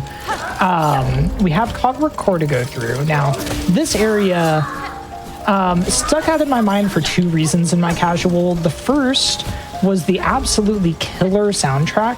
True. I love this music. It's so good. And the second was the absolutely vicious cogs that completely murdered me in my casual playthrough. So luckily the soundtrack remained the same, and I slightly take fewer deaths to the cogs these days. Those cogs also dealt 2 damage on release patch, but in the first major patch to the game, they actually changed that to only deal to only deal 1 damage instead, and that makes it a lot more manageable of an area. All right, so we have a small arena here that we need to do. This acts as access to the Whispering Vaults, which, as I mentioned, has a couple of fleas that we obviously need to save. And this arena can be a little bit tricky, so I'm being careful as I can while we fight our way through. Featuring many of everyone's favorite enemies, such as this bell thrower specifically. What a class that act. That bell thrower lives in my nightmares. Oh, that was rude. No, you're 1 hit. Okay, there we go. The arena itself is a bit of an introduction to some of the lovely enemies that you'll be finding in the high halls later, but luckily we don't need to deal with them again, so that's really the end of it for us. But we are going to go through Whispering Vaults. Now, our first pass through here, we actually aren't going to be saving any fleas, but we will come back with wings to get the fleas later, just because it is much faster to do so with wings. But where we are going to head is to perhaps one of the greatest characters one of the greatest bosses from a character perspective. And he's a great boss from a boss perspective. I will hear nothing. This is my hill to die on, much like Grey Prince Zote, who we did not see today, but in another version, another draft of this showcase we would have seen. My hill to die on is Grey Prince Zote is a good boss, and Travio is a good boss. Fight me in the chat. I do think this boss is honestly a pretty good boss. I think it is also a boss where the boss can go into the floor and you lose 10 seconds. But I think it's a pretty fun fight. Oh, it's also a boss where I could get hit by a ball and die right here. So I'm going to try to be careful. Yeah, like that. Okay. It's fine. Nobody has ever died to Turbio. What I've learned about Turbio is that the faster that I've gotten at this fight, the more I've died. It's a fight that really rewards you for being very aggressive and also really punishes you for being really aggressive. And I don't quite know how to score that yet, but maybe another 500 hours and I'll get there. Okay, that actually was a pretty decent fight considering I had to heal. And this is my favorite, absolutely favorite part of the game. Such a good character. What an awful theater kid derogatory. I just want to adopt him. Okay, and I need to show off one thing. So we leave screen. Turbio gets back up and then flops back dead when we come back. He's just playing dead. It's so good. I'm sorry. I love Turbio. Absolutely one of my favorite parts of the game, even if I've lost many runs to that fight. But yeah, we actually don't, strictly speaking, need to fight Turbio. It is simply the fastest way for us to get here, which is the right half of the Underworks. So we are going to... Oh, wait, did I get my 3 rosaries? I did, right? Okay. We are going to be heading down for Claw Line and also saving a flea on the way. Claw Line is our next major movement ability. Awoo! Waiting for that Awoo can sometimes be deadly because these enemies respawn, but it's still worth it, trust me. So Claw Line is our next major movement ability, and once we have it, we can basically immediately go to pick up our last movement ability, which is Wings, or Fade Down Cloak, as it's called in the game. So we'll be doing that. But once we've done that, we can get to saving all of the fleas pretty much directly. There will be a lot of backtracking to some of the areas that we've already been in, and also some full clearing of areas that we haven't touched yet, like the lovely bile water. All right. I can hear the gritted teeth in that. It is funny because casually bile water, of course, was my personal nightmare. And in other speedruns, it remains that way. But in this run, while it's still very deadly, we don't have to do that much of it, and we do the best part of it, which is saving the fleas. So, you know, we take what we can get. All right, we have one more arena to do here, which largely exists to teach us that claw line can be used in combat as well as for movement. Of course, it's mostly useful for those enemies.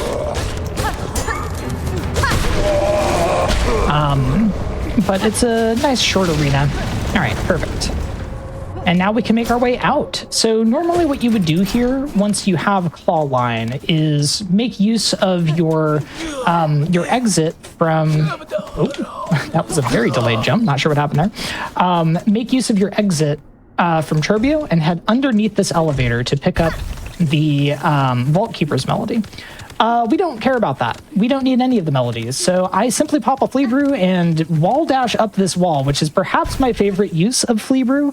You dash significantly faster up walls when you use it, and it is faster, not that much faster, but it is faster to go up that wall with Flea Brew than it is to wall jump up it like normal.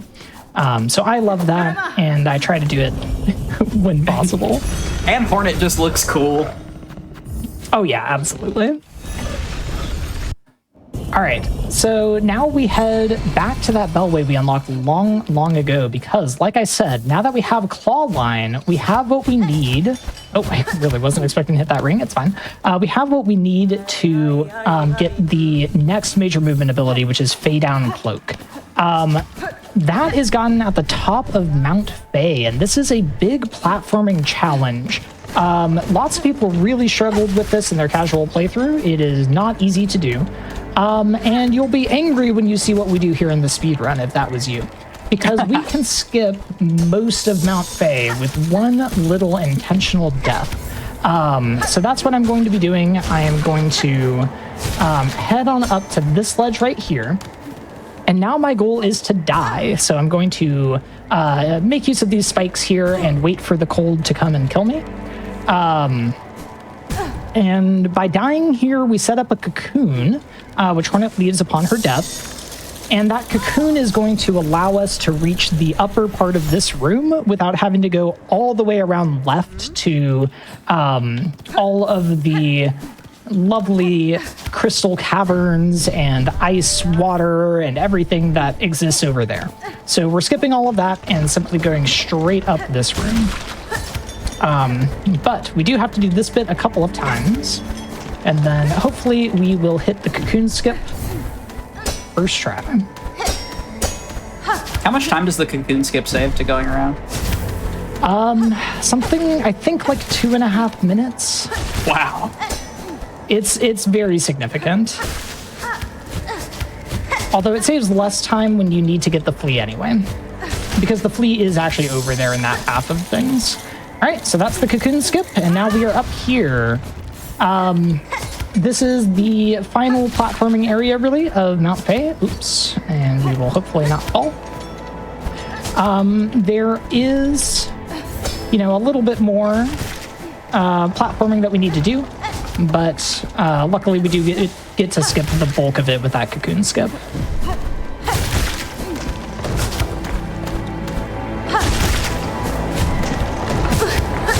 I don't know what I did there, but it's okay. Good backup on that. That I 100% fell there.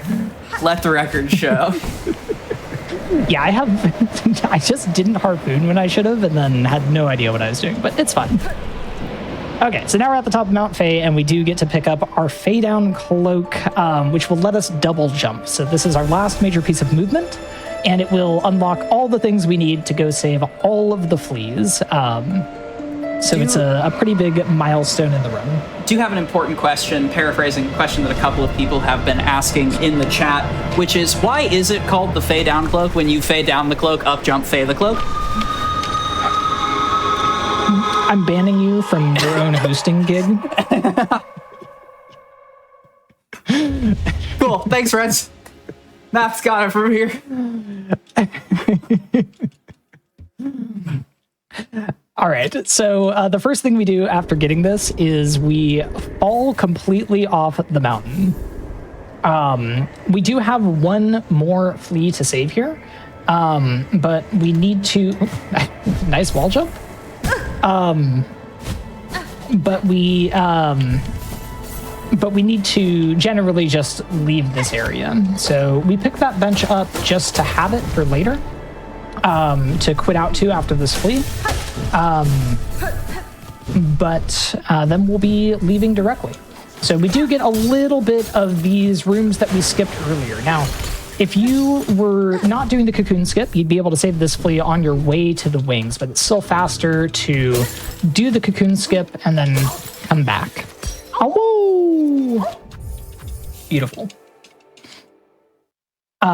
Even in 100%, where you not only need this flea, but also things over on the left-hand side of Mount Fae, it's still faster to do the cocoon skip and then fall down and do those things with wings, which is very funny to me. So the only reason you wouldn't really do that skip is if you are in Steel Soul mode, where you cannot die. Oh, what? Hello? A little too high. Sometimes Hornet just, makes decisions. It's okay. All right, good. Chad is still on it with the Awoos. I thought between all of the platforming and also my truly horrible bits, we were gonna lose it. But Chad, you're on it, and I respect that about you. Yes, Chad is doing their job, and I very much appreciate that.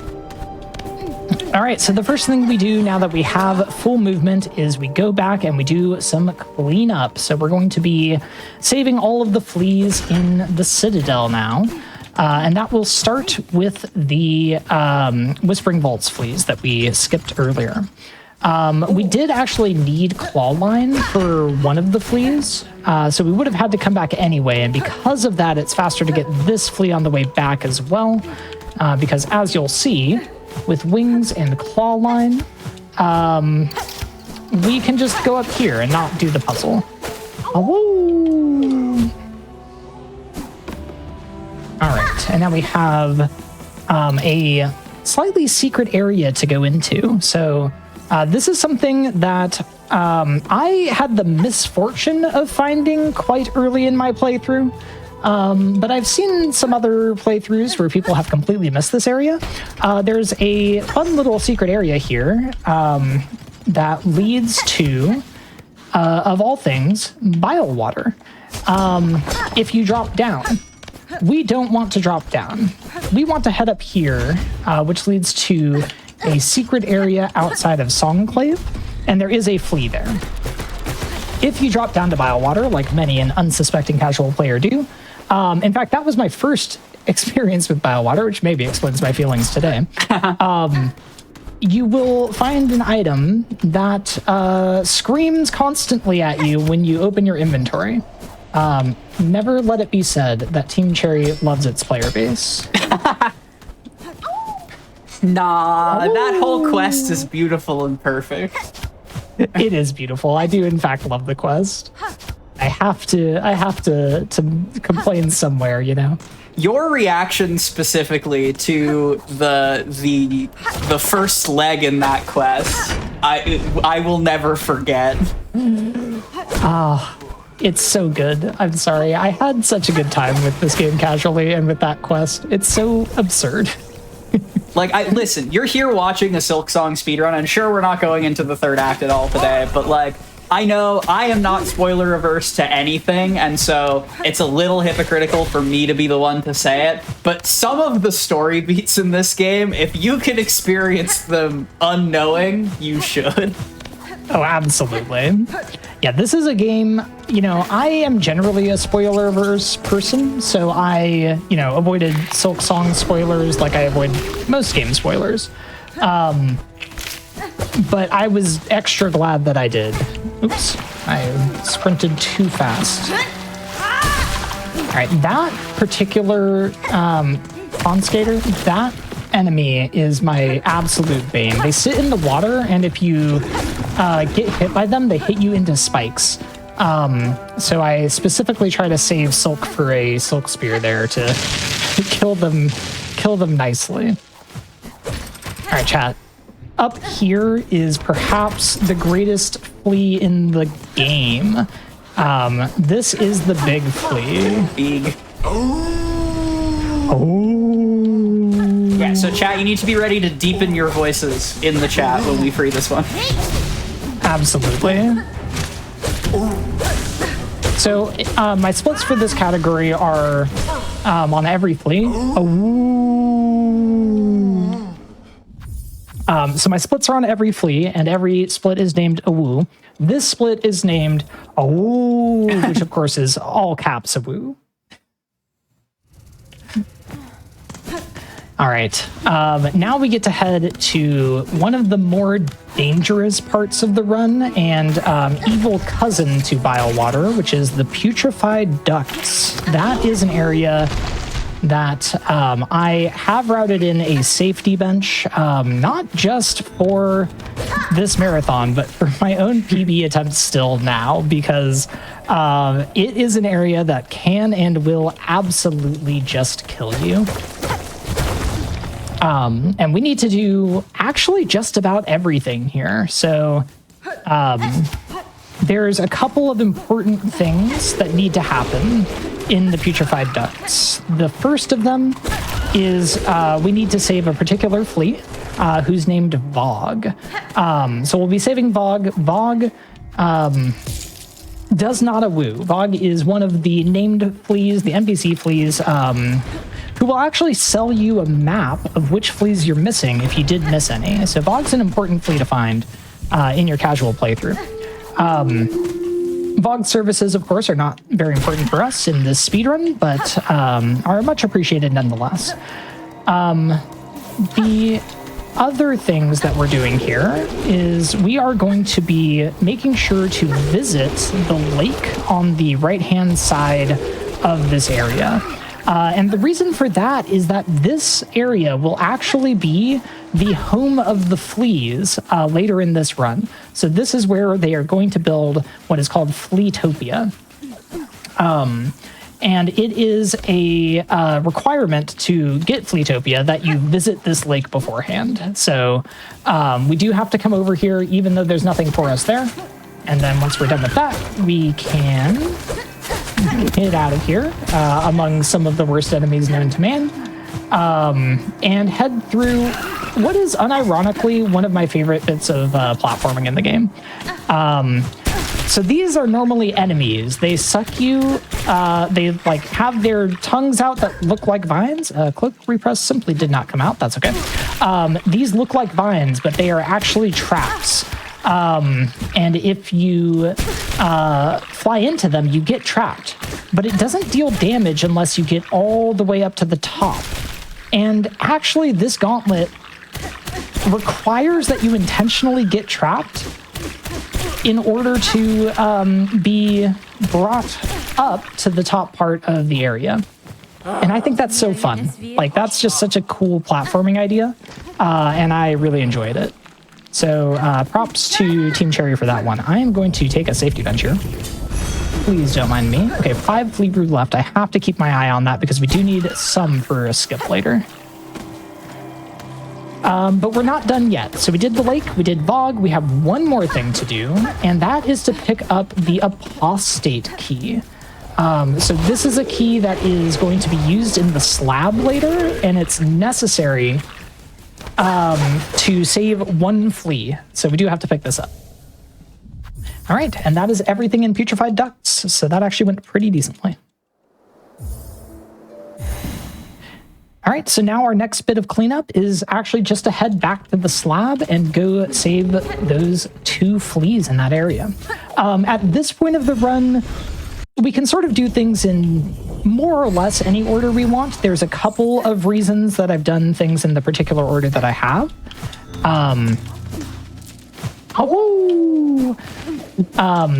But for the most part, we can just hop around the map and do all the things that we need to do.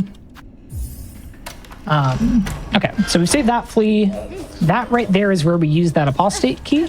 Luckily, we don't need any other slab keys, which might otherwise be a bit of a pain because the other keys require multiple gauntlets, but we just need to run over here, and it's a good time. And for slab enjoyers, the Silksong category extensions page is already up and fully running. Like, it was not purely a bit in the intro. There's already, what, like 6 categories on the board, I want to say? 4 mass shards, 5 tools, 6 wishes, Awoo %, slab, which is just getting, like, jailed and potentially soft locked in the slab bellway, and 3 slaps? Dapper slapper? Am I missing something? That sounds right to me. There are many, many more extensions, of course, in a separate category extensions spreadsheet like there is for Hollow Knight. But I think those are all the ones that are on the SRC boards at the moment, and they are all good runs, I would say. The meme runs are strong in this game, as they were in Hollow Knight. So rest assured, you know, if you thought, oh, the memes end now that we have Silksong. No. They just got started. All right, so now we're making our Greymoor return, and it starts with a very funny thing, which is that with wings, we don't have to do this arena, so we don't. So I'm just going to leave if I can get that wall jump. Perfect. And we're just going to head out because there's no reason for us to do to actually do the arena and head over to that side of things.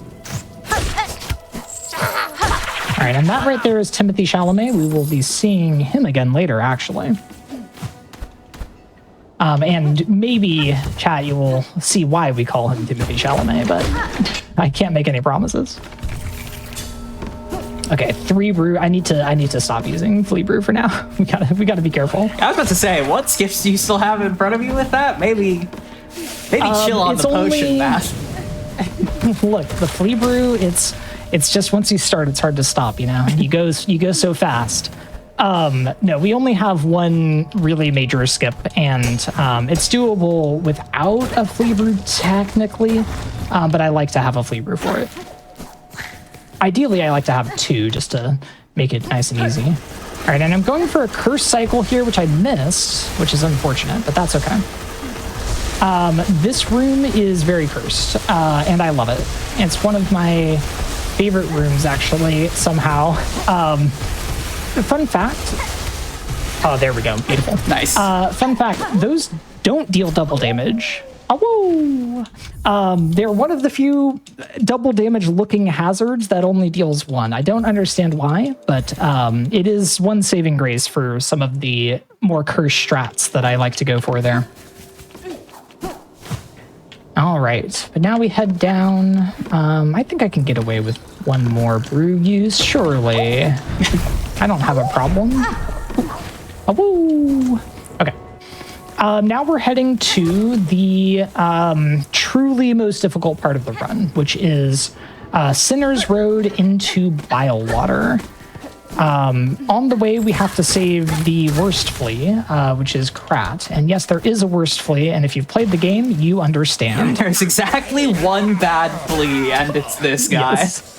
Yes, so we will not be gracing Krat with an Awoo. He does not deserve it. But now we head up into Sinner's Road, and we will be doing our best to absolutely avoid all of these muck roaches, because I do not want to have anything to do with them. They are awful. Luckily, we don't need to do any roach guts quests or anything like that. All right, we didn't get the Chalamet, but that enemy can say Chalamet. So of course he's been named Timothy Chalamet. We do pogo Timothy in order to skip the right room there. Okay. This room is perhaps my least favorite room in Sinner's Road, actually. Is that because I don't have much practice at it? Maybe, but I'm not going to practice it to find out. All right, and we get the flea. Hello! Ow! Wow, Okay, so the muck roach body blocking the exit. Yeah, I tried to pogo dash through and I did not succeed. All right, and now we enter Bilewater, which, as everyone knows, is best experienced on 2 HP. So I'm going to be trying to get a heal off of some enemies here if I get lucky. Oh my goodness. Okay, that's thank goodness that the anklets didn't eat my silk there. Yes, trying to okay. get a heal in bile water. Where have I heard this one before? It's not a fun experience, I will say. These snitch flies are somehow one of the worst enemies in bile water. Awoo! I hate them. They deal double damage, they steal your money, they fit right in, honestly. All right, and now we play the game. So the problem with bile water, of course, is manifold. Casual players know well that this area can be very brutal. But the fun thing for speedruns is that it's also random. So which enemies spawn and where they spawn is completely random. So you can't really have any consistent movement that if you aren't accounting for that, which I would say is not the greatest experience, but we actually got really good RNG there. So normally you would get some spawns of the Stiltkin, which are the little guys. Okay, we are not using any more brew, it's fine. Those guys that jump out at you, we didn't get basically any of them in the way, so it's all okay. All right, and now we head into the mist. So that's how the mist goes. Experience. Oh my goodness. I didn't even realize there were traps in room 1, I'm gonna be honest. I need to practice the mist more, but that's okay. So the mist is actually a fun alternative way into Act 2. And we have to do the mist because there's a flea in the exhaust organ. So we don't have to go all the way through the mist, but we do, well, we have to exit the mist, but we don't have to actually fight Phantom, who lives at the end of the mist. But yeah, this is an Act 2 entry path. Now, you might be wondering, if we have to do the mist anyway, why did we bother fighting the last judge to get into Act 2? And the reason is that the fleas need to move to Fleetopia in order for us to finish this, the requirements of this category, which is to pick up the egg of Flelia at the end. And we're nearly at the end of the mist. I am playing on the latest patch of the game. No, that's bad. Okay. I don't think I'm okay here. I think there are 2 left exits. So by playing this is... No, I didn't see it. Oh, okay. That's how the mist goes sometimes. The mist. Yep. So by playing on latest patch, one major trick that is really, really helpful for getting through the mist is completely patched out, which is called room juggling. So it used to be that you could actually re-enter the room that you just came from in order to get basically a new room. So you would re-enter the room you just came from. It would give you the same room. Where were they going? Okay, that's fine. I just don't know that room that well. That's okay. It would give you the same room as what you just came through, but it would randomize the exit. And that would be great because it meant if you got a really good room, like for example, the room that I came through right before I died, that was room 7. There are 8 possible rooms in the mist. That room only has 1 proper exit that would lead to the very end. So if I could have just reloaded the room, then we could have gone straight to the exit, wouldn't have had to do anything else. It would have been great. We would have had a great time. Instead, I got destroyed by that trap. But that is how it goes sometimes on the latest patch. If you haven't seen the mist casually, then the way that this works, you may have gathered by now. I need to play the needle in for the butterflies, and they will lead me to the correct exit. Now, there are a couple of rules, and because I'm coming from bile water, those rules are that the 3rd room needs to be a horizontal exit, but unlike older patches, it does matter which one we pick. No, I didn't trust it for some reason. Oh my god, please. Wow, this Silk Wraith is being a nightmare. Oh, that's okay. I'm gonna do my best to just kill it. So usually if you play the needle in, you can stun it, but I was a little off on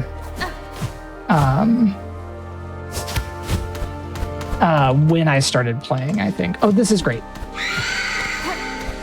So room 7 is perfect because it only has 1 left exit. Okay, excellent. So now we're through the mist.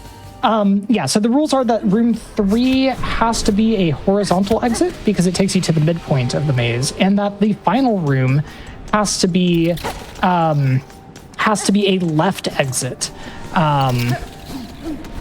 But if there are multiple valid exits, like multiple horizontals or multiple left exits, then I do need to play the needle in to figure out which one is right. All right, now normally you would go and fight Phantom here. We don't care about that. We are simply here to save a flea. So that's what we're going to do. Beautiful. Awoo! And now the mist can be a bit of an RNG check because the rooms that you get are random. But with a lot of practice, then those rooms can actually become consistent. I simply have not put in quite enough time there. It is there's a lot of information to learn to go through the mist. There are multiple YouTube courses on the mist. Oh, yes. I've seen so much theory and tutorializing for it. Oh, yes. And part of the reason for that is that the actual fastest route to finish the game without any major glitches goes through the mist. So it uses the mist for its Act 2 entry. And I'm not actually sure which route is going to be run later, but I think it will be a mist, a release patch mist route. But we'll be seeing. But like I said, on older patches, you do have the benefit of room juggling, and that helps with the consistency quite a bit. So unfortunately, we do not have that luxury. But all right, so this is Bilewater, and you may recognize this entire segment that I'm doing as that one run back that you had to do for far too long because you didn't find the secret bench that Team Cherry hid in a far too hidden place. If that's you, that was also me. You may be entitled to financial compensation. Oh, yes, indeed. I have done this run back far too many times in my life, but luckily this time it ends at the flea and not at Grohl, so we are able to simply leave. And that's why I say Bilewater is not as bad here as it is in a lot of other categories. So we take what we can get. All right, so that is the worst platforming of the run done, and now we move on to the worst combat. And I am not kidding. We are about to do an arena here for a flea. It is I think actually maybe the only flea that's guarded by like an actual arena. There is the Snitchfly flea, which is guarded by some enemies, but as far as an arena goes, I think this might be the only one. And this arena is diabolical. I absolutely hate it. It's down in the deep docks past this claw line check. And it's just filled with these enemies, like the one that we just passed, that can throw bombs that just completely obscure your vision. And I hate it here. So we're going to do our best to get through this arena with hopefully not too much trouble. The nice thing is that the bombs can be used to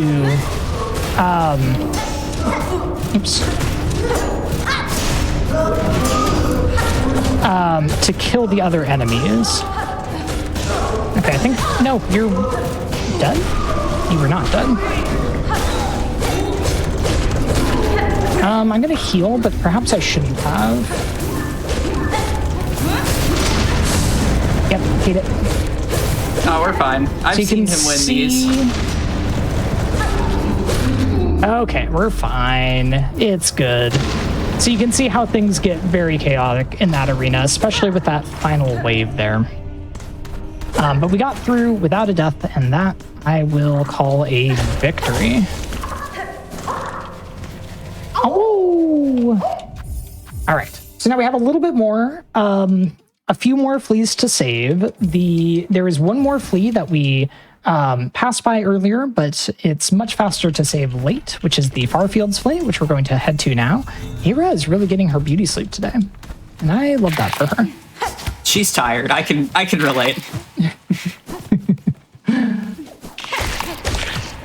So with wings, we can actually skip a surprising amount of this gauntlet. So this was a gauntlet that I completely missed in my casual for a very long time, which led to a lot of confusion. But there is a flea back here. And we will be, hopefully, there we go. That jump is a little tight, and I mess it up more than I'd like to admit. But we will be saving them. Awoo! All right, and that is the far fields done now. So the only area that we have left to do is the Sands of Karok. And there are 2 fleas that we need to save, and those will be our final 2 fleas before we move on to Fleetopia and get our reward. So we have a flea technically in the Blasted Steppes, but effectively in the Sands of Karok that we'll be saving, and then 1 more flea that we will be saving in Karok itself. And that area is also a bit of a tricky platforming area, but luckily we don't have to go too deep in order to save the fleas. There is 1 final boss fight on the way too, and of course, 1 unskippable cutscene on the way where Hornet sits with all these fluffy little guys. Important. Yeah, skipping that cutscene, of course, not at all possible. There are 3 of them in the run. That's fine.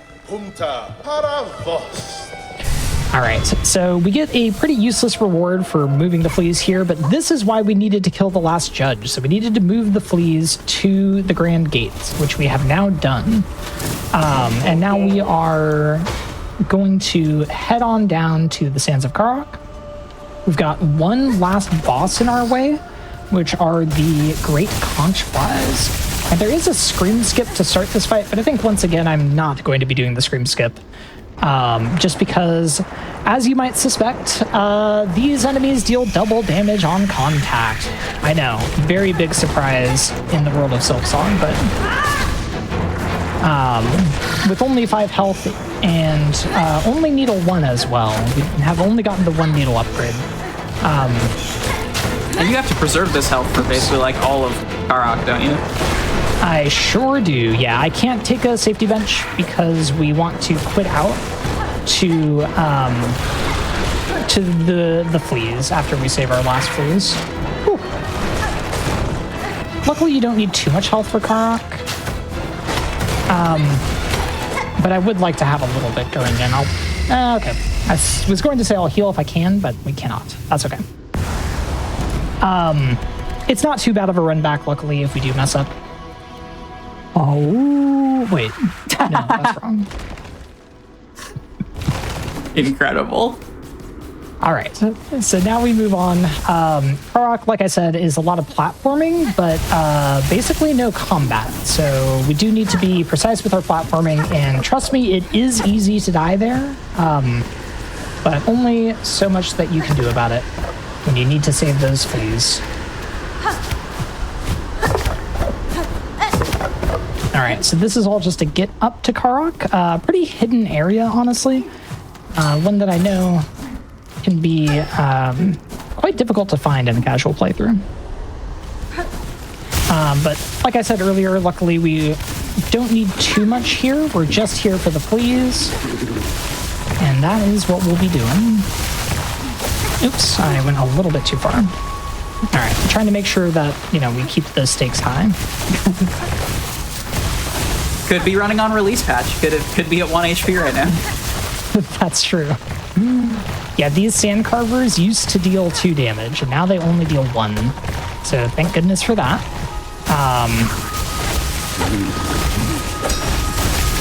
That was a bit of a sketchy pogo. It's okay. Yeah, I'm not gonna lie. I'm surprised your hitbox was still out there. Don't worry about it, Quack. Just believe in the power of the memes to pull us through. I always do. Just to be sure. You can get hit for double damage on the way up here, and it is a bad experience. Well, only 1 damage, but it's still okay. Okay.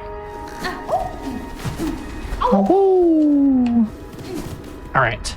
And we've got 1 more woo ahead of us. Have a skip to do here. All right, I like to do 2 flea brew just to make sure we make it. Oh. And is that All right, perfect and that zeroing out of is- your flea brew? Oh, maybe actually. I think I might have 1 or 2 in reserve, but that might be all of it. Let's see. Oh, we won't actually get it on this. Well, we'll never know. Oh, okay, cool. If I bench, we would find out. There is a fun trick you could do though. If you run out of flea brew, you can throw the bottle and it deals 3 whole damage. And if you do that, when you repair the bottle, you get a flea brew back. All right, and one last unskippable cutscene for the road here. I absolutely adore this. So this is sending the fleas to Fleetopia. And we will speak with Mushka here and get our reward for finding all of the fleas, and that will be time. So it's coming up in just a little bit here. We need Mushka to give us that tool pouch, and then we skip that, and time. GG. That is all fleas or Awoo percent. And of course, you can play the needle in for these guys. And it's absolutely beautiful. Beautiful and perfect. I love this run. It's definitely not an easy run, but it is a very fun run. I would certainly recommend it. Okay, I did have 2 left, so I could have been a little bit more. Could have had a couple more sips. And no nice things for Krat. No nice things for Krat at all. Well, as we celebrate here in Fleetopia, Math, please, if you've got shout-outs to give those, and also let the people know where you're at on the internet and what you're up to. Yeah, absolutely. So, shout-outs, as always, to the meme speedrunners of all games, to be honest, but of Hollow Knight and Hollow Knight Silksong. The meme runs are where I got started with speedrunning, and I absolutely love them. I think they're so good. They're such a fun way to have fun with the game. You know, you have the optimal aspects of speedrunning, but also just the silliness of doing something fun. But yeah, if you want to find me, I am on Twitch at twitch.tv/Mathulu and on YouTube at Mathulu. And yeah, thanks Quack for hosting this, and thank you to GDQ for having me on for this run. This was a fantastic time, and I'm so glad that we got to showcase all fleas for you all. I truly could not think of a Journey to Silksong showcase without something like this. It's absolutely perfect. But we're not even done yet, because while we have had our fun, and it was truly so important to me to show off that Silksong memes are already thriving, we are going to end our journey to Silksong in a very similar manner to how it began, as well as to tease some future GDQ happenings. When we come back from the break, we are going to be saying hi to your AGDQ 2026 Hollow Knight Silksong Any % runner, previewing the category for us. So don't go anywhere. I'll see you in a bit.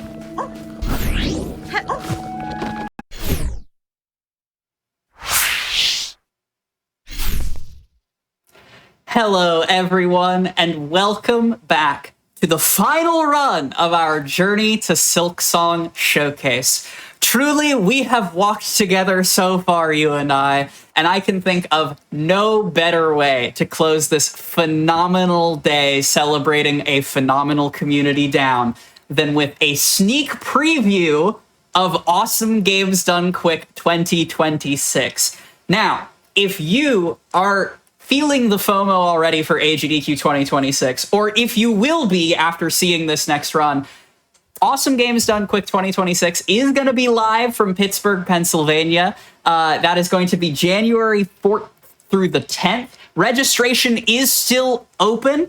GDQ has started doing late and even on-site registration, so you can visit gdq.gg for more info of coming and seeing us perform these speedruns in person. And of course, if you can't make it live, you will always be able to watch it right here on twitch.tv/GamesDoneQuick. But to preview the final bonus game of the event, I am delighted to welcome to the stage, running Hollow Knight Silksong Any % NMG, Scene. Hello, everyone. My name's Scene. Hello, you get to see my hands. I'm going to be running any % no major glitch today for Silksong. I joined this community pretty recently. It's been a blast meeting new people and running this category. It is really something special. I've never played a game like it. Like Quack said, I'll be running at AGDQ 2026 this year, so you guys will see me again, and you'll get the full face cam. Don't worry, not just the hands.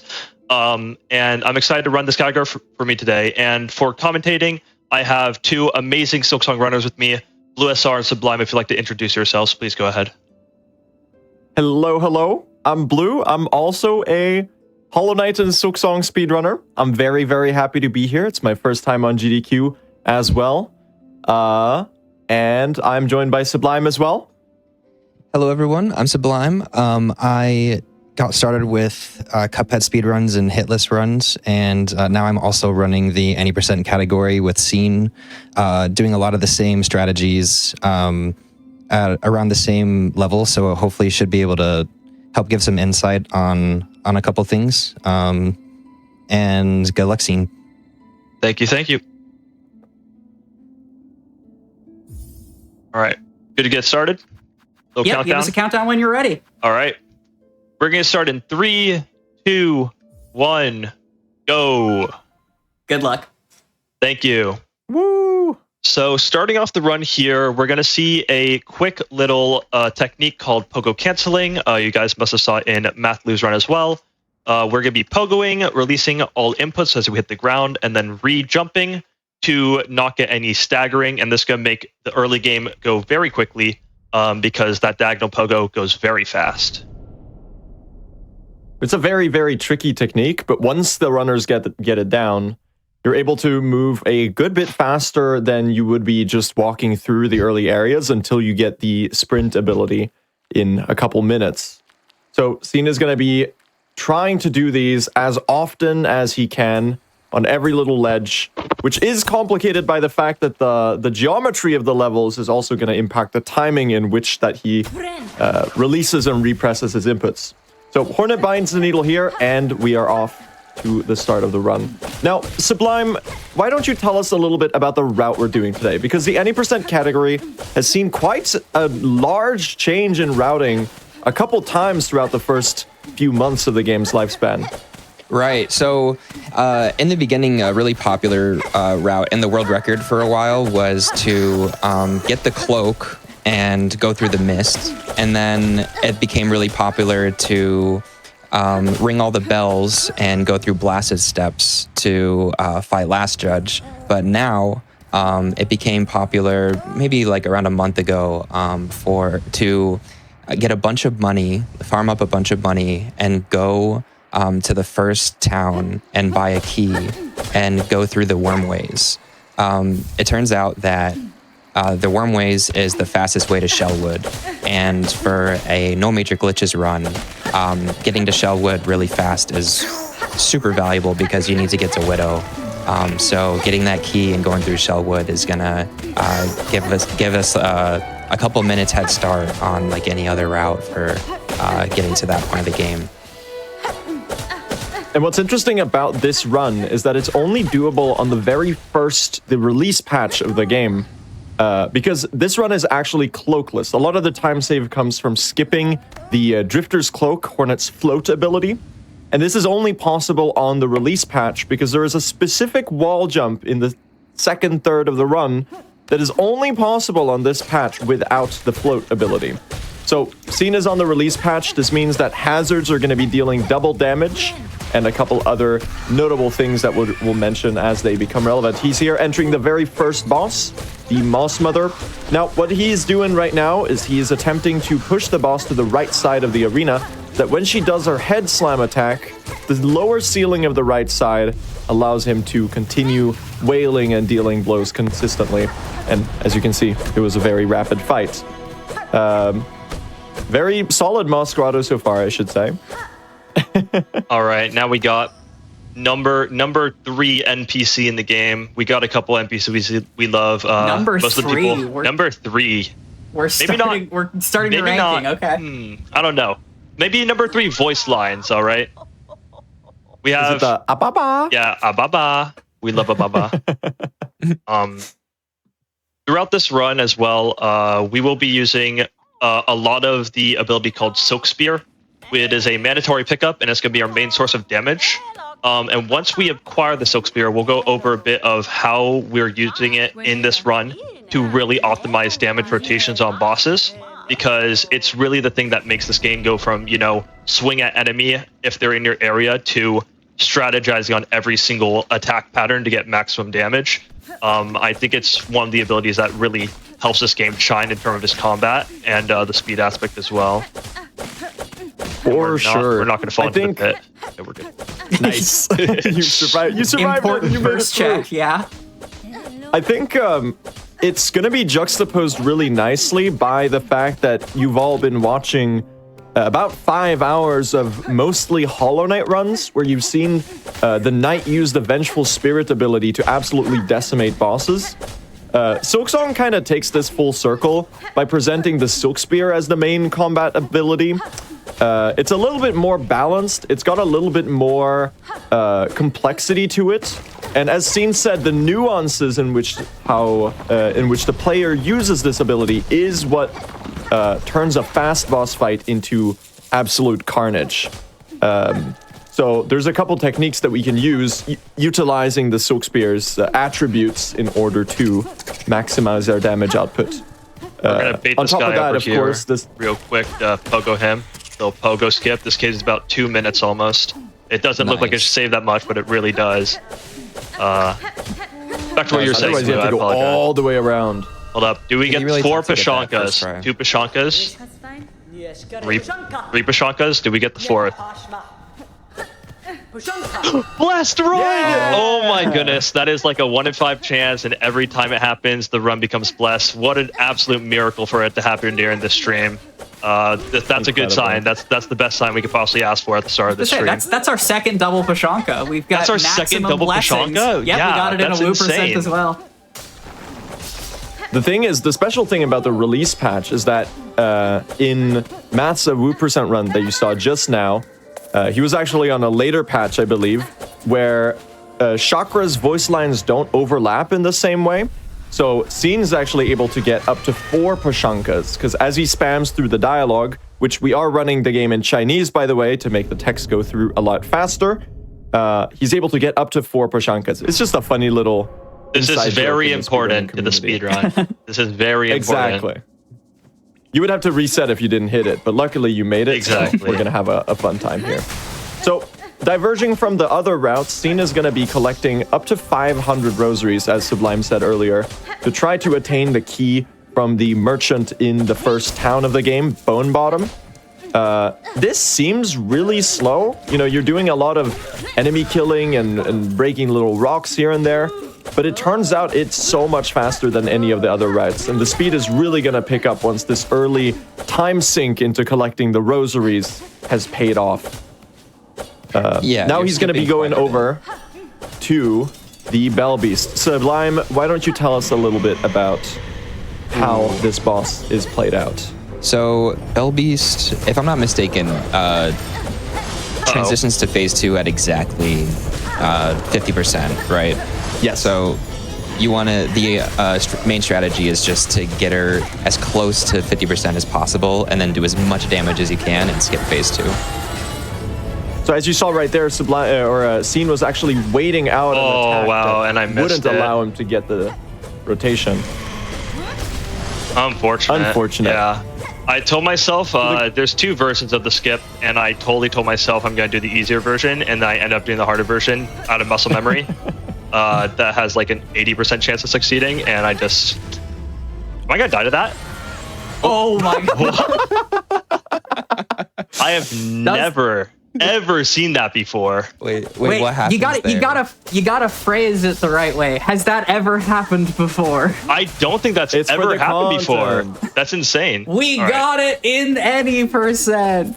No, the I'm boss also should be curious- dead, luckily. I was That's about to going say, to be does like that a kill count? Yeah, that kill counts. Is the Silk card just going to be floating there? It should be. That's really funny, though. No? Oh, no. Oh, man. All right. Well, we get a second try. All right, at you this. get a second try at We're it. getting the skip. Don't worry about it. Okay, wait. I thought they scream again. Unfortunate. So as you can see, there's a precise damage rotation there to get as many spears and needle hits in as possible.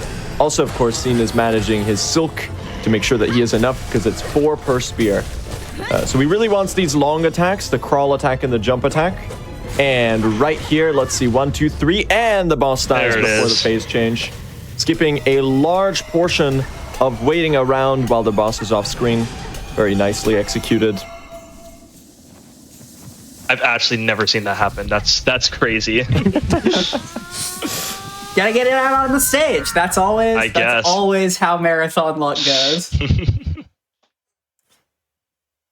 One more thing about the down patching to the release patch is that for not some reason, but Team Cherry graciously, obviously we mentioned the hazards, how some of the hazards do less damage in the recent patches, and now in the release patch it does more. There's also certain enemies that do more damage, or have more health. One of those being probably the single hardest part in the entire run, gets even harder now through down patching, which is the High Hulls Gauntlet at the end of the run. You'll see that later, but down patching is like, Team Cherry tried to fix it, and speedrunners were like, no, we want the hard version, which is like pretty funny. Yeah, the clappers, there's the big enemies at the end of High Halls Arena are really troublesome, and they have 50 extra HP on this version. So, we are going to perform a quit out here. The main reason, there's 2 reasons. First, it saves time. The time isn't too important here. It only saves like a second. I don't need to do that in terms of running it. But the main one is that doing that will respawn enemies. There's going to be a patch of enemies that we have already killed that we need respawned, and we are going to go ahead and quit out the game to make sure they reload the next time we enter that room, and then we can get them, kill them for more rosaries later in the run. Yeah, those Moss Pilgrims drop quite a lot. They do. It's kind of surprising that you're able to scrounge together 500 rosaries this early, while still going at like full speed to every objective. There's a lot of rosaries thrown about in the Marrow, it turns out. Now, as you can see, Scene is continuing to perform the pogo stun cancels through some really tricky terrain. Here, it's really put to the test. The precision and the adaptability of the technique. It's quite impressive, and you still haven't really messed up any of them in any meaningful way. Not yet. Very little clean trick movement. there. Had to do Not 2 to comms pogos. curse you there. 2 pogos is still pretty good there.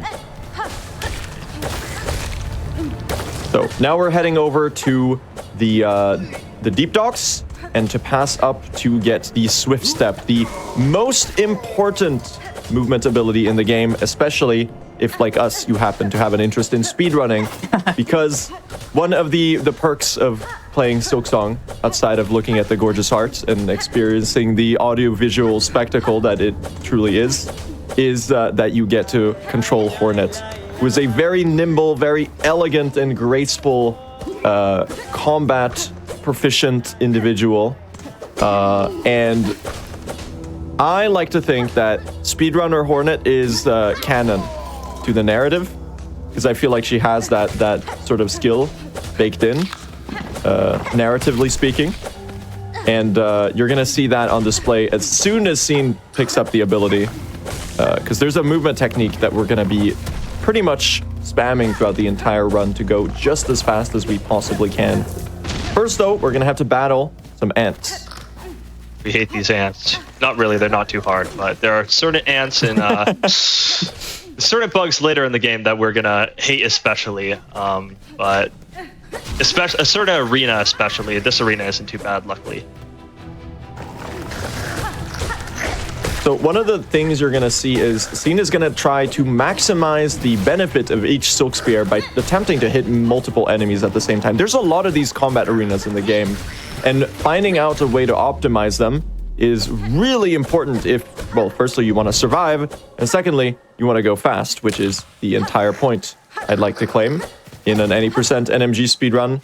Another thing you saw Scene do right there with the Silk Spear, perhaps the first technique that we should formally introduce, is the Silk Spear needle animation turnaround cancel, which is a very verbose way to say that you can cancel the very end of your needles, the regular attack, the animation for the needle by turning around real quick and flipping back around, which allows you to get your silk spears out much earlier. So in a lot of these situations, you're going to be seeing Scene basically hit the enemies with a 360 no scope with the silk spear to save about up to 11 frames, I believe, is the window that you save. Yeah. So you're able to get the silk spears out a little bit more, and as you can see, Scene is now going very, very, very rapidly using something called Pogo dash cancel movement. Just started a really, really hard split here. This is the split right before Wormways. It's super optimized, and he's gonna be trying to get as many rosaries here as possible. They honestly have a mind of their own sometimes. They can just like roll infinitely with like infinite momentum, or they can, sometimes you just don't spawn as many as other times. And it can be tough to get as many as you need. So sometimes you have to kill an extra enemy or two, but if you're really, really careful here, you can get away with doing this really quickly without killing any extra enemies. It's extremely hard, but Scene's been getting some really good times in this exact split like this week. So far he's doing really well. Yeah, I wanted to comment on that. It's really a balancing act. I wanted to comment on that because I know Scene has, you've been doing multiple like 8 to 10 hour grind streams of this game in prep for AGDQ. What is the experience like of practicing, individual splits, individual moments of the speedrun like that over and over again? Is that something you were accustomed to before this game? Is this a new experience? So it's a completely new experience. For anybody who didn't know, I didn't have too much speedrun background before Silksong. I speedran Hollow Knight on the Nintendo Switch, and I still currently hold the world record for it. However, it's like there's no practice methods with that. There's really not too many methods to practice on the Switch, so it's like, go play game fast, only do runs, you can't really practice. And so for this, it's like, it can be a bore or a drag a lot of the times. And so I came up with this idea. I named it Silksong School to create a scheduled format for practicing a lot of hours per day in a way that's still interactive and not too boring. And I think that really, really helps the intense amount of grinding without being too boring. I also still need to break these rosaries. I forgot to do that earlier. And you got 4 extra rosaries. I did. did It with a tiny margin. Look at that. And so Scene is now. Oh, sorry. No, you're good. Go ahead. Yeah. And so with the practicing, it can be tedious, but I know it's gonna pay off. It feels good to get PBs, Obviously. Hey, obviously, speedrunners, #1 goal: go faster than you can go. Last time, Yeah, and I didn't know you were a Switch player before either, which is incredible. That is also how I found this game initially, was I had the terrible, terrible idea to attempt the speedrun True Ending on Hollow Knight on Switch. And I learned very quickly that that was not the right way to play that game. All right, we have some pretty cool movement coming up here. I just need to make sure not to mess it up. This is probably one of the hardest movement sections in the game, but also that means it's one of the coolest. You'll see a couple times where I might pogo through an enemy, so I'll use my down slash to go onto an enemy. When I pogo an enemy, I gain invincibility. Oh, that's so cool. Yeah, this skip's really sick. I gain invincibility frames when I pogo an enemy. So you'll see a couple times during the run, I will teleport through the enemy with a pogo and just be fully invincible. And it's a way to go through enemies without actually taking damage. Barely made that cycle. Oh, I missed that. I hate doing that. Yeah. All right, we're out the worm way, so that was pretty decent. I'll take that 100%. It could be a very scary fortunate coincidence that you can squeeze through with pogo iframes, because it fits so neatly into the pogo dash cancel movement, which I touched on earlier. But basically, what it means is that we're sprinting, interrupting the sprint with a leap, then interrupting that leap with a pogo, which is the down slash, the diagonal down slash, and then interrupting that pogo with a dash, which turns into a sprint. And that's the sort of wave dashy looking movement that you see Scene doing anytime he has the opportunity. And it allows us to maximize our running speed even just that little bit more. And it just so happens that it also just lets you squeeze through enemies if you do it on top of them, if the enemy has a small enough hitbox. All right, we're going to do this baiting method. Bring this enemy right here. This is going to skip an entire boss that you typically have to go to as we go on our way to the wall climb ability Cling Grip in this game. And here I'm going to try and showcase a new skip that people have been developing. It only saves like 5 seconds, but I have the health to go for it, so I might as well do it. I'm going to try and hit this flower upwards. Pogo, pogo. Oh, almost. Barely missed the ledge. Nice try.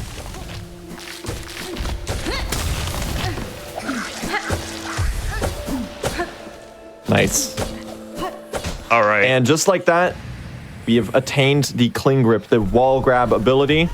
The world of Farloom is now pretty much open to us, and we can basically book it towards where we want to go, which is the top of the kingdom, with a couple caveats, a couple things to do on the way. This is going to open up the movement even more. You're going to see a lot more verticality to the levels going ahead. And also, we've got some boss fights coming up, which is really exciting. We have a couple of my favorite splits coming up, followed by one of, if not everybody's least favorite split, which we'll get into shortly once we start reaching there. Everybody knows what I'm talking about. If you have played Silksong or speedrun Silksong in any way, you know what split's coming up and how everybody just prefers if it didn't exist. However, unfortunately, it is the fastest, therefore we have to do it. But it involves every speedrunner's worst nightmare, which is RNG. But in the meanwhile, here's a Widow fight. We gotta beat this boss in order to get the needle in to beat the game, which is mandatory. Nice, taking advantage of the pogo through there. Can swing a little faster that way and also get the iframes that Sean was talking about earlier. Yeah, exactly. So a lot of the pushing the combat to the next level is done using the needle animation cancels, which is basically interrupting the end of your needle animation with another set of movement. So a dash or a or something like that, a spear or something like that, and that allows you to get out a needle hit right away. So the little flurry of hits that Scene does when he approaches Widow is a dash slash into immediately another slash. Gets a nice safety heal there. Yeah, great heal. Probably a good call in a marathon run, considering he's not getting the very best Widow pattern, and finishes off the boss at a pretty blistering pace nonetheless. Very good fight. Obviously, if this was a regular speedrun on something like my stream, there would be a chance I go for way more risks. But a lot of these bosses, we're going to play a tiny bit more safe while still showcasing the fastest possible strategies, just maybe not as often as I would in a run where I don't care if I fail or not.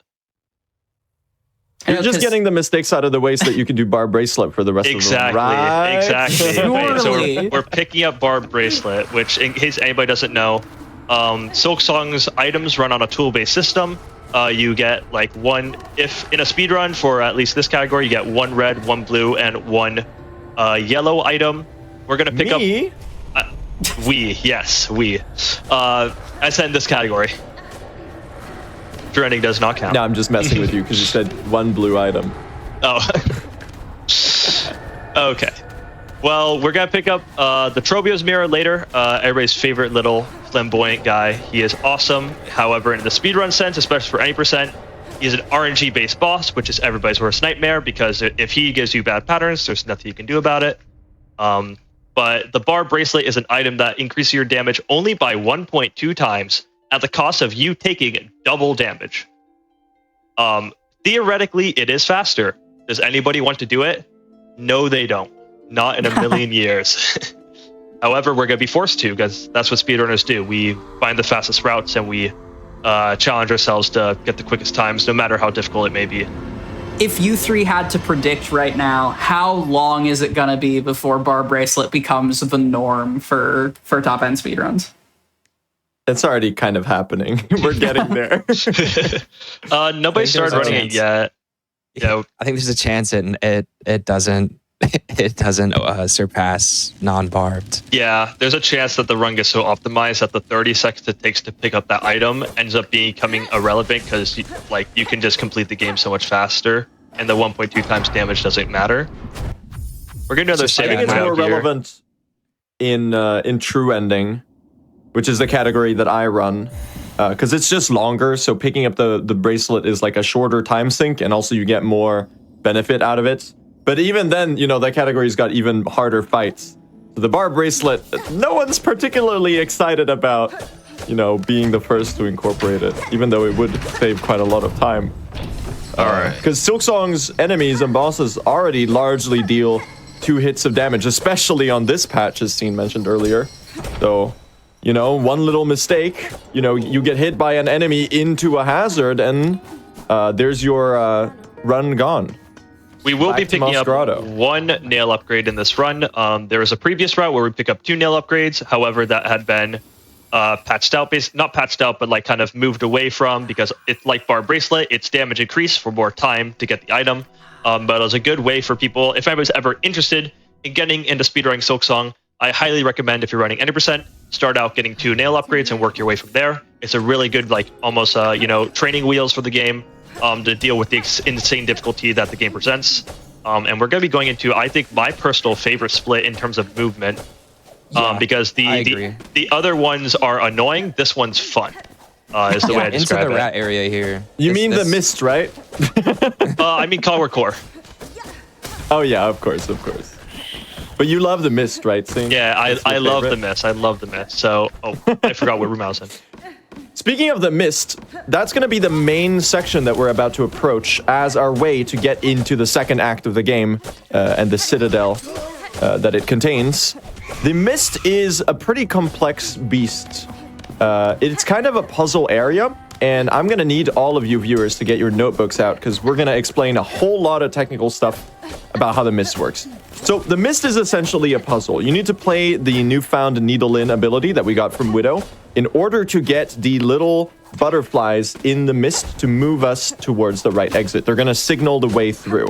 And we need to complete about 7 rooms total, 8 rooms total. Yeah. Including the middle passageways, in order to reach the exhaust organ, which is where the phantom is, which leads us into the second act.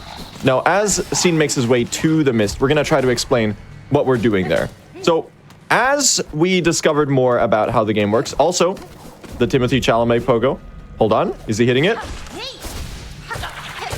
Nice, dude. That's incredible. Very impressive. That one's really hard without the cloak. Oh, and I got the perfect cycle. Wow, that's an insane cycle. I do not hit that every day. Oh So my there- gosh. He has to do a really, really specific setup there to like hit the spikes, like just to prepare that pogo. It's like super specific. So one of the things we can utilize in the mist is something called room juggling. So basically, if you double back through a room that you just passed, it keeps your quote-unquote completed room score That's a good as room. it was, but it reloads the exit in the next room. So I if did not Scene juggle enters a that room because that room was terrible to be in. This is really good. These enemies are very annoying. If they grab you, they steal your silk and they deal 2 damage. Now I just need to find any side exit. This is perfect. This is one of the best room layouts for a side exit. Just don't get hit by that. Now we're at midway. And now we need to find one more pair, and then the final exit will always be a right exit, so we simply need to look for a right exit. We're going to use invisibility that pogo was so there. clean. We should have time to get this off before they grab me. Jump up. So this room has 2 right exits, unfortunately, which means that we will have to go back and play the needle in on the butterflies. Yep, I'm going to be forced to, unfortunately. However, we have some really nice butterflies right here, which will show me if it's either top or bottom right, because there's 2. Looks like we're going to be going bottom right. Nope. Yeah, the benefit of juggling rooms is that the butterfly position that is remains very the close. same. Very nice, well executed mist. This area, imagine it a little bit like a Minecraft random seed speedrun. It's all about quick decision making in an uncharted territory, which is a really interesting little puzzle in microcosm to have in an otherwise pretty consistent speedrun, aside from, you know, the boss RNG and so on. Scene is going to be tackling the Phantom, which is one of the coolest and most memorable bosses in the game. And he's going to be trying to make quick work of the fight. Now, here's going to be another principle that you're going to see throughout the rest of the run's major boss fights, and that is Silk Spear wall bonking. So because the spear has to extend all the way out in order to retract, you can actually do silk spears close to the wall and they will retract much faster. So that means that in order to maximize your DPS, because the second you finish doing your spear, you can deal more needle hits. Scene is going to want to be doing spears against the wall just like that in order to maximize the damage output. Now, I should say a silk spear deals 3 times the amount your needle damage. So getting those fast spears out is going to make the bosses go a lot faster. There's the second phase already. Very clean fight so far. Nice. Hitting this, so this attack she can actually take damage here. Wow. Oh my god, already basically skipping phase 2 there. Nice, that was really, really solid. Insanely solid. Yeah, it's funny. You poke the Phantom's Mist and they get really sad and then they die.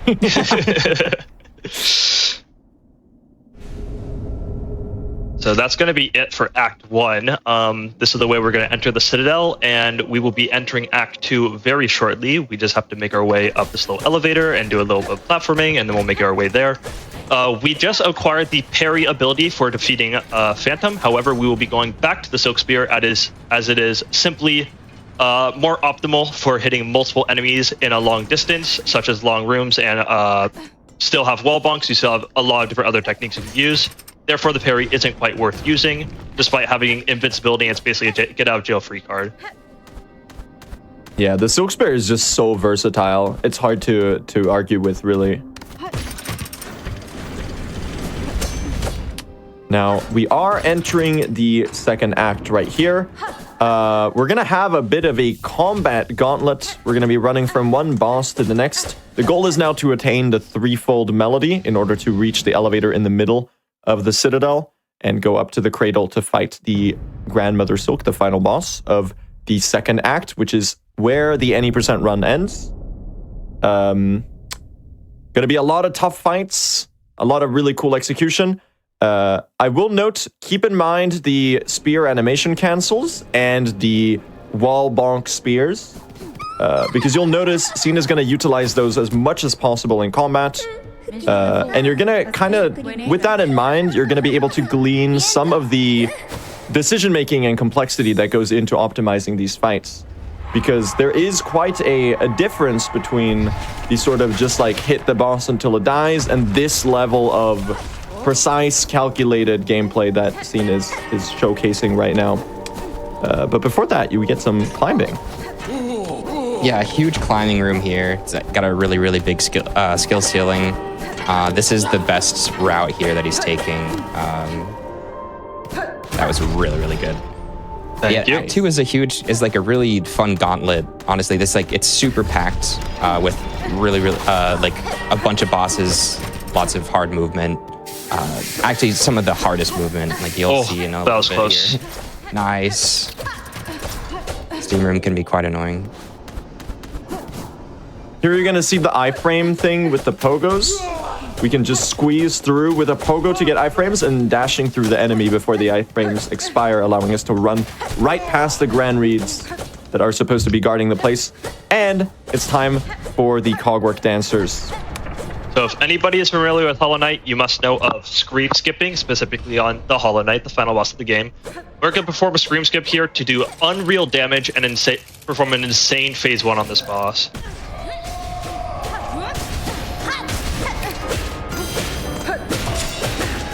Oh no, those needle hits. So right there was another form of animation canceling. You were pogoing the Cogwork Dancer and then dashing and then side slashing to get those really fast, like double flurry needle hits. As you can see, the wall bonk spears are going crazy with the fast bursts of damage. Unfortunate pattern right now. Yeah, unlucky pattern here. Good execution. Now we're going to attack the left one because this one will move separately, and they have individual health bars. So you're going to see I'm only going to attack this one. I'm not going to try and touch the other one unless I need Silk. Yeah, part of this fight is learning how to track a dancer carefully, especially when they do the screen wipe attacks. Sometimes if you lose track of them, you lose a lot of time. Nice. Really very clean fight. Bit scary on that pattern. Sometimes that pattern can be really awful. I end up getting a pretty mediocre pattern, but luckily was able to play it a bit smarter, a bit safer, and not take crazy damage considering I was 2 shots away from death. The left side dancer there in phase 3 actually attacks a little later, so you can get an advantage there by getting some early damage. The only downside is, well, the patterns can be different, but also when they go together for their like a combination attack, you can only damage the right side, the right hand dancer. So you want to make sure to kill them before that attack happens. We're going to do a little save and quit out here to make this elevator come down a lot faster. We're going to save a decent amount of time with that. And we're going to be entering the Whispering Vaults Gauntlet. Now, this has been a struggle split for me, so I ended up grinding it a lot. I think this little split is one of the highest skill ceilings of the entire game, and hopefully I can execute everything perfectly. So we'll see how this goes. Are you doing the pogos? Yes, I am. And look at this insane drop movement right here. There's a cycle here that Scene's gonna barely be able to catch. And of course, incredible precision in the positioning of Hornet right there. Nice. Just barely That's really past. Really nice. That's really hard. Okay. Oh, no. Oh. That's a bad spot from this enemy. It should be fine. Just got to take it a bit slower here. And Okay, there we're you get to double see the damage brutality hazards, of, though. Yeah, the brutality of the release patch hazards. Can't float to save yourself. Exactly. All right, and now I think this is the first arena we're going to see the full utilization of Silk Spear in like its entirety. We'll see a lot of different Silk Spear techniques here, dealing massive damage to every enemy in its way. It's the best arena in the game. Dean taught me how to do this one today, like really well. So I think he's got it down. Look at that. It's all about hitting the enemies, bunching them together, and then trying to get as many of them dead with a single Silk Spear as possible to just get a really efficient and fast arena. Look at that. We got the Vault Keeper right there. We're going to just take the... Really typically, nice. I could Silk Spear there, but I'm just going to take the heal here, considering we're going into another very difficult boss fight. However, it is our boy Trobio. We're going to be entering his arena very soon. Everyone loves Trobio. We do. How can you hate him, honestly? I don't see how it's possible. He also drops a very useful item here that Scene's going to be picking up. It loses like not even that much. It's like 7 or 8 seconds to pick up, and it's really useful. It doesn't lose much, but when it's going to make healing later really good. Yeah, so almost no top runners besides myself picks up this item during their actual runs. It's kind of my staple. It's like, I'm like stubborn. I'm like, I'm going to pick it up. I don't care. But I think it is a must pick up in races and marathon events. It is just so much value for such a little time loss in an event like this, which is going to be, basically it deals damage while you heal. We're going to pick it up right after we beat Trobio. And hey, I love having a signature style as a runner. That's a very cool hallmark. Even at high level any percent, you can find ways to distinguish yourself as a performer. That's very, very cool. So this tornado attack right there is kind of the bane of our existence. You kind of just have to navigate around it. You can get some pogos on top of him. But then, as you can see, Scene quickly re-engages with the fight, tries to push Trobio towards the wall so that he can get those wall bog spears. Here's a phase change. He's barely able to get the stagger to skip the long under the floor attack that Trobio does. Really well executed right there. Nice, dude. Oh, you're playing so well right now. Nice stagger. And finishes off the fight just like that. A lot was happening there. Now, can we get... Go ahead. Can we get a Trobio in the chat? Sorry, I interrupted you, Sublime. He also did a really, really cool during the phase transition.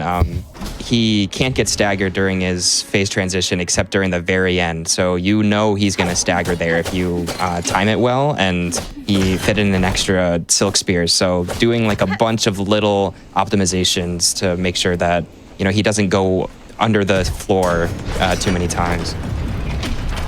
And the reason why we say that's an RNG fight was, despite how good that looked, if I had better RNG, it would have been faster. There are runners who have gotten lucky enough where their Trobio do not enter the floor a single time, and those are the people that have some of the fastest times. So it's really just a time check split where it's skill expression with luck, which is like that's why we need a down patch. That single wall jump is what Team Cherry patched out of the game to make cloakless impossible. So it's not even hard or anything. It's just unintentional game design. And to be so clear for the lay viewers who may not know this, Team Cherry did not patch that wall jump out to make the run more difficult or to change the routing of the run. They patched that geometry because it looked asymmetrical and it irritated them. Team Cherry are our offline kings. Mm-hmm. Yeah, exactly. I think the explanation was that they had fixed the other side of that wall, and they just forgot to fix that side. So when they became aware of it, they just like polished it up. And it's funny how those little things can kind of change up the whole route and the whole patch of a run. But we're very lucky that wall is there because it lets us do this really cool route. Scene just picked up the claw line, which is the final major ability that we'll be attaining in this run. We've got a little combat gauntlet right here. The claw line allows Hornet to deal 1 hit total of needle damage to an enemy, as well as closing the distance really quickly. That's going to be another tool in our arsenal for both movement and combat purposes. Wow.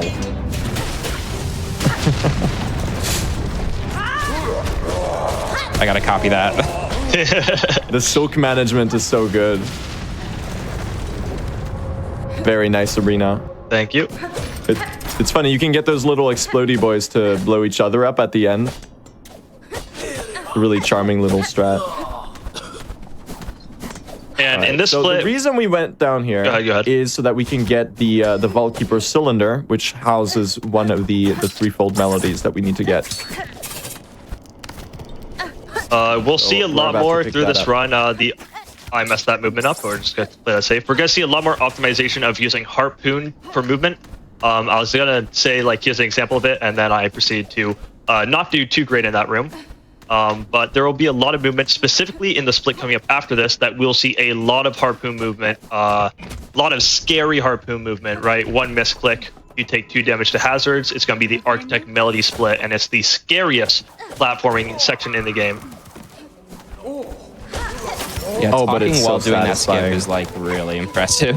So he just skipped the intended way of getting up there is to go get a platform and you whack it over to the left and then you climb on top of it. But there he just timed a couple dashes perfectly to get through the enemies and just pogo on top of one. I learned that one today. It's really fun. Yeah. Oh yeah, it's really consistent too, so it's quite nice.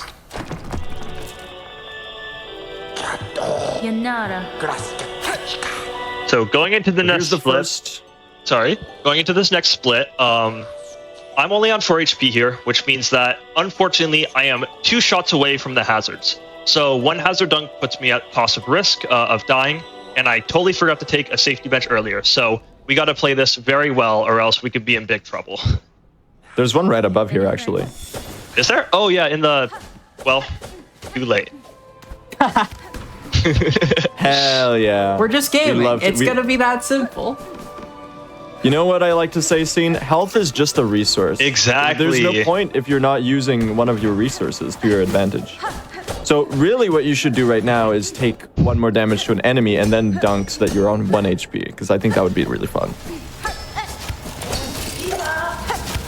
I almost... Nice cycles here. What? Oh no! Don't actually do it though! Well, okay. Still going for the fast cycles. You love. What happened? That's 2 times that I thought I did high enough, and this spawn is really bad.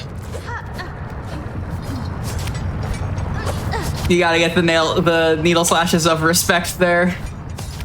Yeah. I comms cursed. I need to see myself out. Oh no! And this is now- really awkward without the float ability that this area is very much designed around having.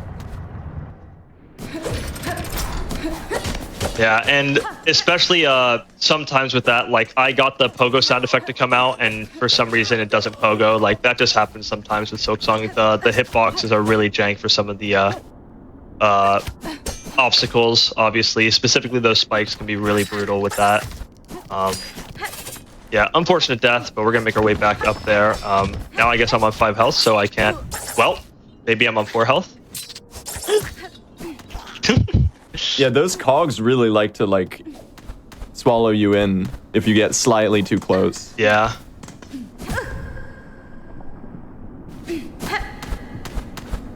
All right. You were just setting up a cocoon skip though, right? Yeah. Oh my goodness. All the movement's messed up now. All right. This was the bench I needed to take earlier, just in case. Right here. Gonna take that. We're gonna make our way back expeditiously. Perfect. You got the this. scenic Scene. route. The scenic route. Is this anything? I mean, the scenic route is Get out. another show on Hotfix, so you got the double dipping there. Jeez, and I'm back to 2 HP, unfortunately. That is just unlucky RNG from him. Yeah, my jump's not Hollow coming Knight out. Silksong the long way.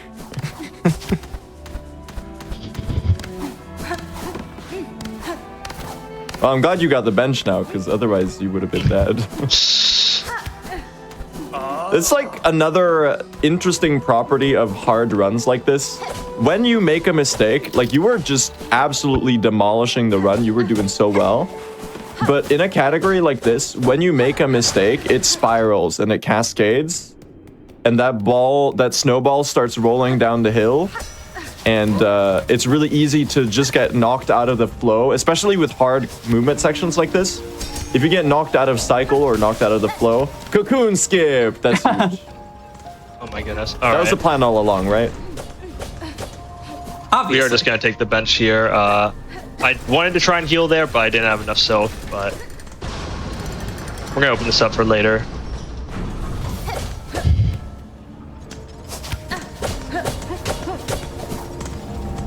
All right, and now we're gonna make our way up to the Architect's Melody. At long last. Yeah, one of the coolest spots in the whole game. He has to do this without cloak, so no slow fall. Just with like harpoon and a dream.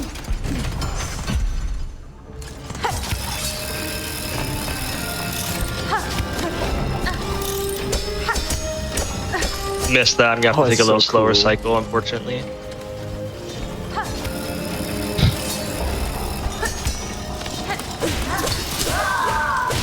This guy needs to move out of the way.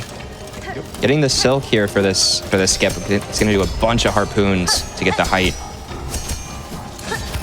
Oh, very nice. Nice. Really well executed.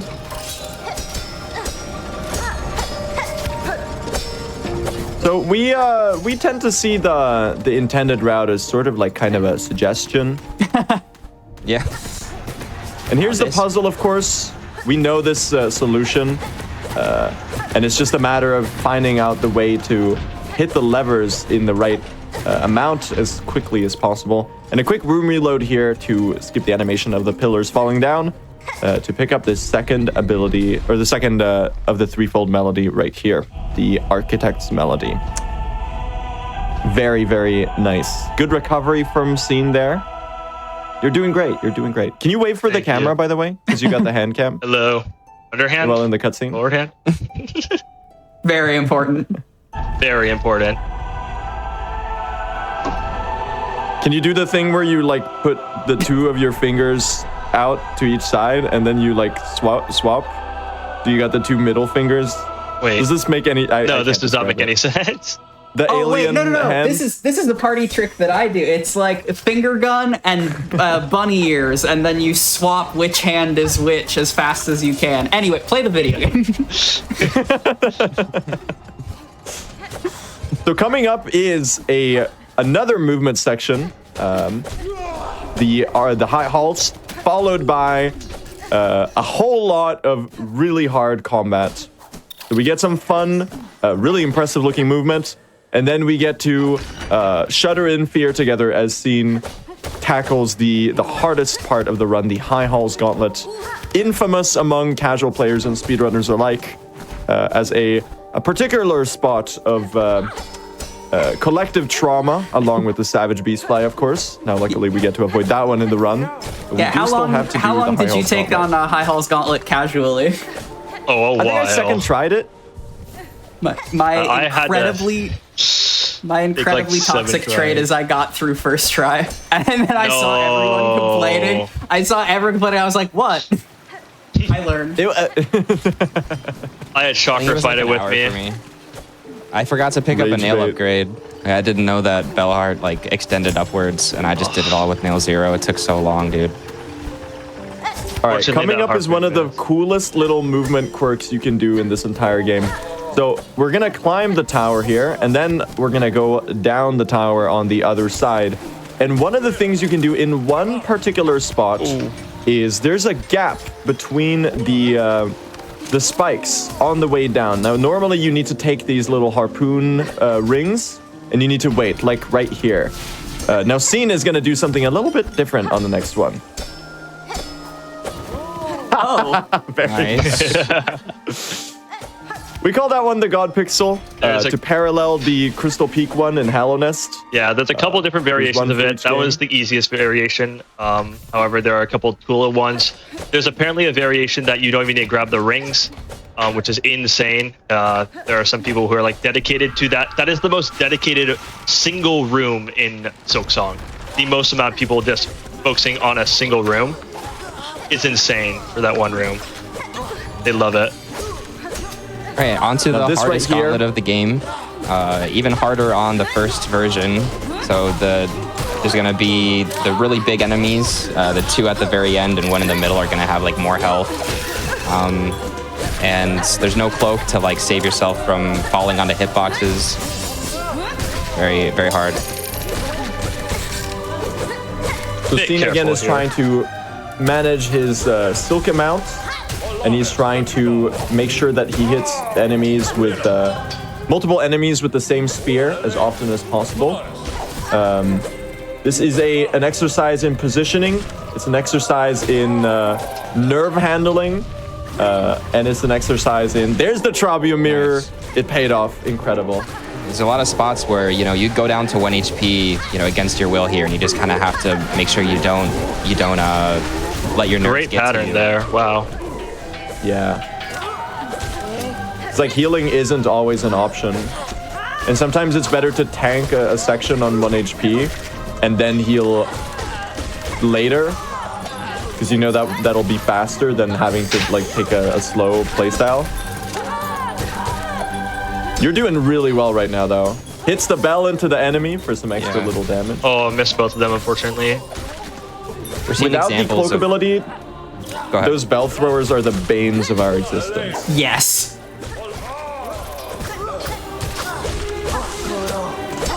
Oh, nice. You got the heal. Nice. Here it is. Yeah, they have a lot of health on this version.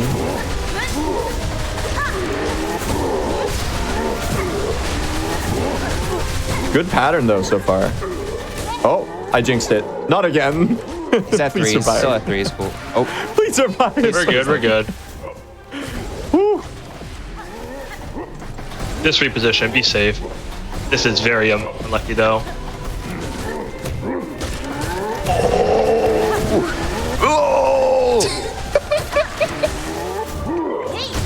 Oh, that hit me. Oh, but nice try. I saw the vision. I miscalculated how far they go. They just take forever with this this gear and on this patch. This final wave. It's the hardest wave. They have positions where they can completely block you off from an escape, especially without the cloak, as Sublime mentioned. And you just have to improvise and maybe make it across or above or below them. And if you don't have the luck to barely squeeze through, you're back to the very beginning of the gauntlet. It's a very common point of failure in PB attempts in this category. Sublime and Scene and myself combined, we have lost dozens of PB paces, world record paces to this room. And even practicing it extensively, even knowing the waves, Nothing really shields you from the pressure of executing it in the moment when you have a pace. Yeah, or you're this doing a High Health marathon Gauntlet run. deserves every last bit of its reputation. Yeah. Really clean second try so far here, by the way.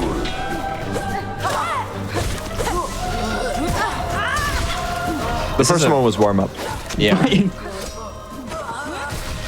There's like in the gauntlets in this game, especially this one, you can see spots where like patience is faster. Like he'll pause just for a second and just kind of wait for enemies to line up and do a ton of damage at once.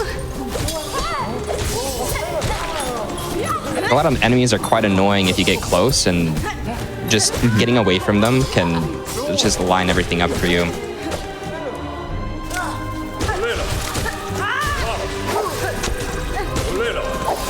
Oh, I missed him. Okay. Oh!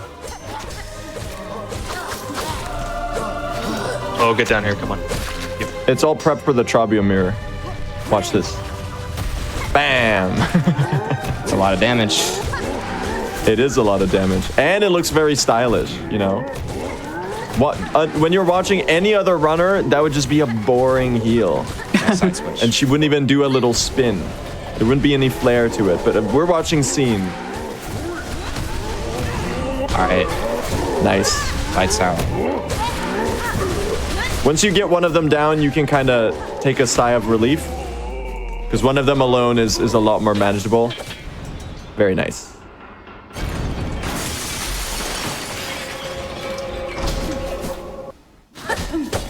What bench was the last bench you had? High Health Gauntlet. Okay. So I could do a save and quit out here. I think it is a bit faster to... no, save and quit out is a bit faster, so I'm gonna save and quit out here. You have 3 HP as well. Yes, I can pick up some silk on the way to the second Oh yeah, final you'll get it. fight, Yeah. Lace 2. Actually, I'll just run back. I don't think the time is too different. Coming up are the 2 final bosses of the run. The second Lace fight, which is going to be our first Lace fight, because we skipped the first one. And the final boss, the Grandmother Silk. Now, because Scene skipped Lace the first time by doing the cloakless route, Lace is back with a vengeance. She's fast, she's swift, and she's going to be dispatched very quickly with the very precise and very aggressive playstyle that is showcased on this boss. It's a one-on-one battle akin to the Phantom fight that you saw a bit earlier, but with an even smaller target, with the same speed and agility that Hornet herself has. It's a bit of a unique fight in the run, at least as far as any percent goes. Yeah, definitely. Lace 2 has a really big, like a forward extending attack, like a 3-part attack. At the beginning of the fight, it's really hard to dodge and to barely, outdistance it. Eventually, she staggers. After the first stagger, on the first few versions of this game, it actually, after that first stagger, that attack just doesn't work anymore. So you'll see him taking advantage of that as well. Like, you'll perhaps be wondering, like, how is he not getting hit? And sometimes that's why. Yeah, oh. Are you going to enter the elevator? It wasn't going. It wasn't going. Hornet, please. It's RNG manipulation. It's Don't worry. about sending a message. The interesting thing is Lace just comes rushing straight at you at the start. As you can see, Scene doing incredibly precise positioning, staying close to the boss, never letting her escape a single moment. Nice. Look at Doing the those. crossovers. Unfortunate luck. Using spears when she goes far away to maximize damage. In between attacks here, you're seeing Scene do the same sort of dash needle animation cancel on both the pogos and the side slashes in order to squeeze out 2 hits in rapid succession just to increase that DPS slightly more. Huge. It's a nice dagger. That was such an incredible fight. Unreal fight. Those crossovers are honestly not super easy to do, especially like they're optimal. weird. Yeah, you can really get out of position with them. So, and you did all of them like really fast there. Yeah, I've had ones where I try and do the pogo through and I miss input like a direction and I just run off the stage. It's really funny. Yeah, I've lost runs just doing that. Stop.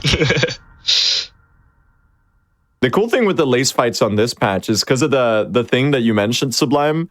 You just feel like you're just so much better at the game. Yeah, when you get close to her during the slash attack, you're like, oh, I'm dodging all of these. I must be so good. Yeah, and you're like, yeah, but everyone thinks I'm so cool right now. The hitbox is just off. One more boss to go. One final fight. As we walk up to the cradle, I want to give y'all the same question I've been giving to everyone, as this is a retrospective showcase. If whoever wants to answer this, if you could give one piece of advice to yourself back when you were starting out speedrunning, what would you say to you? Lou, you want to start? Sure. I think my weakest aspect as a runner is that I'm very lazy. I don't really practice as much as I should. And this is something that I've constantly been working on. I try to work on it a little bit more now. Because I decided at some point that I was actually going to try to be like someone who is pushing my times down dedicatedly, I suppose. So I would just tell like me at 13 years old to like sit down and do some practice. Because it can actually be a little, like a good bit of fun. And it's not as daunting as you think it is. I guess that's what the advice I would give to my younger self. I love that. And good luck, grandmother. Here we go. As you can see, those dash animation cancels on the needle, getting those really fast hits out in quick succession. The spears whenever she goes away. Taking advantage it's of just that a wall. flurry of needle hits. Oh! Nice stagger. Okay. Solid. Great first phase. Really good positioning there. Just like, even without the cloak, just dodging all of the attacks really easily. Gonna be going for a silk even spear during before her, even during her, oh nice. Even during her web attack, Scene doesn't have a good way to stand still.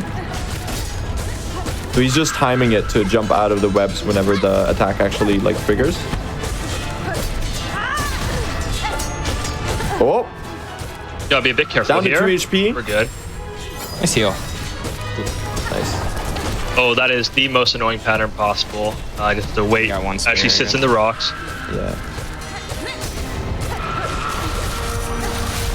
Oh, very scary. Nice. That kills if that hits him, by the way. That attack deals 3 damage, yeah.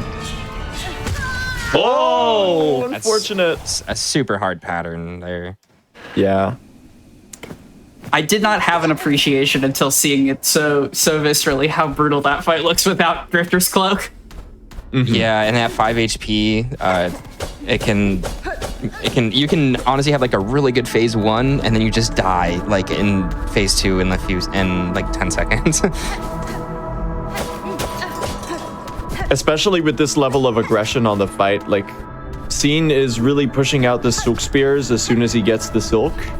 If he wants to heal, he has to like take a completely different approach from what he's doing. And I think that makes the fight even more punishing. Second try though. I mean, Scene, it's so considerate of you, you know? We just wanted to listen to Christopher Larkin's fantastic score for Hollow Knight Silksong just a little longer. And I'm glad you obliged. It was very nice of you.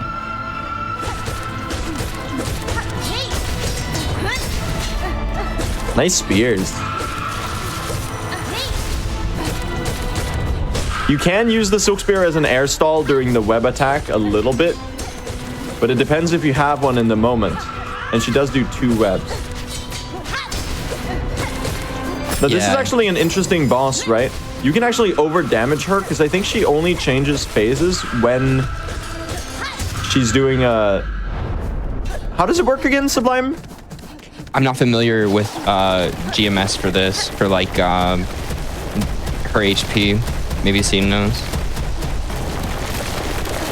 I don't believe there is any over damaging on GMS. It's I think I'm thinking of Phantom. Oh yeah, maybe. She's got a weird HP bar though. It goes from like 100 to 0, and then it boots up another 100. Oh yeah, I did hear people saying it was like confusing. I'm not sure how it works. Nice Trobio mirror right there.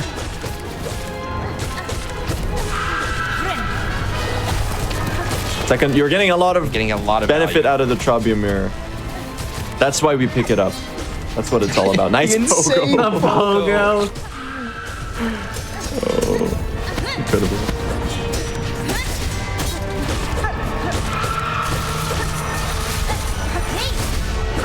Nice.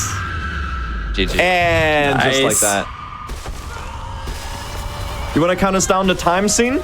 Yeah, this should be. Give it a second. I know 5 seconds. Almost. Almost. 5, 4, 3, 2, 1. Time. Nice. Incredible showcase. Chat is absolutely popping off for you. Please, the three of you, if you've got any shout outs you want to give those. And also, please do let the people know where you're at and what you're up to on the internet. You go first. Someone Blue, you want to start? Okay. Shoutouts to Sublime and Scene for commentating and running, of course. Quack, you as well, for hosting this incredible event, putting together this entire Hollow Knight retrospective / celebratory showcase. It's been a joy to watch the runs across the evening. And all of you for watching. I guess, you can find me around on the Hollow Knight side of the internet. Sublime, where do we go to watch your runs? Twitch.tv/Sublime. Just Sublime. I'm also doing any %, trying to get a really good time in this category. And thank you so much for watching, everyone. Thank you for having me on as commentary. It was a lot of fun. I really appreciate being a part of this, and it's really cool that having a new community like this get together and just have fun, have a little bit of fun is really, really nice. So I appreciate it. I appreciate all of you. Thank you. And then you can find me at twitch.tv/SeenTheBean21. I'll be doing a lot more practice this week, probably back to 8 hours a day. And then doing some runs on the weekends is typically the schedule. Once again, thank you guys so much for watching. Thank you, Quack, for creating this awesome event to showcase Hollow Knight and Silksong. It was great to see both of them on the GDQ stage here. And I will see you, hopefully, a bit more practice back at AGDQ 2026 this upcoming winter. I'll see you guys there on the live stage if anybody's going in person or just watching from home online. I will be there playing on the last day of the event. We will be watching. I think I speak for many in the chat when I say we will be watching. I will, in fact, be there live. Thank you so much, Scene, Blue, and Sublime. With that, gamers, we have reached the end of our many-year, and in this case, several-hour, journey to Silksong. This has been, from the moment the release date was announced for Silksong, this was something I knew always I was going to be planning for Hotfix, so I'm so grateful that Hotfix let me conspire to put this event on. The Hollow Knight community, Hollow Knight Silksong combined community means so much to me. These games are fantastic. If for some reason you haven't played either of them, play them. But of course, Well, our time is over for today. This is by no means the end of Hotfix. Hotfix is still running, starting tomorrow, all the way up through Awesome Games Done Quick 2026. In fact, you'll be able to catch me tomorrow as Make Your Own Victory, the recurring Hotfix show, has moved into a new Monday slot. So tomorrow, you'll be able to catch Make Your Own Victory as well as Think Fast, our speedrun/trivia show. That'll be tomorrow at 7 p.m. Eastern, kicking off. If you missed anything from today, in a few moments, we're going to go right back to the top with a replay of our entire Journey to Silksong showcase. We'll go right back to Hollow Knight Any NMG and run back through the day. Thank you so much for all of your support in chat today, and I hope to see you again sometime, whether that be in Hallownest or Farloom or anywhere else. Have a good one, gamers.